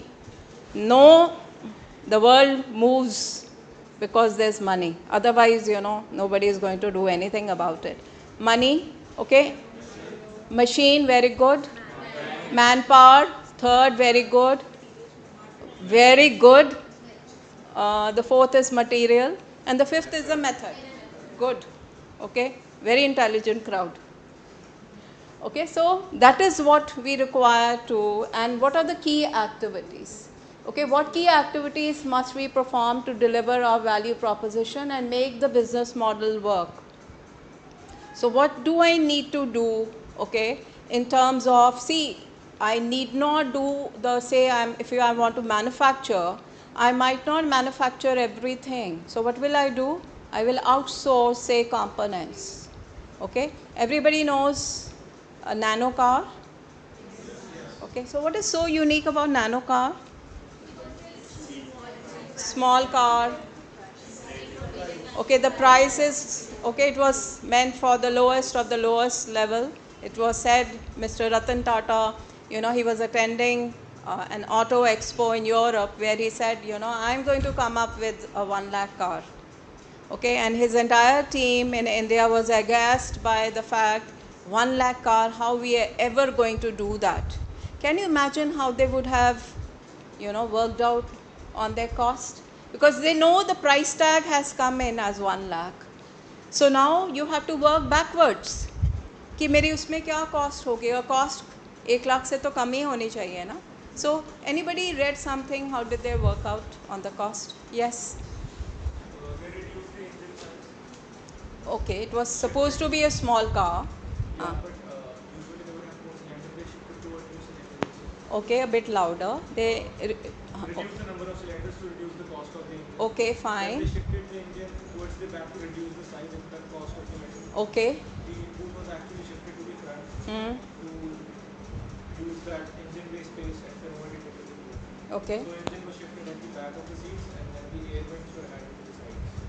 So that is how they reduce the size of the car and the engine cost. Okay, so the car was supposed to be small, never a big car. Okay, they worked on the engine. Anybody else?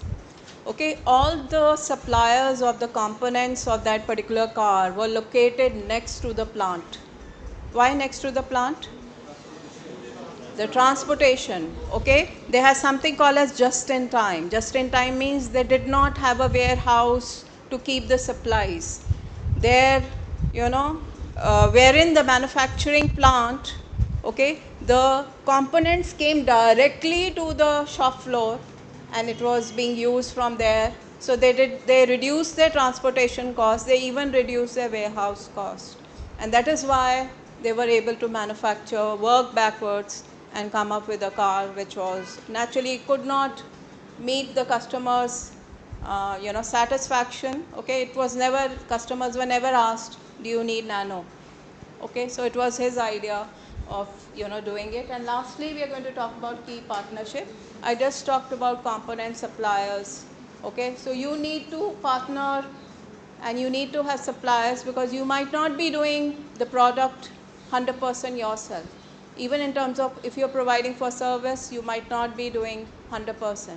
So you have to have a congenial relationship with your partners, with your suppliers. So this is how we talk about the 9 building blocks. Okay, so I'm going to take up a very interesting case. I think everybody knows what is Zomato. What is it? Okay, okay, ordering, online and delivery. Okay, so I've done this for Zomato. Okay, so we are going to go in the same direction. We're going to start with the customer segments. 2 very important customer segments. Customers, consumers, and your restaurant. Okay, what is the value proposition? It's different for consumers and it is different for restaurant. Okay, for consumers it is convenience, personalization, real-time order, tracking, variety and affordability. Okay, for restaurant it is enhanced visibility, advertising and promotions, analytics and support. Okay, if we go to the channels, what channels they are using? You're using your mobile apps, okay? And similarly, they even have their website. And what is the customer relationship? User engagement and, you know, customer support. Let us come up to their revenue streams. Okay, food delivery and table reservation commissions they get, okay? They also get delivery fees. They get for advertising and promotions. Come to their cost, okay? Whatever are their costs in terms of generating the revenue, delivery costs, technology and infrastructure development. Come to the key resources. They have a digital platform, and whatever they have in terms of their brand and their reputation. Come to the key activities, restaurant discovery and food delivery. And the last one, who are their key partners? The restaurant partners, the food delivery services, and the payment gateway providers. I hope it is clear what is a business model canvas to everybody. Yes, anybody, if somebody has doubt, please ask. Okay. So this is, as I had told you right at the very beginning, you can see this is a framework. Okay, but what is so unique about this framework is it's very dynamic in nature. Okay, suppose any one particular aspect changes, you can accordingly rework the entire, the blocks. So as this is just a repetition of what I told you earlier, okay, you should not come with an idea that you had one big idea. It should start with some customer problem, some customer challenge, which is being faced, and you are trying to give a solution to that problem or to that challenge. Make the value proposition clear and compelling. That gift box, it should be really compelling, Your customer doesn't want to go to anybody else, but wants to come to you. Align resources, activities, and partners. The blue blocks which I had just shown you. Okay, those are very important. And make assumptions visible so they can be tested. Okay, how many of you are researchers, research scholars? Okay, so what is hypothesis? Okay, what do you plan to do? Anybody else with any other answer? What is hypothesis? Assumptions. Okay, so how do you prove the hypothesis? You actually go about doing research. So either your hypothesis is validated or it is not. Similarly, similar theme is even here. You have set of assumptions. Your environment is volatile. The assumptions will keep on changing, and accordingly you will keep on gearing your business model. So this is very, very important. Okay, so as I've told you, hypothesis. So the first thing which you have to do is to test and validate your hypothesis. So how will you do it? Okay, so you will go to your customer. Okay, I will go to my customer. मैं उसको पूछूंगी कि ये product आप खरीदोगे? Okay, मैं किसी customer के पास जाऊँ तो मुझे बोलेगा हाँ शायद. Okay, there will be very few who will say no. So that is not a customer survey. You will say, okay, this is the product. What do you feel is the challenge you face in using this product? Or if you are using this and I come up with this solution, do you feel you are going to buy my product? Okay, so this is how, a number of companies or startups actually did. They found that the customer, when they interviewed the customer, for example, they said they are not ready to pay directly for an app, but they don't mind a freemium. What is freemium? Your generation is very good at this, okay? And the subscription model. So that is how every, good, like even your, ChatGPT gives you something for free, but then if you want to go to the next, okay, ChatGPT, Go, and then Pro. So this is how, this is all based on your customer survey. Okay, the second is minimum viable product. Somebody said prototype right at the very beginning when I was asking a question. Who said that, prototype? Okay, what does prototype mean? No, but what it is, okay, it's a small scale version of what you are actually going about doing. Okay, do you know there's a company named by the name of Dropbox? What is it? So what they did was they had this beautiful idea, and do you think they actually went about doing coding first? No, they created a small video and they circulated amongst a number of users of other things. that means they're customers, and they asked, if we come up with a similar product, will you actually go about buying? And can you guess how many of them actually said yes at the first go? Any number. ठीक होने की ज़रूरत नहीं है. Okay, let's relax. कितने? फिर भी मैं नंबर पूछ रही हूँ आपसे. What is the number? You give me a number. Okay? Professor Sanjay was saying one word, one word, one word, and you gave him so many words. Okay, I'm asking for a number. Anybody? Come on quickly. Okay, anybody else? 100? 70,000.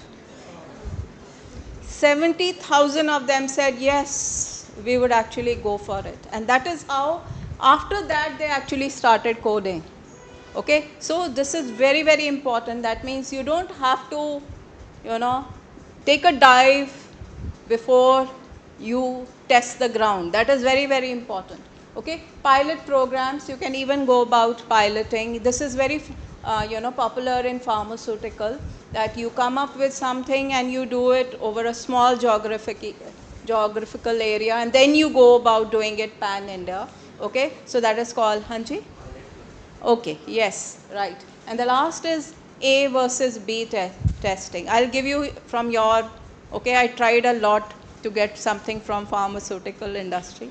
Okay, you want to come up with an app for diabetic patient for diabetes management.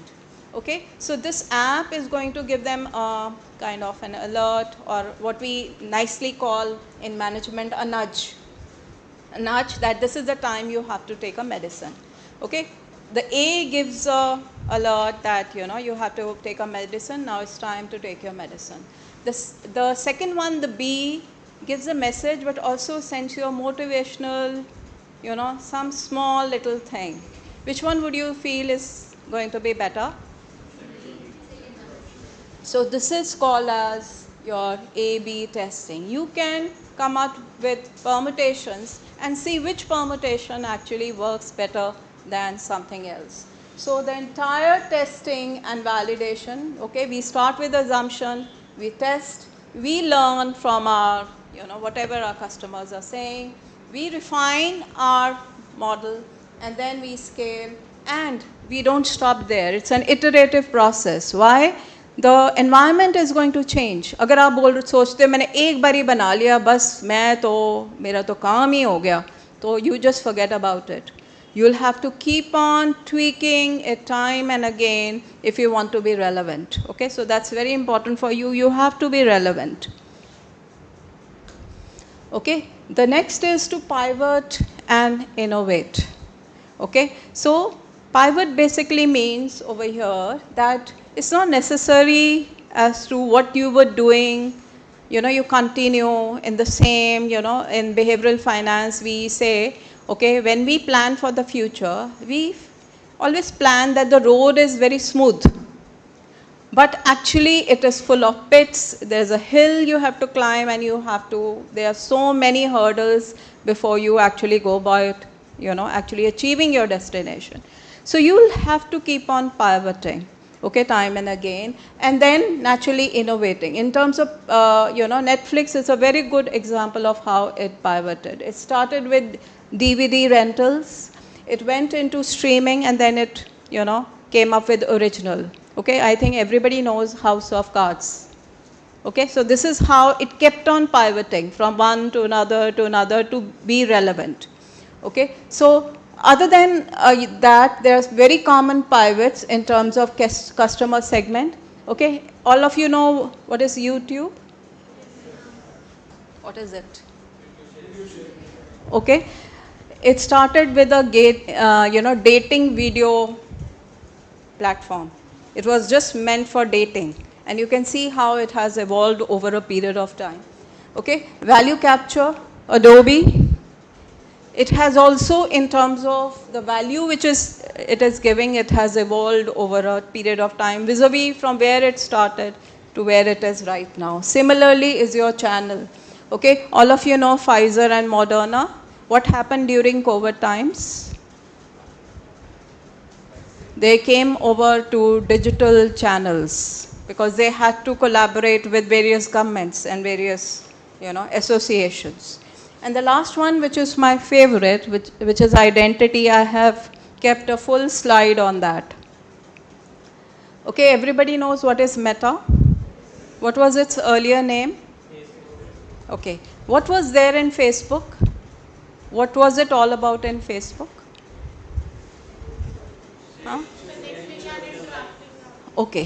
Now it felt that it wants to go in for virtual reality and augmented reality, and it thought that Facebook name does not actually go about suits it.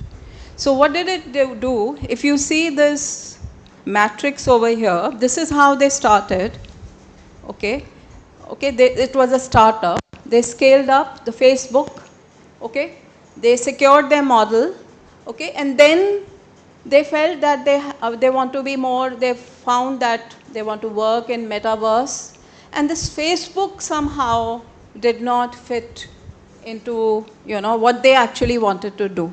So I'm just going to show the quote of their chief executive, Mark Zuckerberg. He said, "Right now, our brand is so tightly linked to one product that it can't possibly represent everything we are doing today, let alone in the future." And that is how they thought of changing their name. Okay, Facebook was well established. It had its own brand value, but they thought it will not represent what they actually want to do. Okay, the next step is scaling and sustaining models. Okay, for most resilient ventures, you need both. Okay, you have to be master of both. So scaling means replication. Okay, so you can scale your path in terms of Apple. Apple started with iPod, iPhone, iPad. Okay, so that is called as product scaling. Similarly for OYO rooms. Okay, what was so unique? They started in India, they went to Southeast, they went to Europe, they went in to a number of places. Okay, partnership, what is Spotify into? Okay, they entered into partnership with various telecom service providers. So this is how they actually went out about scaling. Then we come over to sustaining, okay, sustaining pathways, product and service renewal. I have written Dr. Reddy's. Okay, do you know what was Dr. Reddy earlier doing and what it is doing now? Has there been any change in terms of their pathways? Okay, it was in generics earlier. What is it doing now? It's providing even over-the-counter medication. Okay, besides other things. Then we come over to technology renewal, AWS. What is the full form of AWS? Okay, it started with customer service. Now it has an independent platform. And the last is market and customer renewal. Okay, Amul started as a simple cooperative wherein it collected milk and distributed, naturally, worked on it and distributed. Now, have you ever seen their, the different products which they are, coming out with? Yes, what are the different products? Frozen foods, chocolates, okay, naturally, all dairy possible products, so they are coming. So this is how, you can sustain by keep on reinventing, okay, that is reinvention or reinventing. So very quickly, I'll take 3 case studies, and all of them are different in terms of their nature. So the first one which I'm taking is of Reliance Jio, which went into a vertically integrated innovation. So you can see a number of aspects of the business model which we had discussed being talked about in the bullets. Okay, the first is customer segments, over 400 million telecom subscribers across India. Value proposition, affordable, okay, okay, that was their value, the gift, okay. Reliable 4G internet and digital services. Innovation, Jio didn't just provide telecom connectivity, it built the entire vertically integrated ecosystem. Right from the scratch till the end, it provided all the services and products. The revenue model was mobile subscription, broadband, bundled services, and cross-selling digital platforms. So what is the lesson we learn from the case of Geo? Geo shows that control over the entire value chain can disrupt an industry and redefine customer expectations. So they worked across the entire value chain, okay? Right from the initiation till the end, they worked on the entire value chain. So this is how they created their own business model. The second one which I'm going to talk about is Unacademy. What is this about?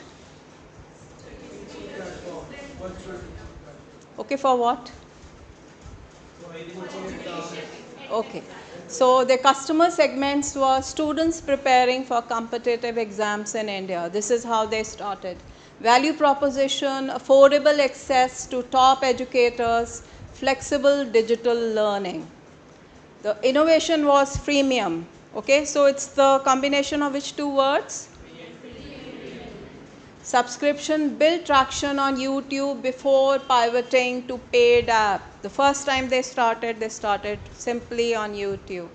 They hooked their clients and then they went over to a paid app. Revenue model, monthly, annual subscription.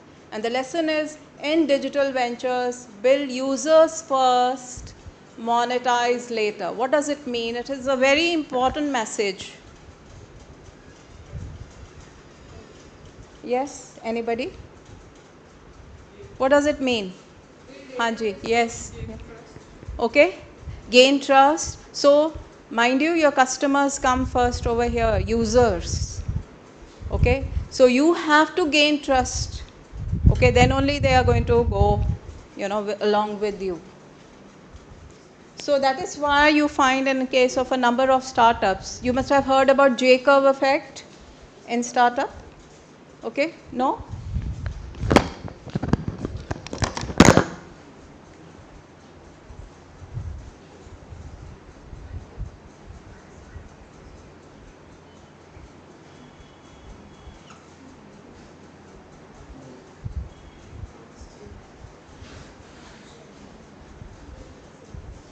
So I made a very simple for you to understand. Can you see the J over here? Okay. So what does it mean? I've already written there on the whiteboard.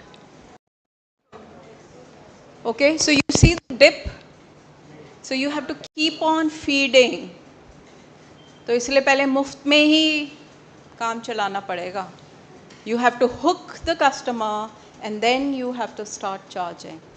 Okay, so therefore this is called as a J-curve effect. We call this as a J-curve effect.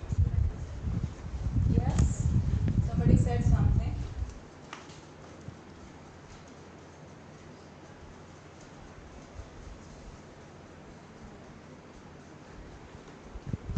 So this is very important for you to understand, that if you believe that you're going to start making it is a money machine day one, it's not going to be a money machine day one. It will take time for you to stabilize, win the customer confidence, and then go about, actually making money.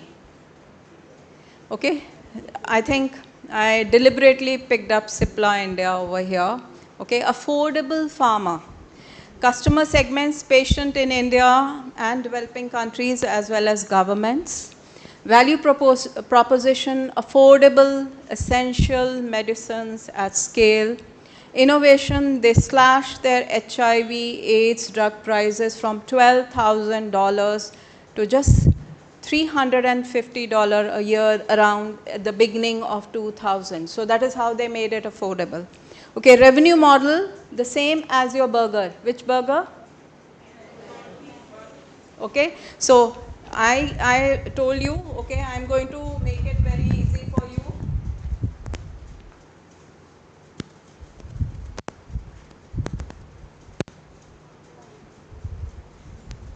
Okay, now tell me what is this?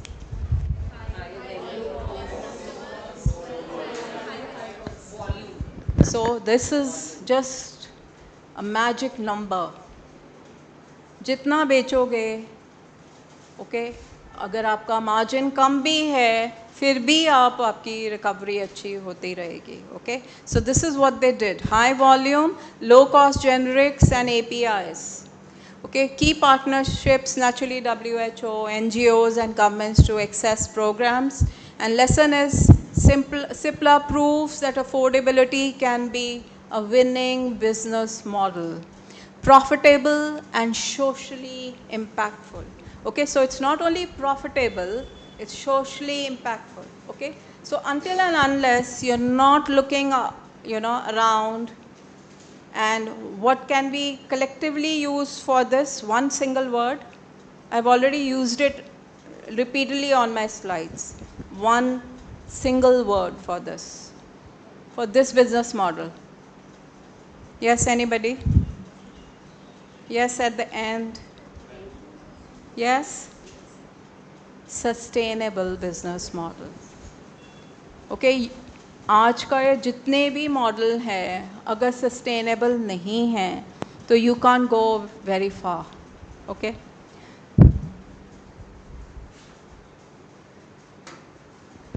So I'm just wrapping up. What are the lessons from business model? Okay, there's no universal model. We have talked about n number of companies. I've shown you 3 particular case studies. Okay, so if you feel, okay, there is a framework, fine, but there's no one particular model. Okay, you can tweak any of those 9 building blocks at any particular time. And you don't have to pick up one. You can tweak more than 1, 2, 3, 4, 5, because there's no unique solution. Okay, so you have to come up with your own unique solutions. So this is the first, lesson. Okay, you have to adapt. Okay, so because we have said create, deliver, and adapt. Okay, balance value creation, delivery, and capture. Iteration matters more than perfection. Okay, we have seen that cycle. You keep on, you don't have to be perfect. Okay, you cannot be perfect.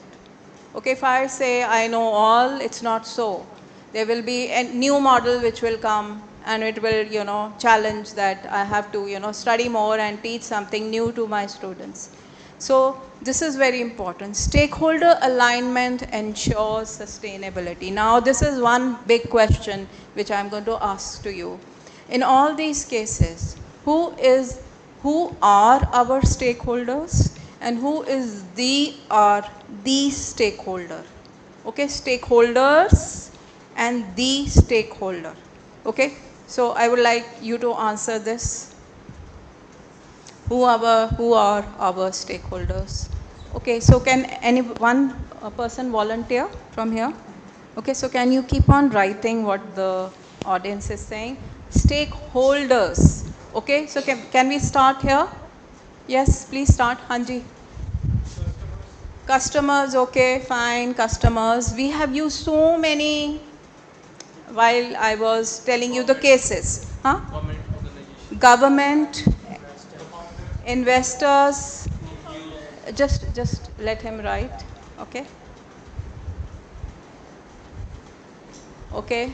NGOs, they are saying, okay, we have poor.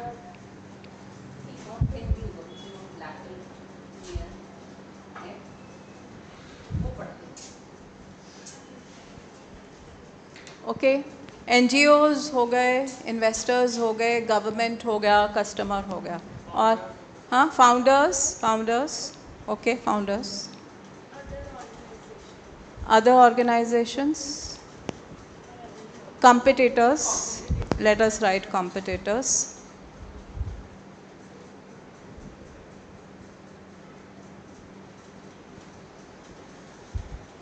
Okay, anybody else?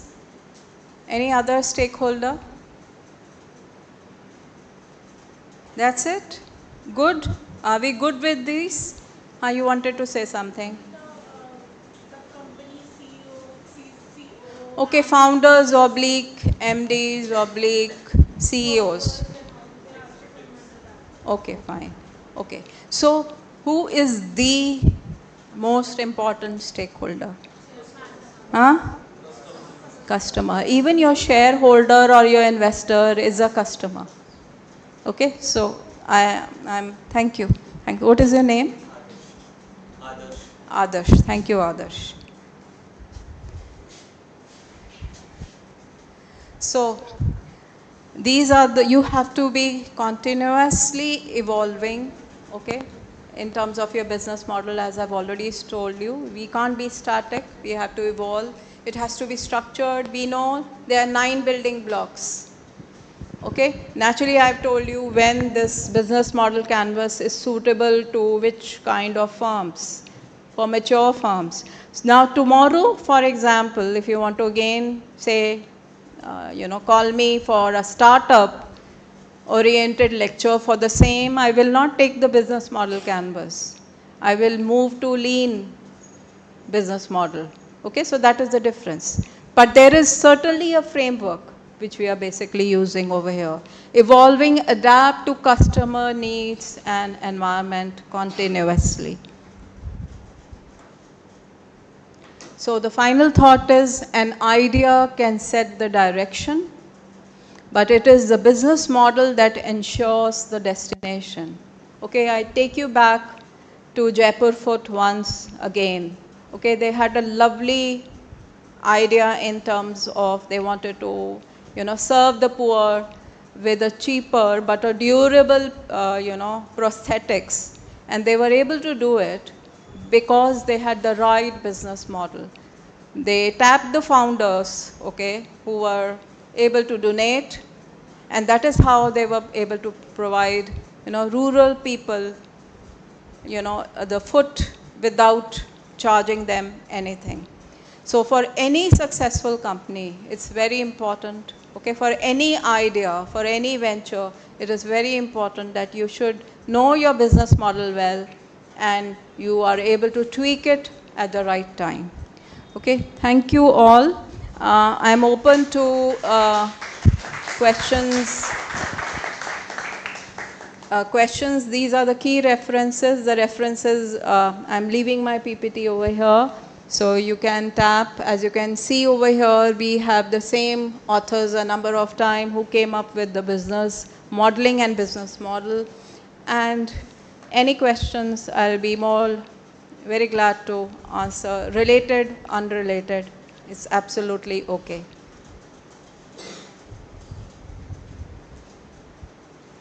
Yes, yes. Ma'am, in this J model, how would we know that till which time we have to feed our product? In which model? In this J model you have told. It's a J curve. Okay. Yeah. You're asking about the J curve effect. J curve effect is basically based on research. What they have found is for any new startup, okay, the journey is not in the profit domain. So how the journey actually starts, okay, you put in money, whether it's your own, okay. Okay, so we talk about 3 F's over here: family, friends, and fools. Fools means those people who trust you with the idea. So you start with this. Naturally, there are various funding sources. But the first thing is you will always be below this line, that is your losses, Adarsh. Okay, so what does it basically tell you? You have to have deep pockets to tide over this so that, eventually you can make profits. So we in finance teach, Agrim would know and agree with me, something what we call a survivorship bias. Okay? Survivorship bias basically means when you see this, main, say, IT firms, can you tell me a few names of IT companies? Okay. Okay. Okay. Worldwide?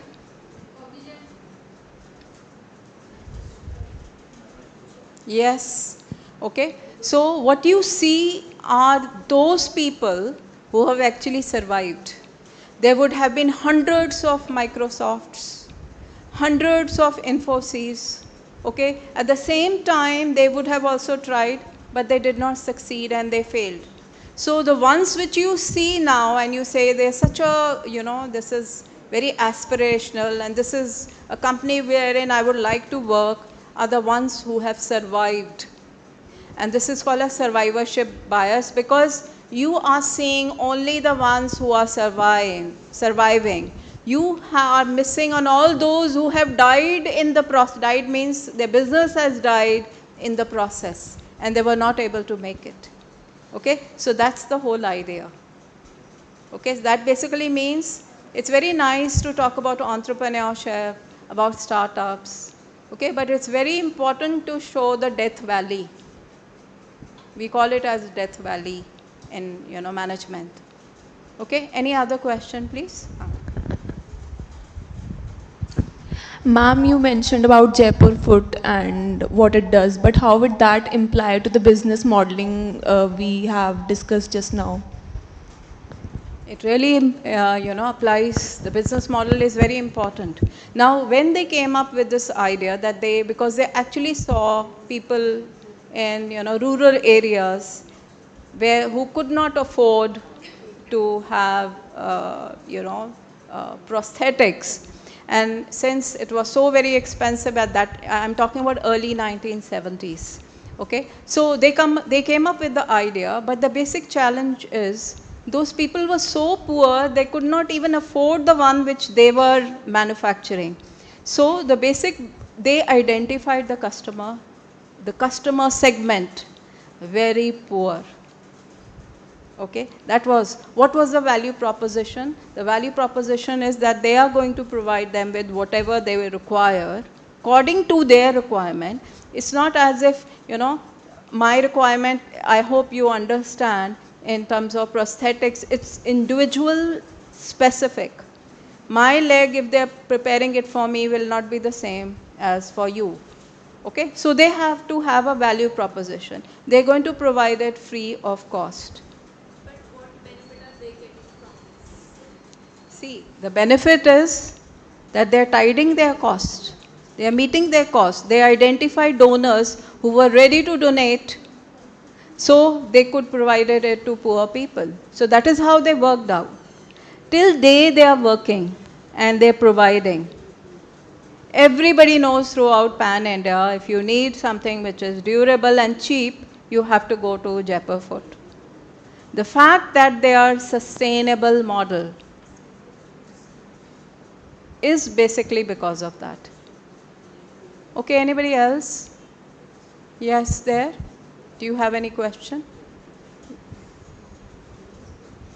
Anybody else has a question? You ready with your bags? I'm not the last. I have my student who's going to speak after this. Yes. Fine? Okay. Thank you. Thanks a lot. It was a lovely audience.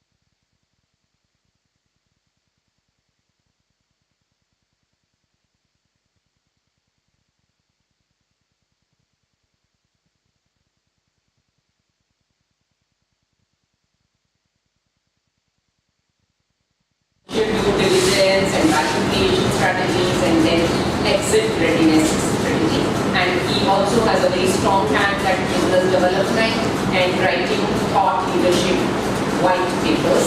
And he's a champion of closing the generational gap at work. So he's been working with Gen X, Gen Y, Gen Z, and the millennials that you are. So I think we'll have a very good, interaction and a session with him. Thank you so much, Alva.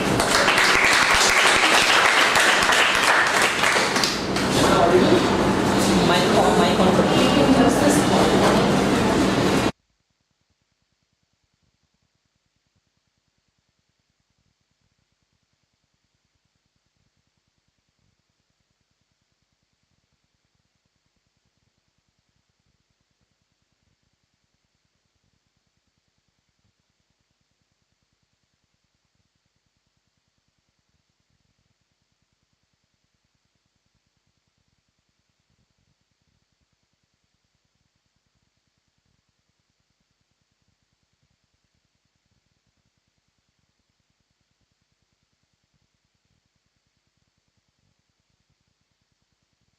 Hello. Yeah, am I audible now? Good afternoon, everyone.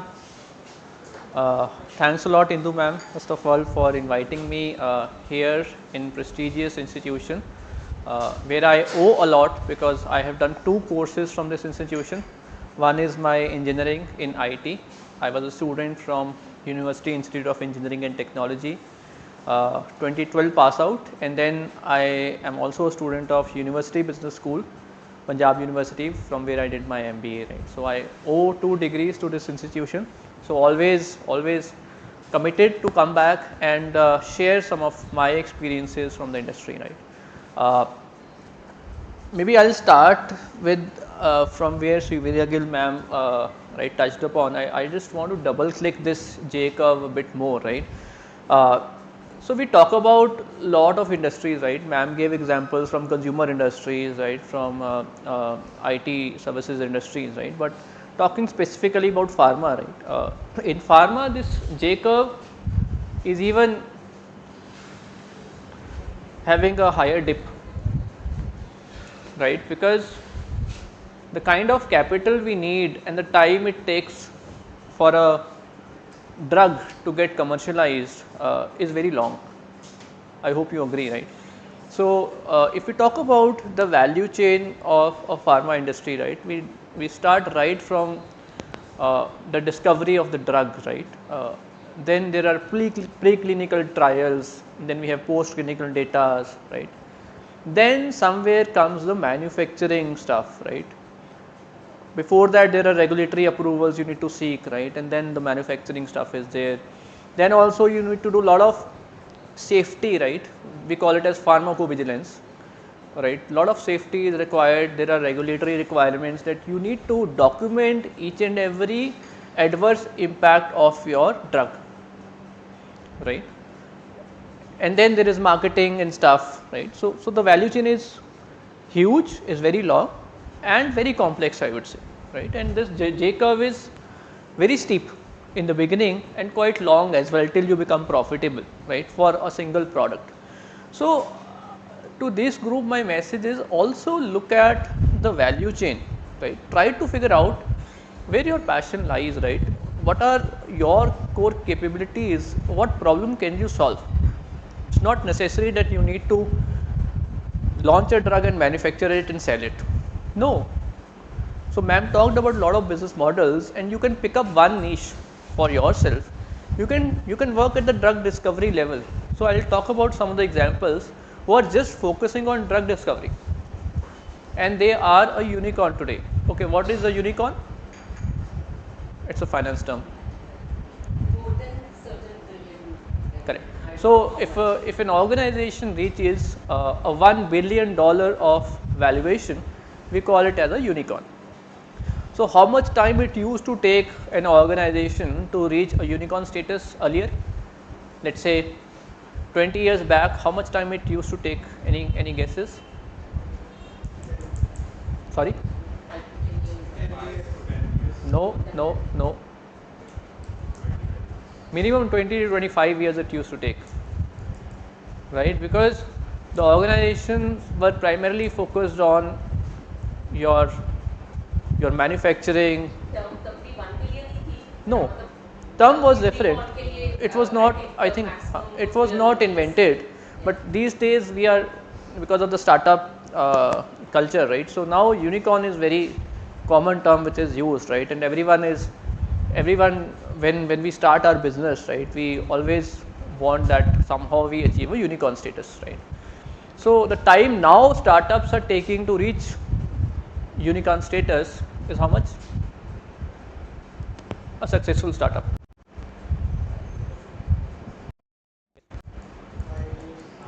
Correct. 5 to 6 years. If you are very focused, if you are going the right way, right, using the right partners, you can achieve unicorn status within 5 to 6 years.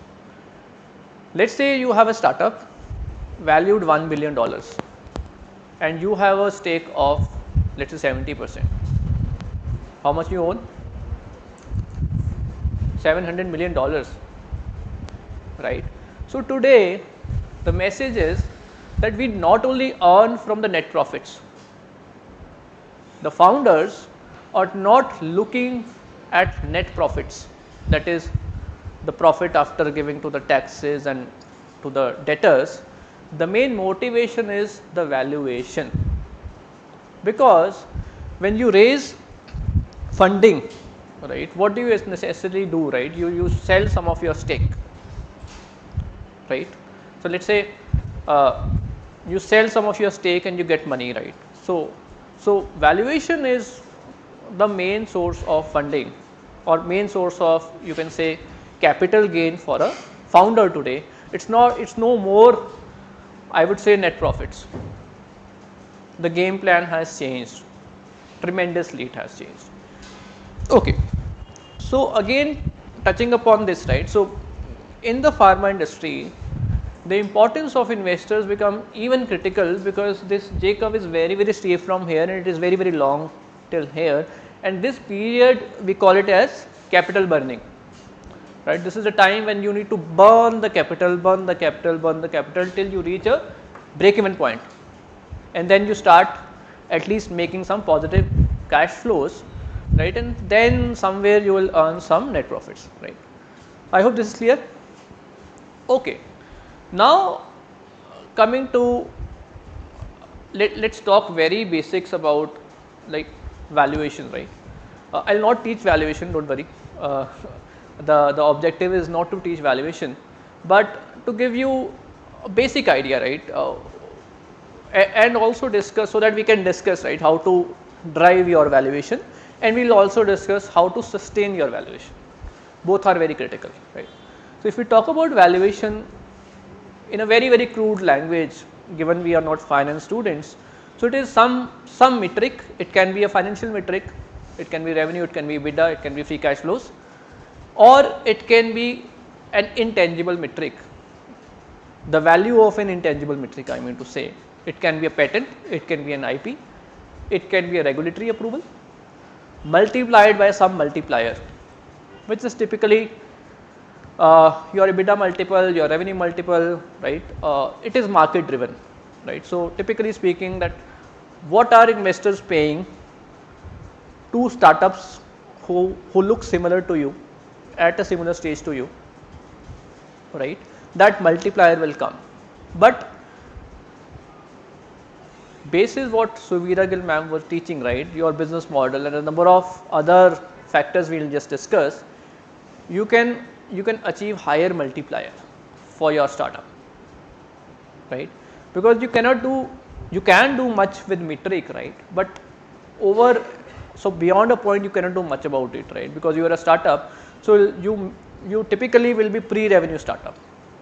You will not have a revenue for sure. You will have intangible assets, you will have a team, you may have some research, some ideas, you may have at the best some IPs or a patent, right? So that metric is relatively small for a startup, right? Because it will be intangible. So yes, investors will put some value to it, but question comes, what multiplier can we achieve, right? And what are some of those factors which typically investors look into your business, right, into your business model, into your business plan, and then they decide the multiplier. And there are a lot of negotiations which happen, right, because you will say, okay, I want to raise this much of funding at this particular valuation. Investor will say, hey, nothing doing, your multiplier should be X and not Y because of ABC reasons, and then you negotiate. We call it as term sheet, and it's a very hardcore negotiation which we do, right, but very interesting, right.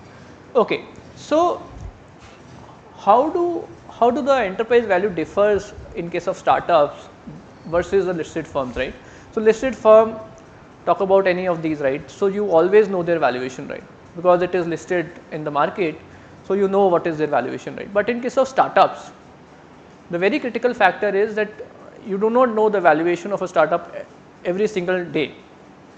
They are valued at each round of fundraising, correct? So that is a, yeah, please. WhatsApp, it was a startup, Mhm. and then it was acquired by Facebook. Correct. So how would you, if you take that as an example, how would they have valued it and when they acquired at a certain cost? So this is how I relate to it, right. So there are two ways to get valuations, right. One, you create value for others. Two, you become threat for others. So this is the second case. WhatsApp was a big threat to Facebook, right, and I think they paid $22 billion of valuation to buy WhatsApp, if I am correct. It was around $22 billion of valuation, right. So imagine no revenues, only user base, but threat to a large organization makes you very rich, right. So that in that case, ma'am, what we typically do is we look at the customer base, right, and we look at what are the different avenues, right, what all you can do using that customer base, because WhatsApp was coming up with so many other things which Facebook was also doing. So it was a threat to Facebook that it will take up their customer bases, right, and they will also come up with other services. WhatsApp is also coming into the payment stuff now, right. They are coming into sharing the pictures and everything, right, which Facebook was typically doing. So it was a big threat to Facebook. That's why they thought we should acquire it before it becomes too big to challenge. All right, so that's what it works. Okay, anyone else? Are we good till now? Let's be active here. Are we good till now? Yes. Okay, good. Then second is the metric and the multiplier, right? It will change. The metric will change. For example, when you are pre-revenue, it will be your intangible asset, right? When you are commercialized and you are able to sell the product, your revenue will become the metric, right, and then there will be a multiplier associated with it. And then as you mature, right, you have free cash flows, then free cash flows and the net present values will be your metric, right, and then there will be a multiplier. So for us as entrepreneurs, I would say it is very critical to have basic acumen of fundraising. I'm not saying knowledge, I'm using the word acumen. Acumen is understanding, right, how it works, right, and at each valuation, at each fundraising round, the valuation increases or decreases.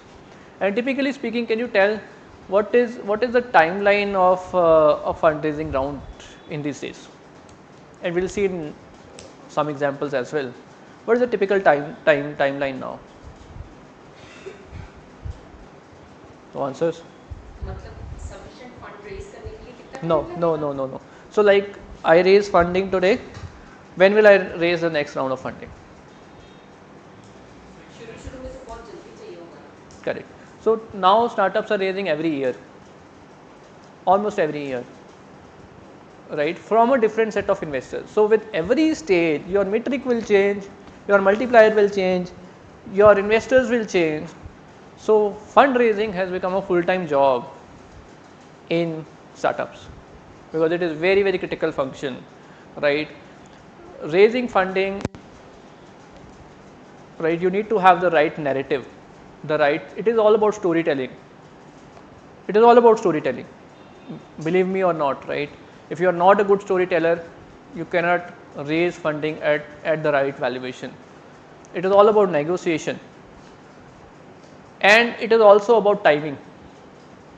We will discuss few examples, right, who couldn't time their fundraising rounds well, and they faced decline, 90% decline in their valuation from one round to the next round, right. So very, very interesting topic. This slide and this all discussion was to get some interest in all of us, right, that we can do wonders, right, but we need to learn the game, right, and understand the rules, right. So okay, let's move ahead. If we are at a pre-seed stage, right, then the metrics would be your intangibles. We already talked about it. Your intellectual properties, your patents, right, your prototypes.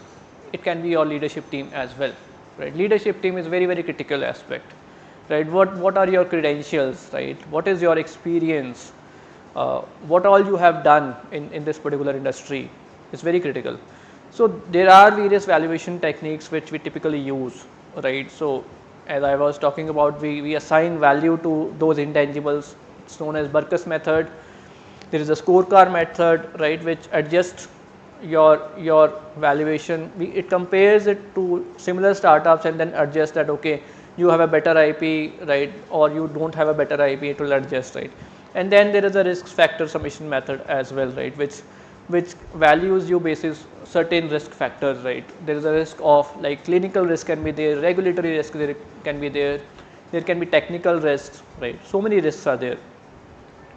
Typically speaking, compared to any other business, any other industry, pharma is the industry with highest risk, right. You can fail at any level, right, but it has got some benefits as well. I'll talk about in the next slide.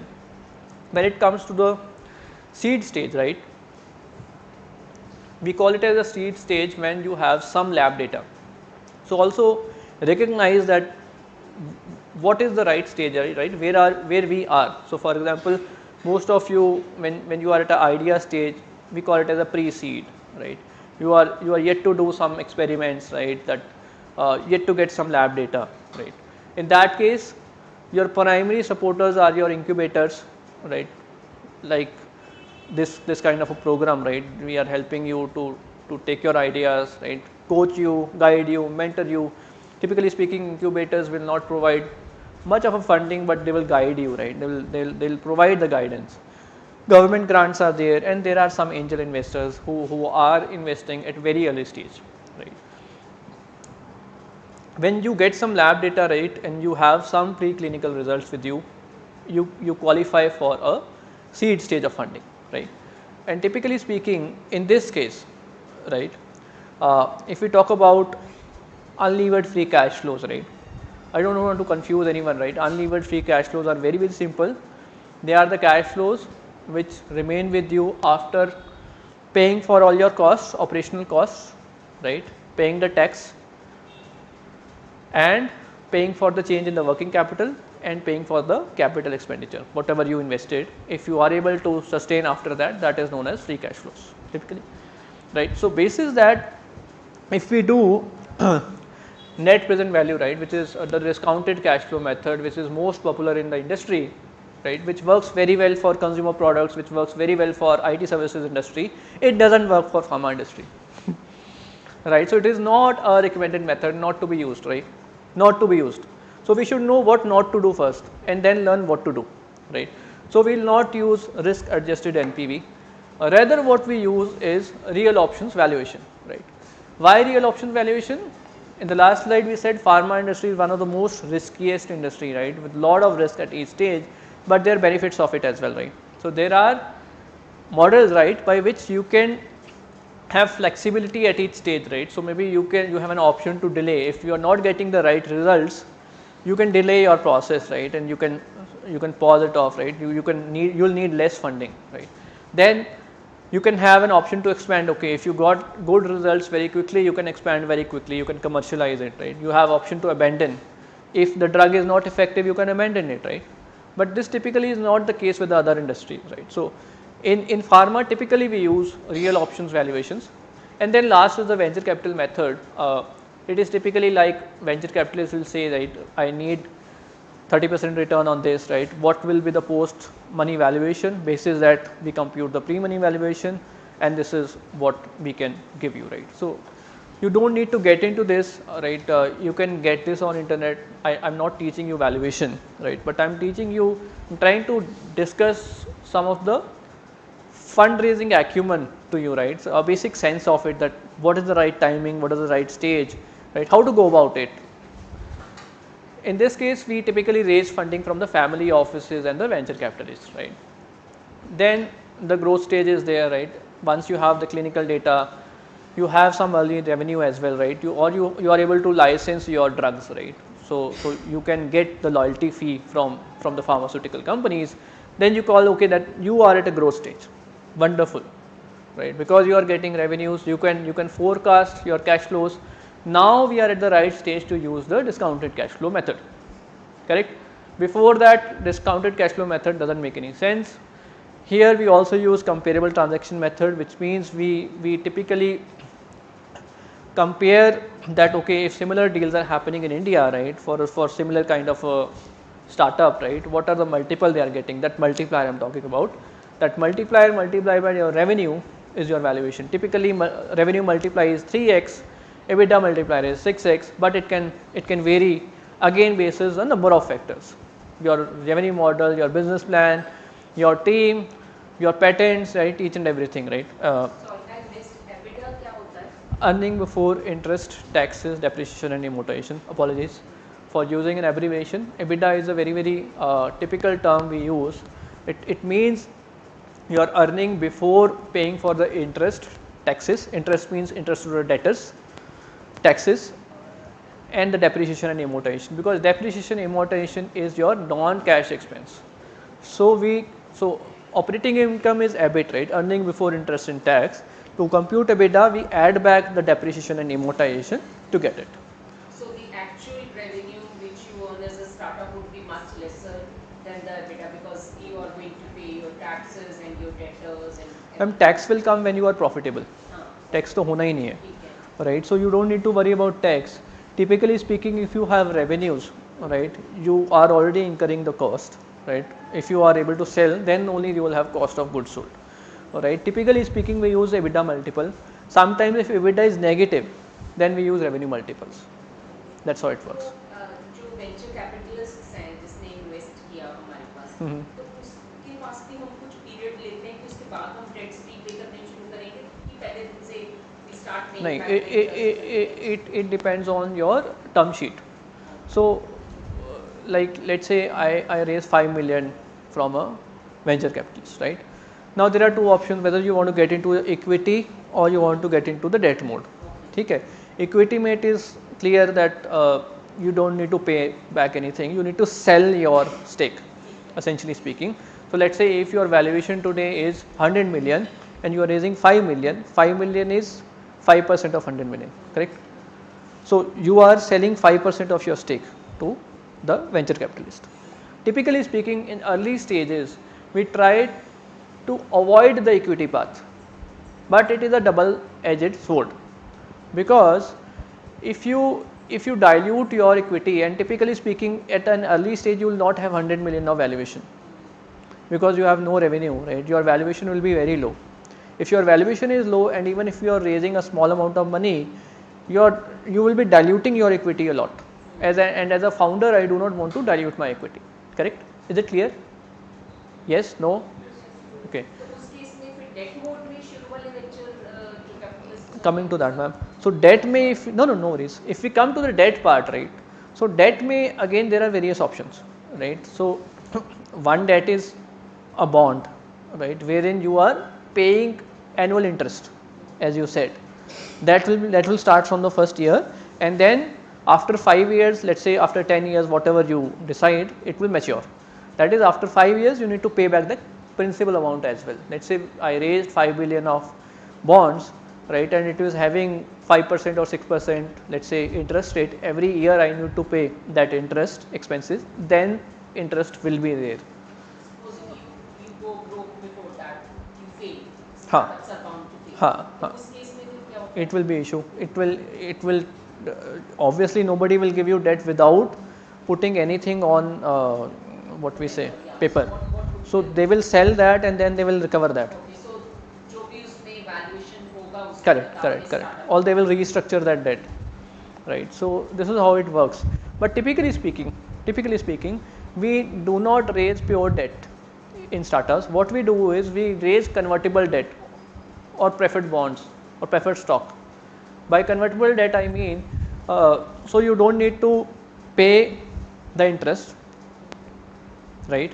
So your interest will accumulate to your principal amount. 5 million may 5% of 5 million will keep on adding up. At the end of the 5 year, your 5 million will become, let's say, 6 or 7 million, 6 million, let's say, right?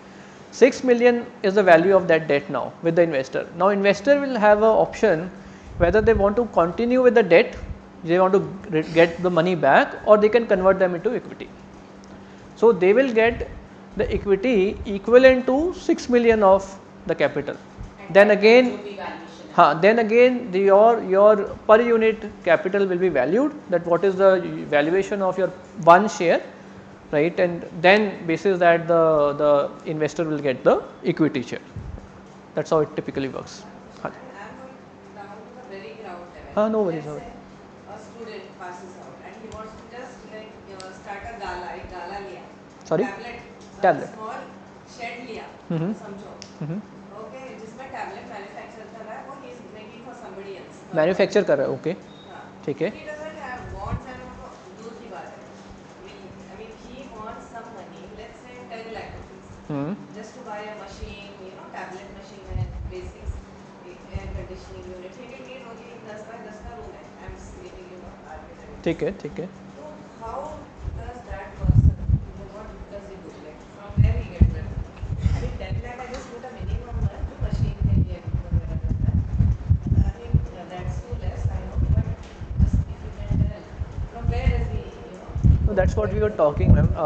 Your angel investors are also there, right? So they typically invest in the very early stage startups. So they will discuss with you what is your idea, whether it is scalable. So I'll discuss that as well, right? So what are those? नहीं, where to find तो इसी में ही है कि typically angel investors are there, grants are there. So there are various government schemes. Government grants are there. No, bank loan अलग हो गया. Bank loan you'll have to put. हाँ. Government grants में there is a organization as well. I think Bicon या क्या? There is a name as well, right? हाँ, BIREC, right? So BIREC is a Indian organization, government organization which provides grants. So they do. Only challenge is it is a bit longish process and you have to do a lot of applications and convince them, right? So it's like that. तो उस तरीके से, right? But long story short is you should have the idea, you should be able to communicate the story. Again, storytelling is very, very critical. Anyone else? I see a lot of people laughing. All good? Okay. It is good to laugh, no problem, right? So if you have any questions, feel free. Feel free to ask, right? Yeah. So where do they bring the funds from? They won't talk about millions, but they'll be right. No, that's why I wanted to have, I was discussing with ma'am as well, right? I want to have more of an interactive session, right? At the last moment he prepared some slides. This is just for reference, right? I just want more interactive session. Questions that come to your mind. So whatever we are asking is only we are. If you have identified an idea, right? Definitely मतलब ये सोचना पड़ेगा अगर कुछ भी सोचते हो venture करने का तो यही सब बेसिक चीजें हैं जो सोचनी पड़ेगी. Any questions? It can be as simple as anything. If you want to discuss. No. एक स्टार्टअप में क्या एक बंदा शुरू कर सकते हैं कितनी मिनिमम टीम की because you said fundraising team should be very important तो कि मतलब शुरू में can they have a small team एक दो तीन लोगों के साथ भी चल सकता है कैसे करना चाहिए. So ma'am, the way we do consulting, right, is that typically let's say you are an entrepreneur, right, and basis my experience, right, entrepreneurship is not about doing everything yourself. It's very critical. You cannot become an entrepreneur if you think you will do everything yourself. You will have to delegate, you will have to project manage it. By program managing, I mean you understand your industry, you understand your value chain, you identified one niche कि ठीक है I'll do this, I'm best at it, I have the right resources, maybe I do not know, I know somebody, I'll partner with them. आपने partner कर लिया, so you build up a team. Let's say we can take one example. For example, let's say I want to launch a drug. I discovered a drug. ठीक है. My idea was about a drug. I discovered it. Let's assume we got the clinical trial done. ठीक है. Talking about pharma, right? That everyone will understand. So we have identified a drug. Now the next step is clinical trials, right? Getting the regulatory approvals, right? That step is required. So I'll partner with a educational institution like university, like this Punjab University. I'll request them कि ठीक है ma'am, I'm your student. Please do something for me, right? I'll do a lecture, right? And please help me, right? So ma'am will help me, right? And I'll get those trials done. Okay, at a very maybe very minimal cost, right? So that's what the power of partnership comes, right? Then you will maybe you look for some freelancer, right? Who's providing regulatory services, right? You will hire the person for some time, right? And then you will get those regulatory stuff done, right? Getting those approvals, those processes, because you don't know them.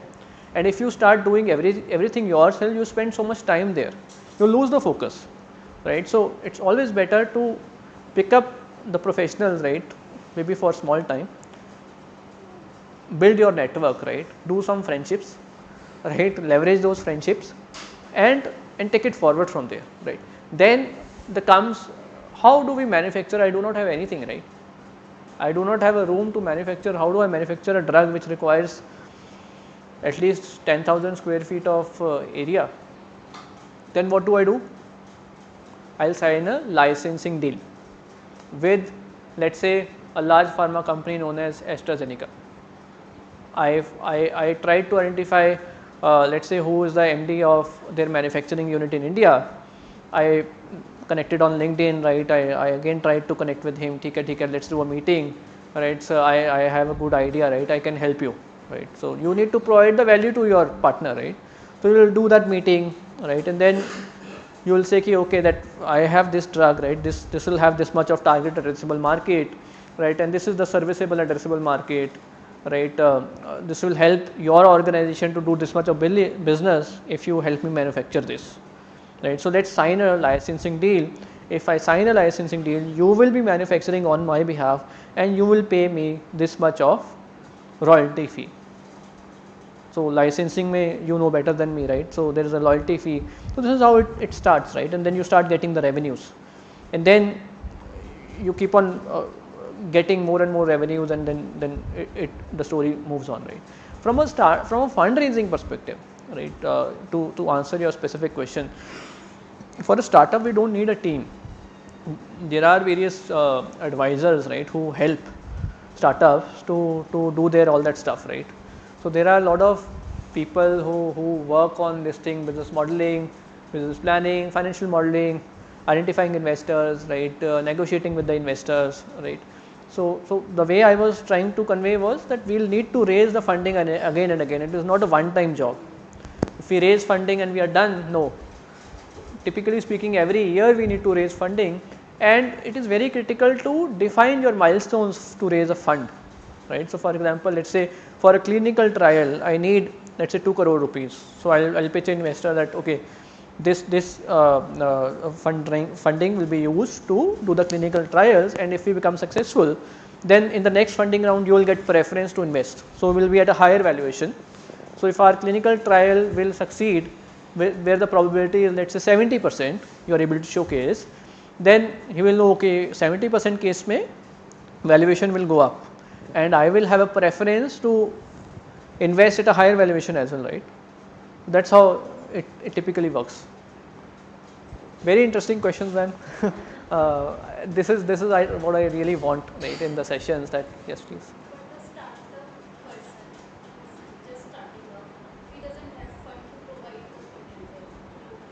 To उनकी fees कैसे देंगे? ही नहीं, she बोलो ना. you are the you are the entrepreneur, right? You can be. Why no? You say yes. Say for yourself. say yes. For yourself. Say yes. Right? Have courage. कोई बात, fail हो गए क्या होगा? नहीं होगे फेल. डरेंगे तो वो ही जाएंगे, डरने से क्या होगा, right? If we fear from the failure, you cannot play, right? Fear is the biggest enemy, right? डर के आगे जीत तो मानना ही पड़ेगा, right? In any career, right? It's not only about startups. If you keep on fearing, you cannot play the game. And if you do not have the money, that's fine. It's very understandable thing, right? For any business, whenever we are doing, you do not have money. That's the biggest problem, right? But slowly and slowly, right? You will try. Her question, if I understand, tell me if I'm correct, कि एक startup शुरू किया एक entrepreneur ने और आपने बोला कि उसके लिए लोग हैं, strategist के पास चले जाओ, business. We do not have money to pay to the advisor, right? I understand that, ma'am. Not a question. So thing is that when we, okay, I get it, right? So typically speaking, when we do consulting with startups, right? So there are various models on which we work, right? So typically speaking, your fee before fundraising is very low, right? So let's say you hired me, right, as a advisor. So what I will do is, okay, that for entire business modeling, business planning, right, financial modeling and stuff, I'll charge you very less, okay, but you give me 5% equity in your business. Simple. Or let's say if you are gonna raise 5 crores, yeah, if you raise He has already told you अपनी equity इतनी शुरू में देनी नहीं है. right? So second model is, okay, you are raising 5 crore rupees, okay, you hired me as an advisor, right, and what I'll say is, okay, I'll take 5% commission. When you get the money, out of that 5% I'll keep as my fee. So you don't need to pay upfront, but you need to sign a legal document that, okay, once you get money from the investors, this much will go to the advisors. I hope this answers your question. Which you can, in your expenses, you can show that you have to pay to this person also. So this is known as professional fees. Professional fees, right? So this is how it works, right? Are we clear? Ma'am, are we done with the time? I just started actually. Maybe you can. Okay. I think 15 minutes और बैठेंगे, 5 minutes. Are we good? Are we tired? No? ठीक है, good. Because this is something we really need, मुझे ऐसे लगता है. Okay, let's talk something interesting, right? I'll not talk about valuation. I'll talk about how do we really increase our valuation, right? That multiplier we discussed, right? How do we really increase that multiplier? So we always talk about carve out a niche for yourself, right? Carve out a niche. But very critical factor which we as advisors or investors look at is your niche scalable? Can you scale it up across a large set of target population? So for example, TrueMeds. I'm taking examples from pharma industry. I'm not from pharma purely, but taking relevant examples so that you can relate to, right? So TrueMeds was an organization.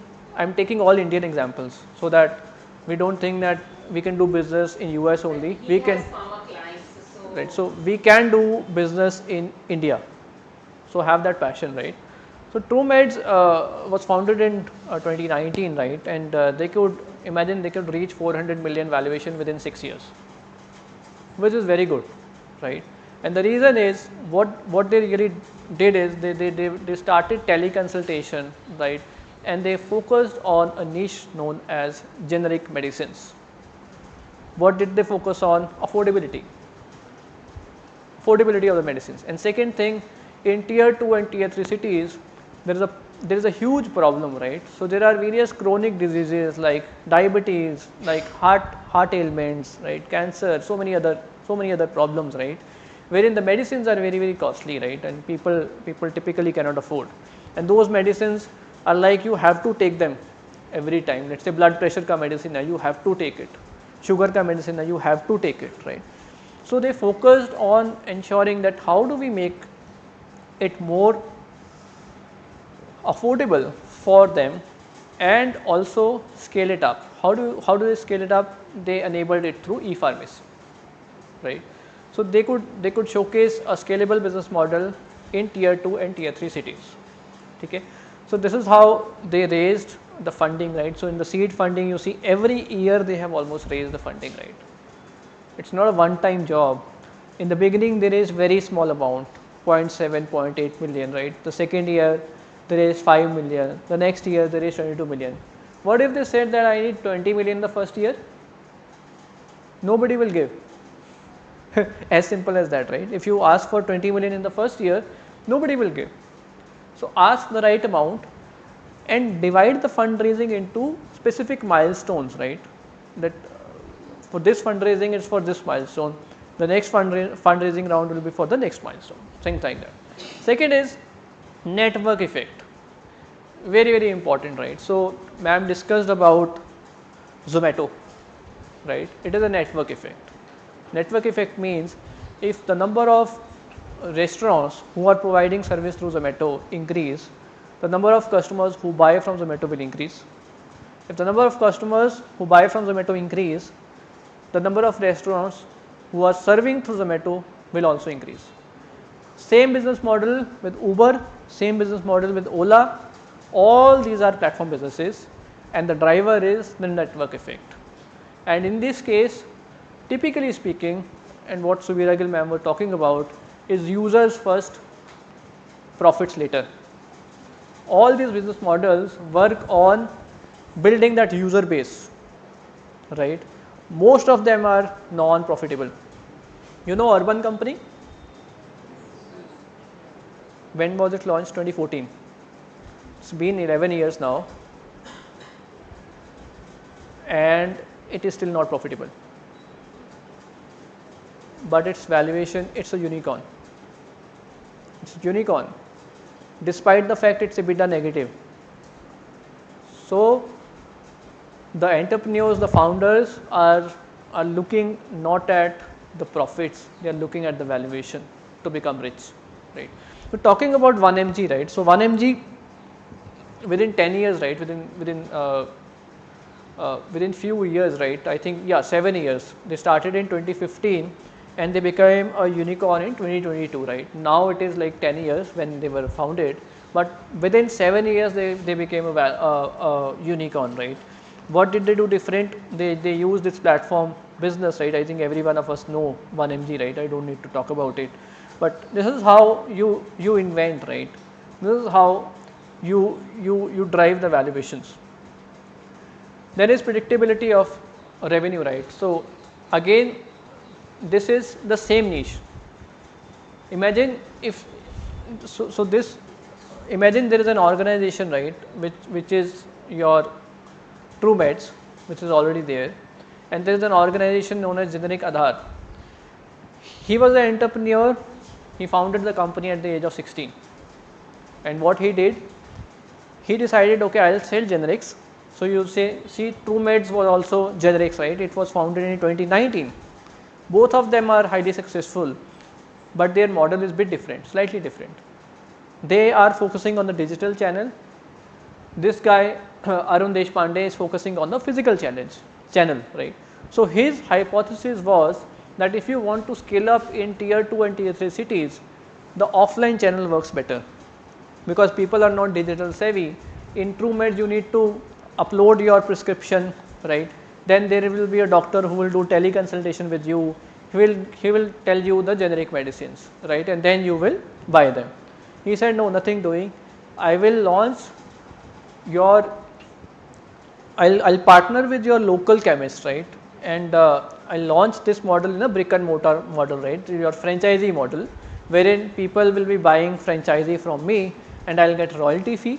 In franchisee, I hope everyone understands, like McDonald's, right? It is franchisee model. You don't need to invest into your infrastructure. People will buy your franchisee, you will get recurring royalty fee. So that's why predictability of revenue, right? If you are into a franchisee model like Patanjali's of the world, like this guy, right? So your revenue becomes much more predictable, right? Every year you know that this much of royalty fee is going to come, and then specific percentage of commission is also there, right? So this is known as predictability of revenue. If your revenues are predictable, your multiplier will be higher. Yeah.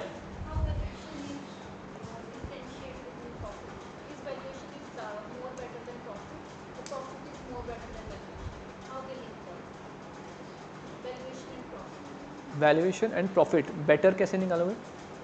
Which one is better in startups, valuation or profit? मतलब revenue की बात करनी चाहिए कि valuation की बात करनी चाहिए? See, I think it relates. they are related, right? So let's say if you are a pre-revenue company, right, but your idea is such that it is gonna revolutionize a thing. I'll talk about a company, a US based company. They launched some machine learning kind of an algorithm which is collecting data, integrating data, right, and they are enabling the drug discovery, right, and they then partnered with couple of organizations including AstraZeneca and stuff, right. They could do wonders, right, in a very small period of time. So I would say it's more about how your idea will grow, right? What is the predictability of the revenue? So once you have an idea where the probability of success is very high, right, your valuation will automatically go up. Correct. So there are various kinds of models, right? So for example, if we talk about the last model, right, which was more on e-pharmacy, right, or 1mg, right, here the focus remains on acquiring more and more customers. They do a lot of marketing. Have you ever seen income statement of urban company 1mg? Anyone? No. Look at the marketing expenses they are doing. They spend huge on marketing 1mgs so that they can acquire customers, and the typical metric we use is how much they spend to acquire one customer, right? What is the spending? So these are very critical metrics we'll look at when okay, then you are saying that okay, I'm pre-revenue, right, I'm not earning a profit, but I'll look at those metrics, right? What is your customer acquisition cost, right, and what would be the ticket size of each customer? How many customers are you expecting? What if the different scenario comes up? So in modeling we do a lot of scenario analysis, right, base case, optimistic case, pessimistic case, right, we triangulate the numbers. It's not that something we give and other will believe it. It doesn't work like that. So there is a lot of triangulation which happens, right, a lot of number crunching, and people are so smart that at the back of the envelope they can get to know कि इसमें गड़बड़ है या नहीं है. At the back of the envelope I'm telling you, you tell me a number, to some extent I can tell you this makes sense or not, right. With that experience you get to know कि इसमें there is some issue in the assumption, something is not clear, right, because that's our job. So we help investors, right, also to check whether this asset will make sense or not, whether this will fly or not, right. I hope I answered your question. For a entrepreneur, more critical is your valuation, because profit pharma में इतनी जल्दी नहीं आएगा, right. Most of the models in pharma are very difficult to reach a profit stage. That's why I started with the J curve, right. In pharma it's more about how much disruptions you can bring, how much social impact you can bring. Can you discover, let's say in cancer we are dependent on chemotherapy in this stream of medicine. We are dependent on chemotherapy and it is quite costly, right. But if we can identify one medicine, right, which can be an oral medicine which can help us not to undergo chemotherapy, what will be the value of that drug? It will do wonders. You don't need any revenue. You just bring out the idea with a success rate of 70%, right. You will get any funding you want, any funding I will say, because the impact is so huge, right. The cancer rate is increasing like anything. It's predicted like in India the rate of cancer is going to increase, right. It has become very common these days, right. So if the impact is very high, right, their revenues and EBITDAs and cash flows doesn't matter. Okay, हाँ जी ma'am.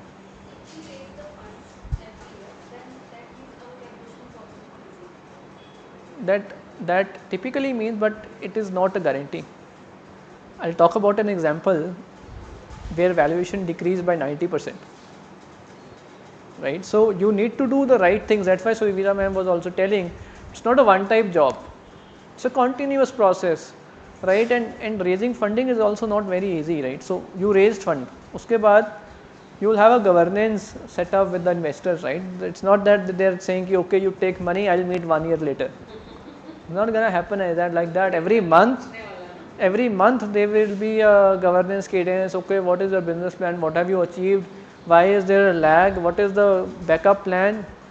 So on and so forth, right? How are you managing this cost? How are you managing that cost? Where are we in the discovery?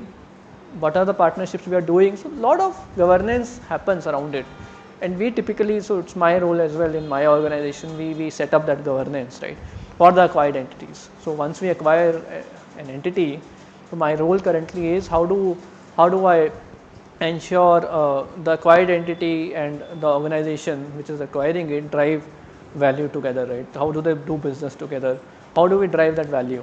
It's not from a valuation standpoint, because we don't intend to sell that business, but how do we enhance the business between the two companies, right? How do we do the business together, go to market strategy, value propositions, new solutions, new customers, new logos? How do we do that? There is time to market, right? How can we launch some of the products very quickly? So this is not a startup, right? Sun Pharma, we everyone know, is a very large organization, right? But time to market is very critical. They could launch a drug during COVID-19 period, right? When it was the necessity, right? So and you know, during the COVID period, I think it was pharma industry which spiked like anything. The valuations of pharma companies spiked like anything, right? And these were the reasons, right? They could juggle around, right? They could do the right partnerships, right? And they could find out a solution, right? Regulatory clarity, right? If your organization is able to get the right regulatory approvals, the path becomes very easy, right? So Molbio was an organization. Again, it got traction around the pandemic period. So you see, it was founded in 2000, so way back, 25 years old organization, not doing very great. It raised first round of funding in 2020, right?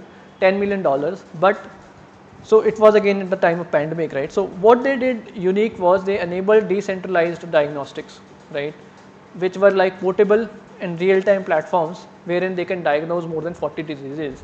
And during the COVID time, they could enable, right, testing the COVID, right? So there was used to be a van. They used to take that van and do the testing, right, in the remote areas as well. And you see the results, right? So it's always about the impact which you can derive and the necessity of that impact, right? During COVID-19 period, I think government was very friendly with the organizations, right, to give the regulatory approvals in a very quick fashion. Otherwise, I think these regulatory approvals take a lot of time. Then is your platform thinking. I think this was the organization which I was talking about. This is a US based organization founded in just 2018, right?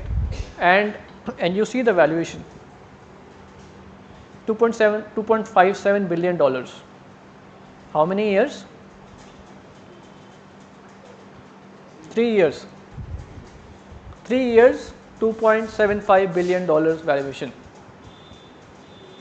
That's the power of business model. So what they did, they integrated your machine learning with your some biological data, right, and clinical data and human data, blah blah blah, and they could accelerate the drug discovery for others, right? So who are their customers? Large pharma companies who are doing drug discovery, right? But they could enable it for a lot of customers, right? And they did a partnership with, I think, AstraZeneca, with Eli Lilly and BMS, right? And they could really drive their valuations up. Last but not the least, strategic partnerships are very critical, right? And we discussed it a lot, I think, right? So in every step, it's not that in the beginning only that you need to do the partnerships. Your partnerships is a bread and butter in business, right? For everything, for anything, partnership is very critical. At every point of time, you need to think twice whether you should build it in-house, or you should partner, or you should buy, right? So this organization, this is not a government organization. The name looks like that. It's not an institution, Serum Institute of India, but it is a private organization looking for profits. It's not a non-profit organization. It did a licensing agreement with AstraZeneca, right, to manufacture and distribute its COVID-19 vaccine, we typically call it as Covishield, right? So this way they could secure 400 million grant as well, right? So this is how the partnerships work, right? So this is very important, right? So how can we really preserve the valuations, right? This is very critical. Increasing the valuation is one story, right? But how do we really sustain it, right? Because it is not easy, right? And believe me, you cannot bluff for long. You cannot play a bluff for long. If you got a good valuation without the right fundamentals, it will not stay very long. Taking example of PharmEasy, right? PharmEasy, again, it was a platform business, right? And you know, it could increase its valuation to $5.6 billion in 2021. It was a unicorn, right? And it was doing the same stuff which others are doing, right? 1mgs of the world and others, right? So it was a very successful organization earlier, but its fundamentals were a bit lacking, right? Reasons: their operations were not very efficient, their margins were low. They acquired an organization with the name, they made an acquisition known as Thyrocare to get into the diagnostics business as well, and they acquired it at a very high valuation, around 600 million, right? And they took debt funding to acquire that organization, right? See the level of risk. They took huge risk, took debt funding. We call it as LBO, leveraged buyouts. Leveraged buyouts means you do not put equity, you take out debt, right? And you acquire assets, right? But the two organizations couldn't do well together, right? It wanted to cover entire aspect of pharmaceuticals, right? Including your medicines and including your diagnostics as well, to do end-to-end services. The rationale was not wrong, right?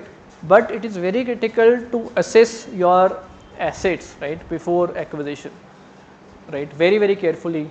Check the cultural compatibility, right? Check their business model, right? Check the level of risk you are taking, the business risk you are taking, the financial risk you are taking, right, before making any acquisition, right? Then is their reliance on medicine delivery was a primary thing, right? And this made the revenues fragile, right? It was a price sensitive kind of a revenue stream and relatively lower margin business, right? And last but not the least, they decided to do an IPO, right, at a wrong time, and they couldn't do the IPO because it got delayed. Their performance dwindled. The IPO got delayed by 1.5 years, and then they did it, and then they fell.